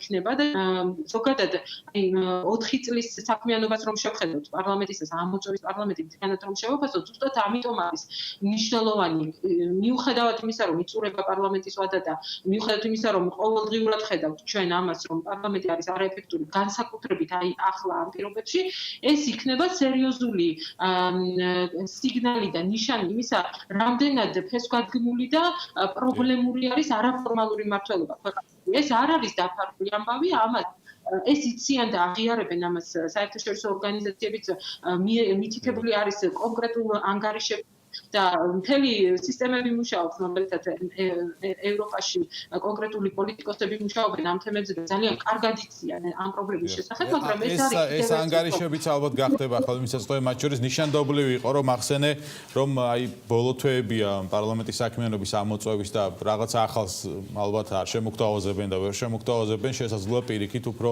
მშენელდეს მათი აქტივობა, სადამდე არ ვიცი, მაგრამ რაღაც პროცესები შეიძლება უფრო და უფრო შენელდეს, რაც მათი ვადა, ასე თქვა, წავა ამოწურვისკენ. მადლობა ეკა შენ ჩართვისთვის, ინფორმაციისთვის. დიახ. ძალიან მოკლედ რომ ეს გაურკვევლობები ხა რაც არსებობს რომ რეალურად რაზე იყო შეთანხმება და როგორ გამარტავს ამ შეთანხმებას ეს მსჯელობები ღიად რომ ყოფილიყო საპარლამენტო რომ ყოფილიყო ან კომისიების ფორმატში ან ნებისმიერ ფორმატში ეს კითხვები არ გაჩნდებოდა რა თქმა უნდა და გასაგები იქნებოდა მეტი სიცხადე იქნებოდა კი ბატონო მადლობა ეკატერინე ციმაკურიძეს დემოკრატიის ინდექსი საქართველოს ხელმძღვანელი იყო საქმიანი დილის პირდაპირ ეთერში შემშვიდობებით მას და განვგზობთ ეთერს HR პროფესიონალთა ასოციაციის და კომპანიამ ასეკო ჯორჯიას თანამშრომლობით ასაქმების პლატფორმა შეიქმნა კომპანიის კამპანიის ადამიანისთვის ძირითადი მიზანია გაზიარდეს ცოდნა და წარმატებული გამოცდილებები დასაქმების ხელშეწყობის პარალელურად ამ მიზნების განსახორციელებლად კამპანია ერთიანებს უკვე 200-მდე მეტ ორგანიზაციას პრინციპში ამაზე ინფორმაციას სოდაღაში მოგვაწვდის ჩვენი სტუმარი და ექსპერტს რომლებიც აზიარებენ ინფორმაციას ვაკანსიების და კანდიდატების შესახებ ან და მათ ექსპერტიზას სხვადასხვა სფეროში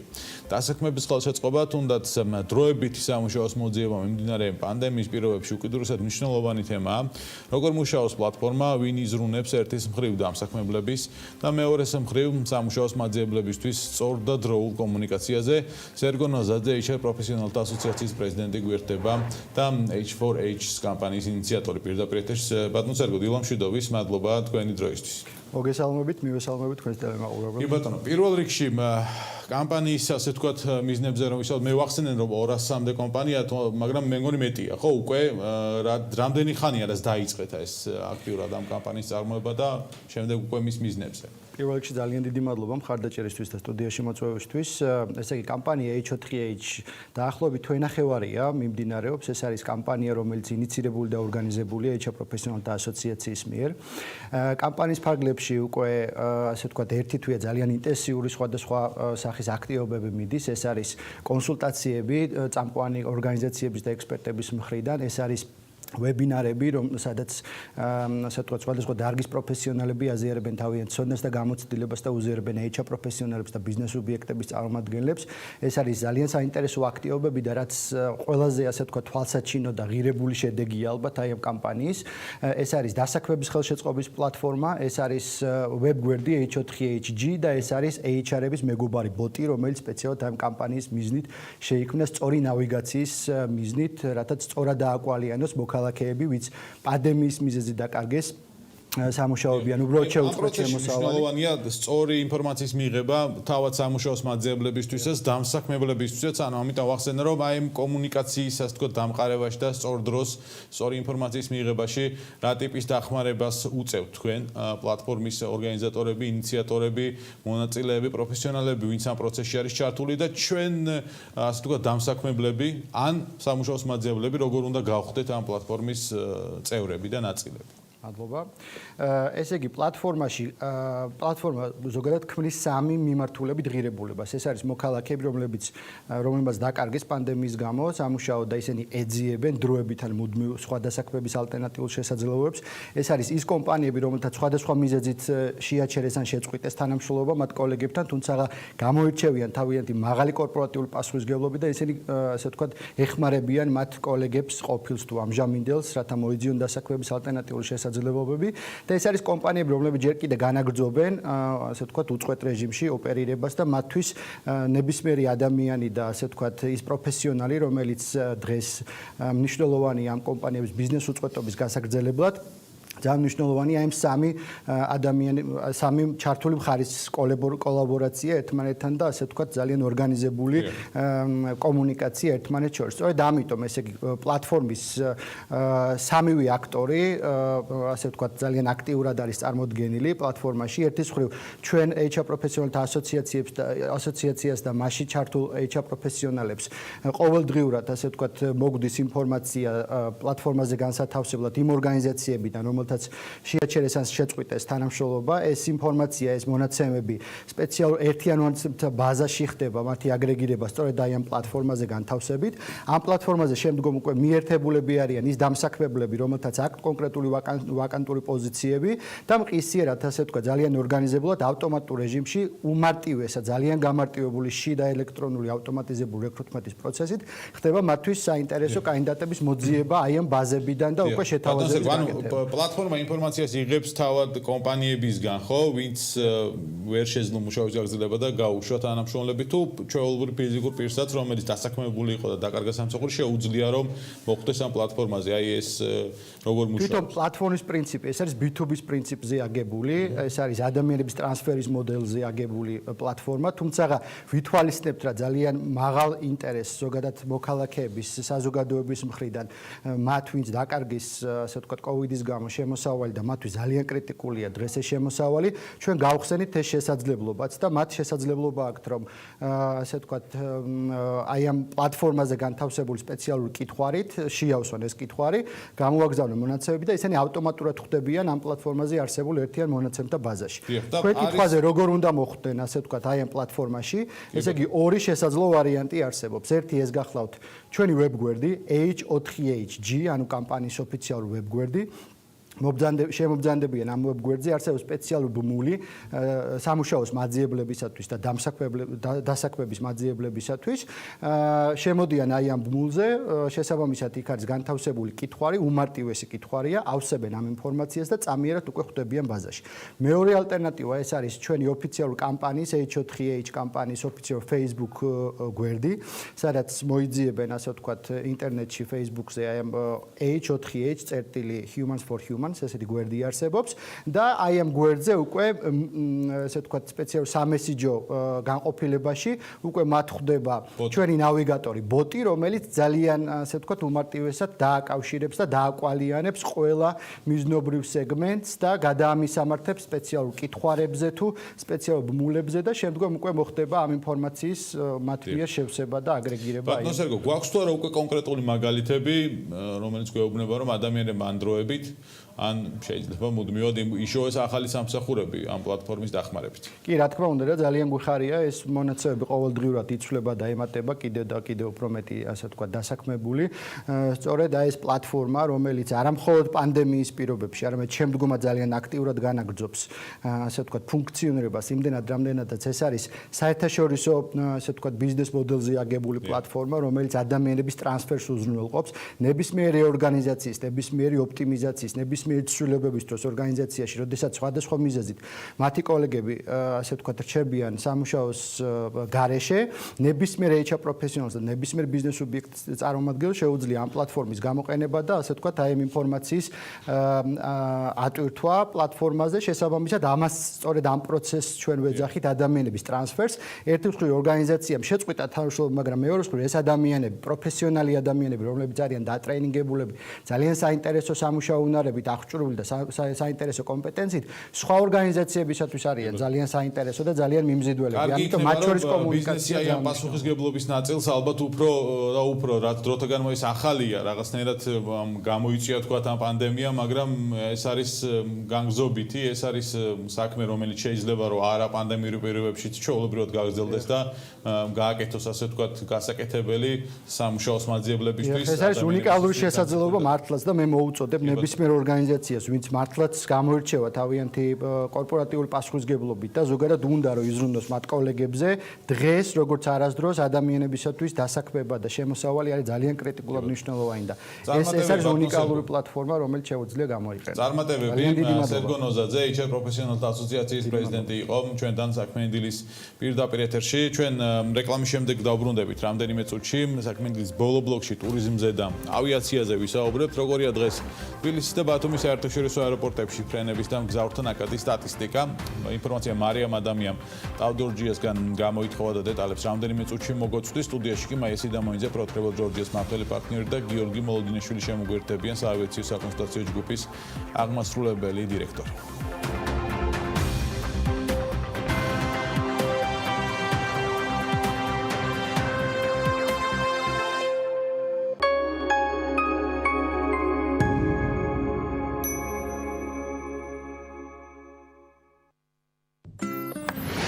დარჩი სახლში და ისარგებლეს სპარის ონლაინ მაღაზიით. შეუკვეთესა სურველი პროდუქტი ვებგვერდზე spar.online.g ან გადმოწერე აპლიკაცია Spar Georgia და თქვენს მიერ არჩეულ პროდუქტს კურიერი ადგილზე მოგაწვდით.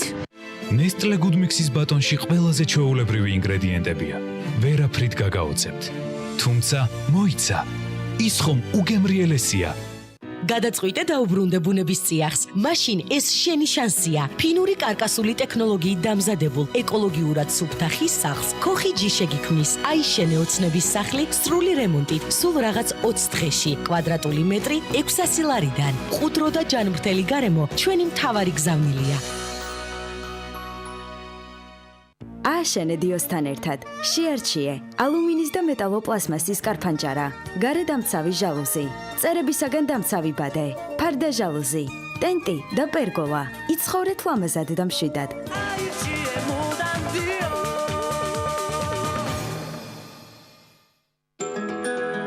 კბილეული ჩემს სახლში ყოველთვისაა. ამიტომ ჩემთვის მნიშვნელოვანია ის არა მარტო გემრიელი, არამედ ჯანსაღიც იყოს. როცა ჩემი შვილები სანდომის კბილეულს მიირთმევენ, შვიდად ვარ, რადგან ვიცი, რომ ის ყოველთვის ახალი და ეკოლოგიურად სუფთაა. სანდომი ფართო ასორტიმენტს გვთავაზობს და არჩევანშიც არ ვარ შეზღუდული. სანდომი, ბრენდი, რომელსაც ვენდობი. უკვე სახლიდან გაუსვლელად. შეიძინეთ საგაში, კონდიციონერები, წყლის გამაცხელებლები, ცენტრალური გათბობა. გვეწვიეთ საიტზე saga.g. შეარჩიეთ პროდუქტი და ჩვენ მას ყველგან მოგიტანთ. saga. ცხოვრება გამარტივებული. ჩემი აზრით, ჩვენი სამზარეულო საუკეთესოა. საბანკიეროდ იაპონური ყველაზე დაბალანსებულია. ჩვენთვის ორივე გემრიელია.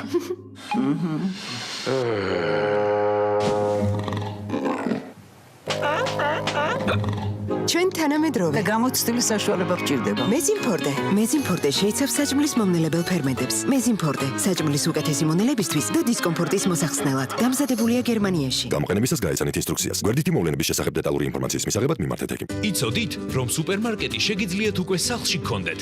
ჰოუმმარკეტი ეს ელექტრონული მაღაზიაა, რომლითაც სახლიდან გაუსვლელად შეგიძლიათ შეიძინოთ ყველაფერი: ხორცი, ხილბოსტანი, სასმელი, ბაკალეა, ქიმია. პროდუქტები დახურული მარკეტიდან მოგდით. მიწოდების დრო 1 საათი. გაიარეთ რეგისტრაცია ვებგვერდზე homemarket.g. შეიძინეთ ჰოუმმარკეტი ან ისარგებლეთ უფასო სარგებლობის პირობით. გამარჯობა კეთი, გამარჯობა ნინო. აი, ბატონი სანდროსთვის კამბები შევიძინეთ. აი, სანდრო. როგორ ხარ ლიზი? კარგად შენ? მომეშვა. რომ გაჟონოს? მე კამბების საფენი მაცვია, რომელიც სითხეს მაშინვე იწოვს და არხებში ანაწილებს. რაც აქ ხდება, აქ ვერ რჩება. არხები? ახლა ჩვენს არხებს გაგაცნობთ. განახლებული კამბები. სითხის შემწოვი არხები სისველეს სწრაფად იწოვს და თანაბრად ანაწილებს. მომენტალურ სიმშრალეს კი დედები გვიდასტურებენ. რაც ხდება კამბებში, რჩება კამბებში. ჩვენი სტრატეგიული ხედვა არის, რომ მეამა დამკვიდრდეს როგორც პირველი ქართული ყავის წარმოებელი ბრენდი. სიახლე შემოგვაქვს ბაზარზე. ჩვენ თვითონ ვქნით ყველა ჩვენ პროდუქტს.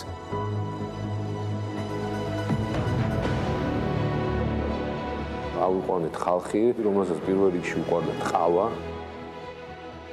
ნოლიდან გავიარეთ სწავლებები ევროპასა და ამერიკის საუკეთესო უნივერსიტეტებში. ძირითადი ფოკუსი კეთდება ინოვაციური გაყიდვის პლატფორმებზე. ვაწარმოებთ მხოლოდ ნატურალურ ყავას, არანაირ ქიმიურ დანამატებს არ შეიცავს. კომპანიის ერთ-ერთი მნიშვნელოვანი მიზანია ყავის მოხმარების მოძველებული მეთოდების შეცვლა.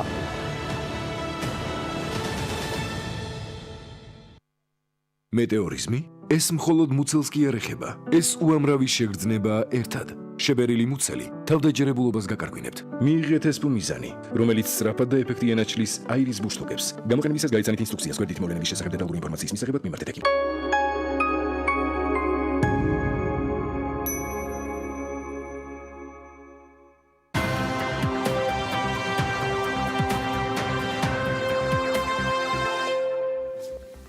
როგორია დღეს თბილისსა და ბათუმის საერთაშორისო აეროპორტებში ფრენების დამგზავრდა ნაკადი სტატისტიკა, რაოდენობის კლება ფიქსირდება და როგორი იყო გასული წლის ანალოგიურ პერიოდში. მონაცემები ინფორმაცია მარიამ ადამიანს ტავ-ჯორჯიასგან გამოითხოვა და ის ახლა პირდაპირ ეთერში თბილისის საერთაშორისო აეროპორტიდან გაგვაცნობს რიცხვებში ჩაშლილად და ვრცლად განახლებულ ინფორმაციას. მარიამ, რა მდგომარეობაა დღეს ავიაციის მიმართულებით და როგორია აპრილის და მაისის პირველი 10 დღის მონაცემები?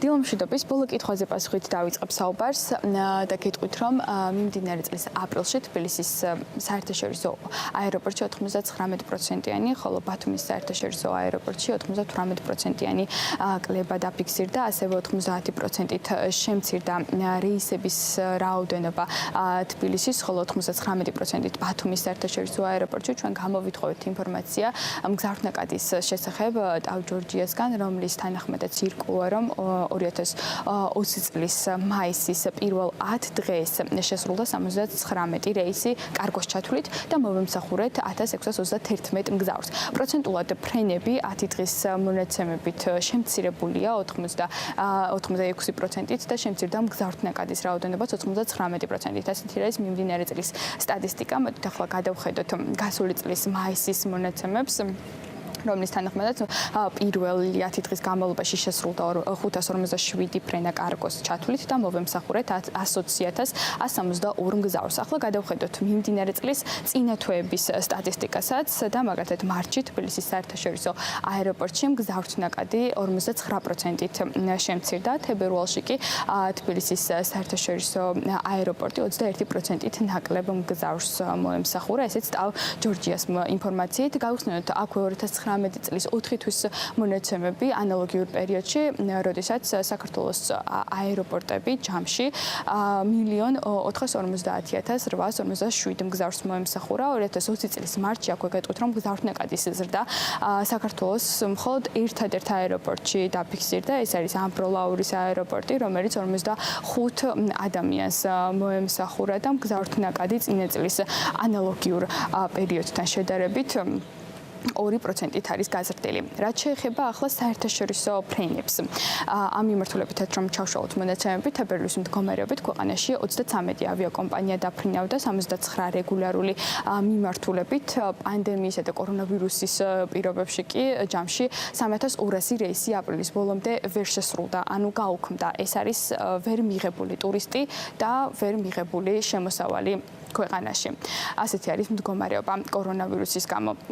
შესაბამისად, შეჩერებული ფრენები საქართველოში უკვე მაისის ბოლოდან უნდა აღდგეს ამ ინფორმაციით და ამ ეტაპზე პრივილეგიით მხოლოდ თურქული ავიაკომპანიები ისარგებლებენ. Turkish Airlines-ის საიტზე თბილისის სტამბოლის მიმართულებით და პირიქით ბილეთების შეძენა უკვე დაწყებული არის. უსაფრთხოების ზომებიდან გამომდინარე კი, რა თქმა უნდა, შეიცვლება წესები, იქნება მგზავრებისთვის აუცილებელი პირბადეებისა და ასევე ხელთათმანების ფარების გამოყენება.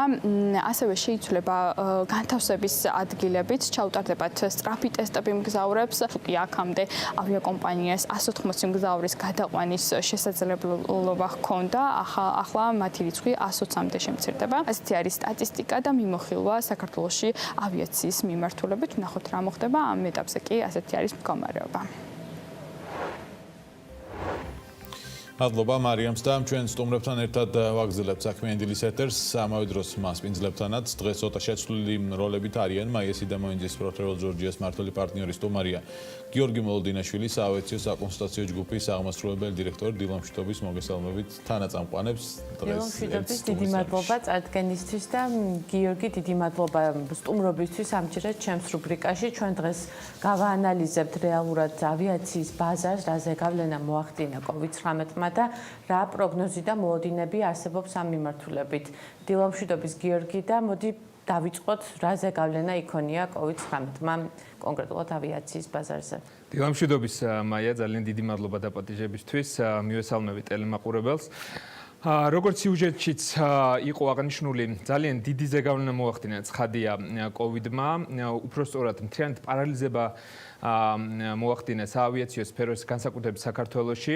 თუ ავიღებთ მთლიან ციფრს, რაც ესე იგი რეისების რაოდენობა გაუქმდა 21 მარტიდან დღემდე, ეს არის დაახლოებით 4500 ფრენა მთელი საქართველოს მასშტაბით, რაც დამეთანხმება, რომ ძალიან დიდი დარტყმაა საავიაციო სფეროსთვის. ამ ეტაპზე სრულდება მხოლოდ რეპატრიაციის ფრენები და სატვირთო გადაზიდვები. თუ გადავხედავთ საერთაშორისო რეგულარულ საავიაციო გადაყვანა გადაზიდვებს, ციფრები შემდეგნაირად გამოიყურება, დაახლოებით 70%-ით არის მსოფლიო მასშტაბით რეგულარული ავიაგადაზიდვები შემცირებული. ეს მაჩვენებელი ცხადია, სხვადასხვანაირად გამოიყურება სხვადასხვა ქვეყნებში, მაგალითად ესპანეთში 92%-ით არის შემცირებული, გერმანიაში 90% და ასე სხვადასხვა ციფრები არის სხვადასხვა ქვეყნების მაჩვენებელი.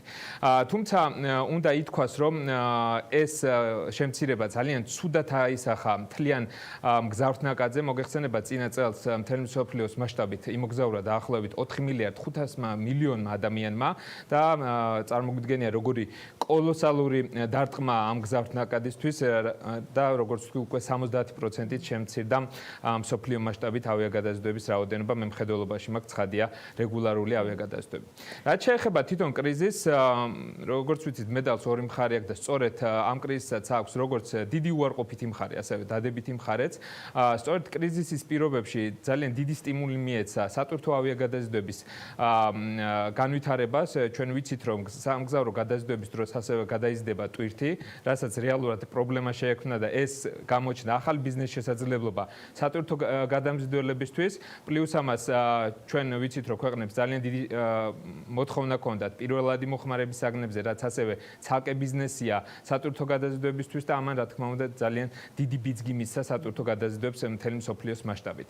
ასევე იმ ადამიანებმა, ვისაც ამ ბიზნეს ავიაციით სარგებლობის შესაძლებლობა ჰქონდა, დაიწყეს უფრო ხშირი მოგზაურობა საკუთარი ჩარტერული ფრენებით, რამაც ასევე გაზარდა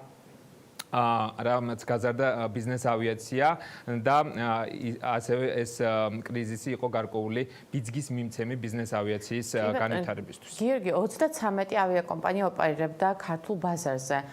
რა მოლოდინი არის, რამდენ ხანში შეიძლება, ასე ვთქვათ, აღადგინოთ მათი ოპერირება და ფრენები სრულად? მაია, ვიცით, რომ მარტო საქართველოზე არ არის დამოკიდებული ფრენების აღდგენა, ეს არის ზოგადად სიტუაციიდან გამომდინარე, თუ როგორი სიტუაცია იქნება პანდემიასთან დაკავშირებით სხვა ქვეყნებში.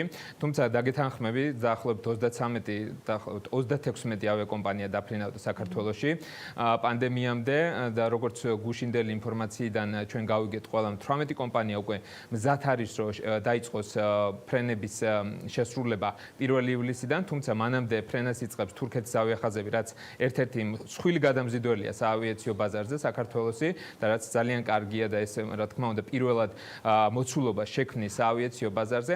თუმცა მე ვიტყოდი, რომ ეს პერიოდი ჩვენ უფრო უნდა გამოგვეყენებინა ახალი ავიაკომპანიების შემოყვანისთვის საქართველოში, იმ ავიაკომპანიებთან ერთად, რომელიც ტრადიციულად დაფრინავს საქართველოს, ჩვენ დრო გქონდა ამისთვის და მე ვიმედოვნებ, რომ იმ ავიაკომპანიებთან, რომელიც რეალურად ეძებენ ახალ ბაზრებს კრიზისის გადალახვის შემდეგ, რომ იფრინონ სხვადასხვა მიმართულებით, მე ვფიქრობ, რომ უნდა დავიწყოთ ამ ავიაკომპანიებთანაც ურთიერთობა და შემოვიყვანოთ ისინი საქართველოს ბაზარზე. გიორგი, თქვენ როგორ ფიქრობთ, აი თქვენ რომ ყოფილიყავით დღეს ასე ვთქვათ საჯარო სექტორში, რომელ ავიაკომპანიებთან იმუშავებდით ახალი შესაძლებლობების მიმართულებით?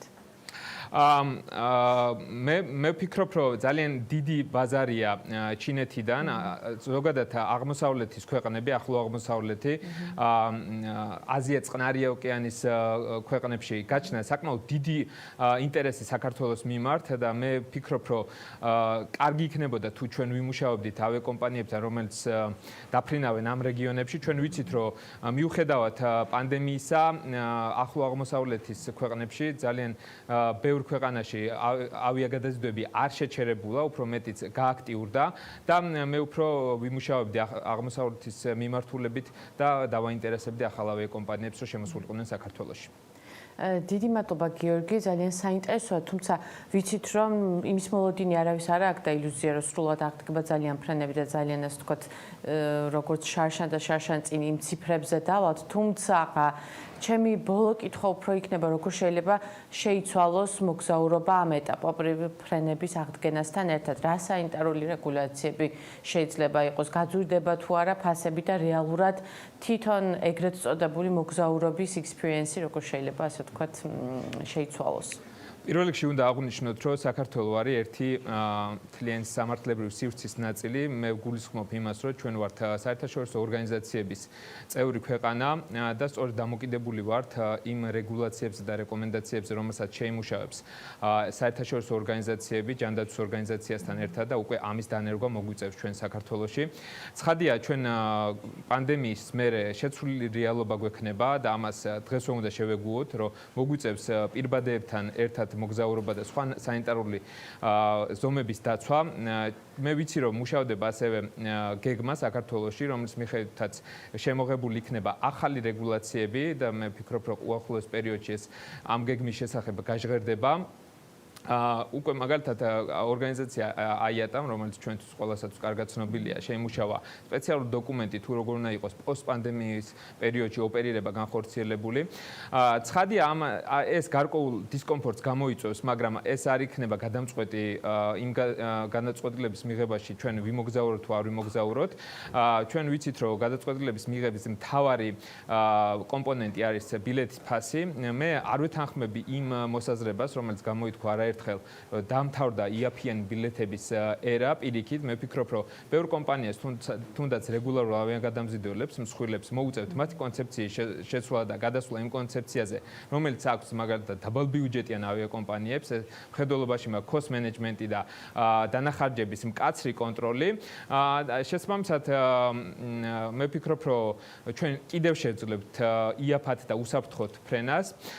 აქ კიდევ რამოდენიმე კომპონენტია, ცხადია, რომელიც ხელშეუწყობს ბილეთის დაბალნიშნულზე, ბილეთის ფასის დაბალნიშნულზე შენარჩუნებას. ეს არის არნახული შემცირება საწვავის ფასის, ეს არის თვითმფრინავების დაბალი საოპერაციო ხარჯები, მხედველობაში მაქვს ლიზინგის გადასახადები და ასე შემდეგ და ასევე უნდა გავითვალისწინოთ იმას, რომ ისიც რომ სახელმწიფოები თავიანთ გადამზიდველებს ძალიან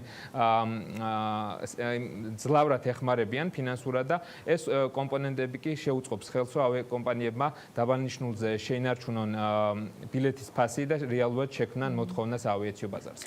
გიორგი, ძალიან დიდი მადლობა საინტერესო ანალიზისთვის. ჩვენ შემდეგ რუბრიკებშიც ასე ვთქვათ, გვექნება ავიაციაზე ხშირად საუბარი. იქიდან გამომდინარე, რომ 1 ივლისიდან უკვე საერთაშორისო ტურისტებს ველოდებით საქართველოში და მე უკვე გემშვიდობებით შემდეგ სამშაბათამდე ტურიზმის რუბრიკით.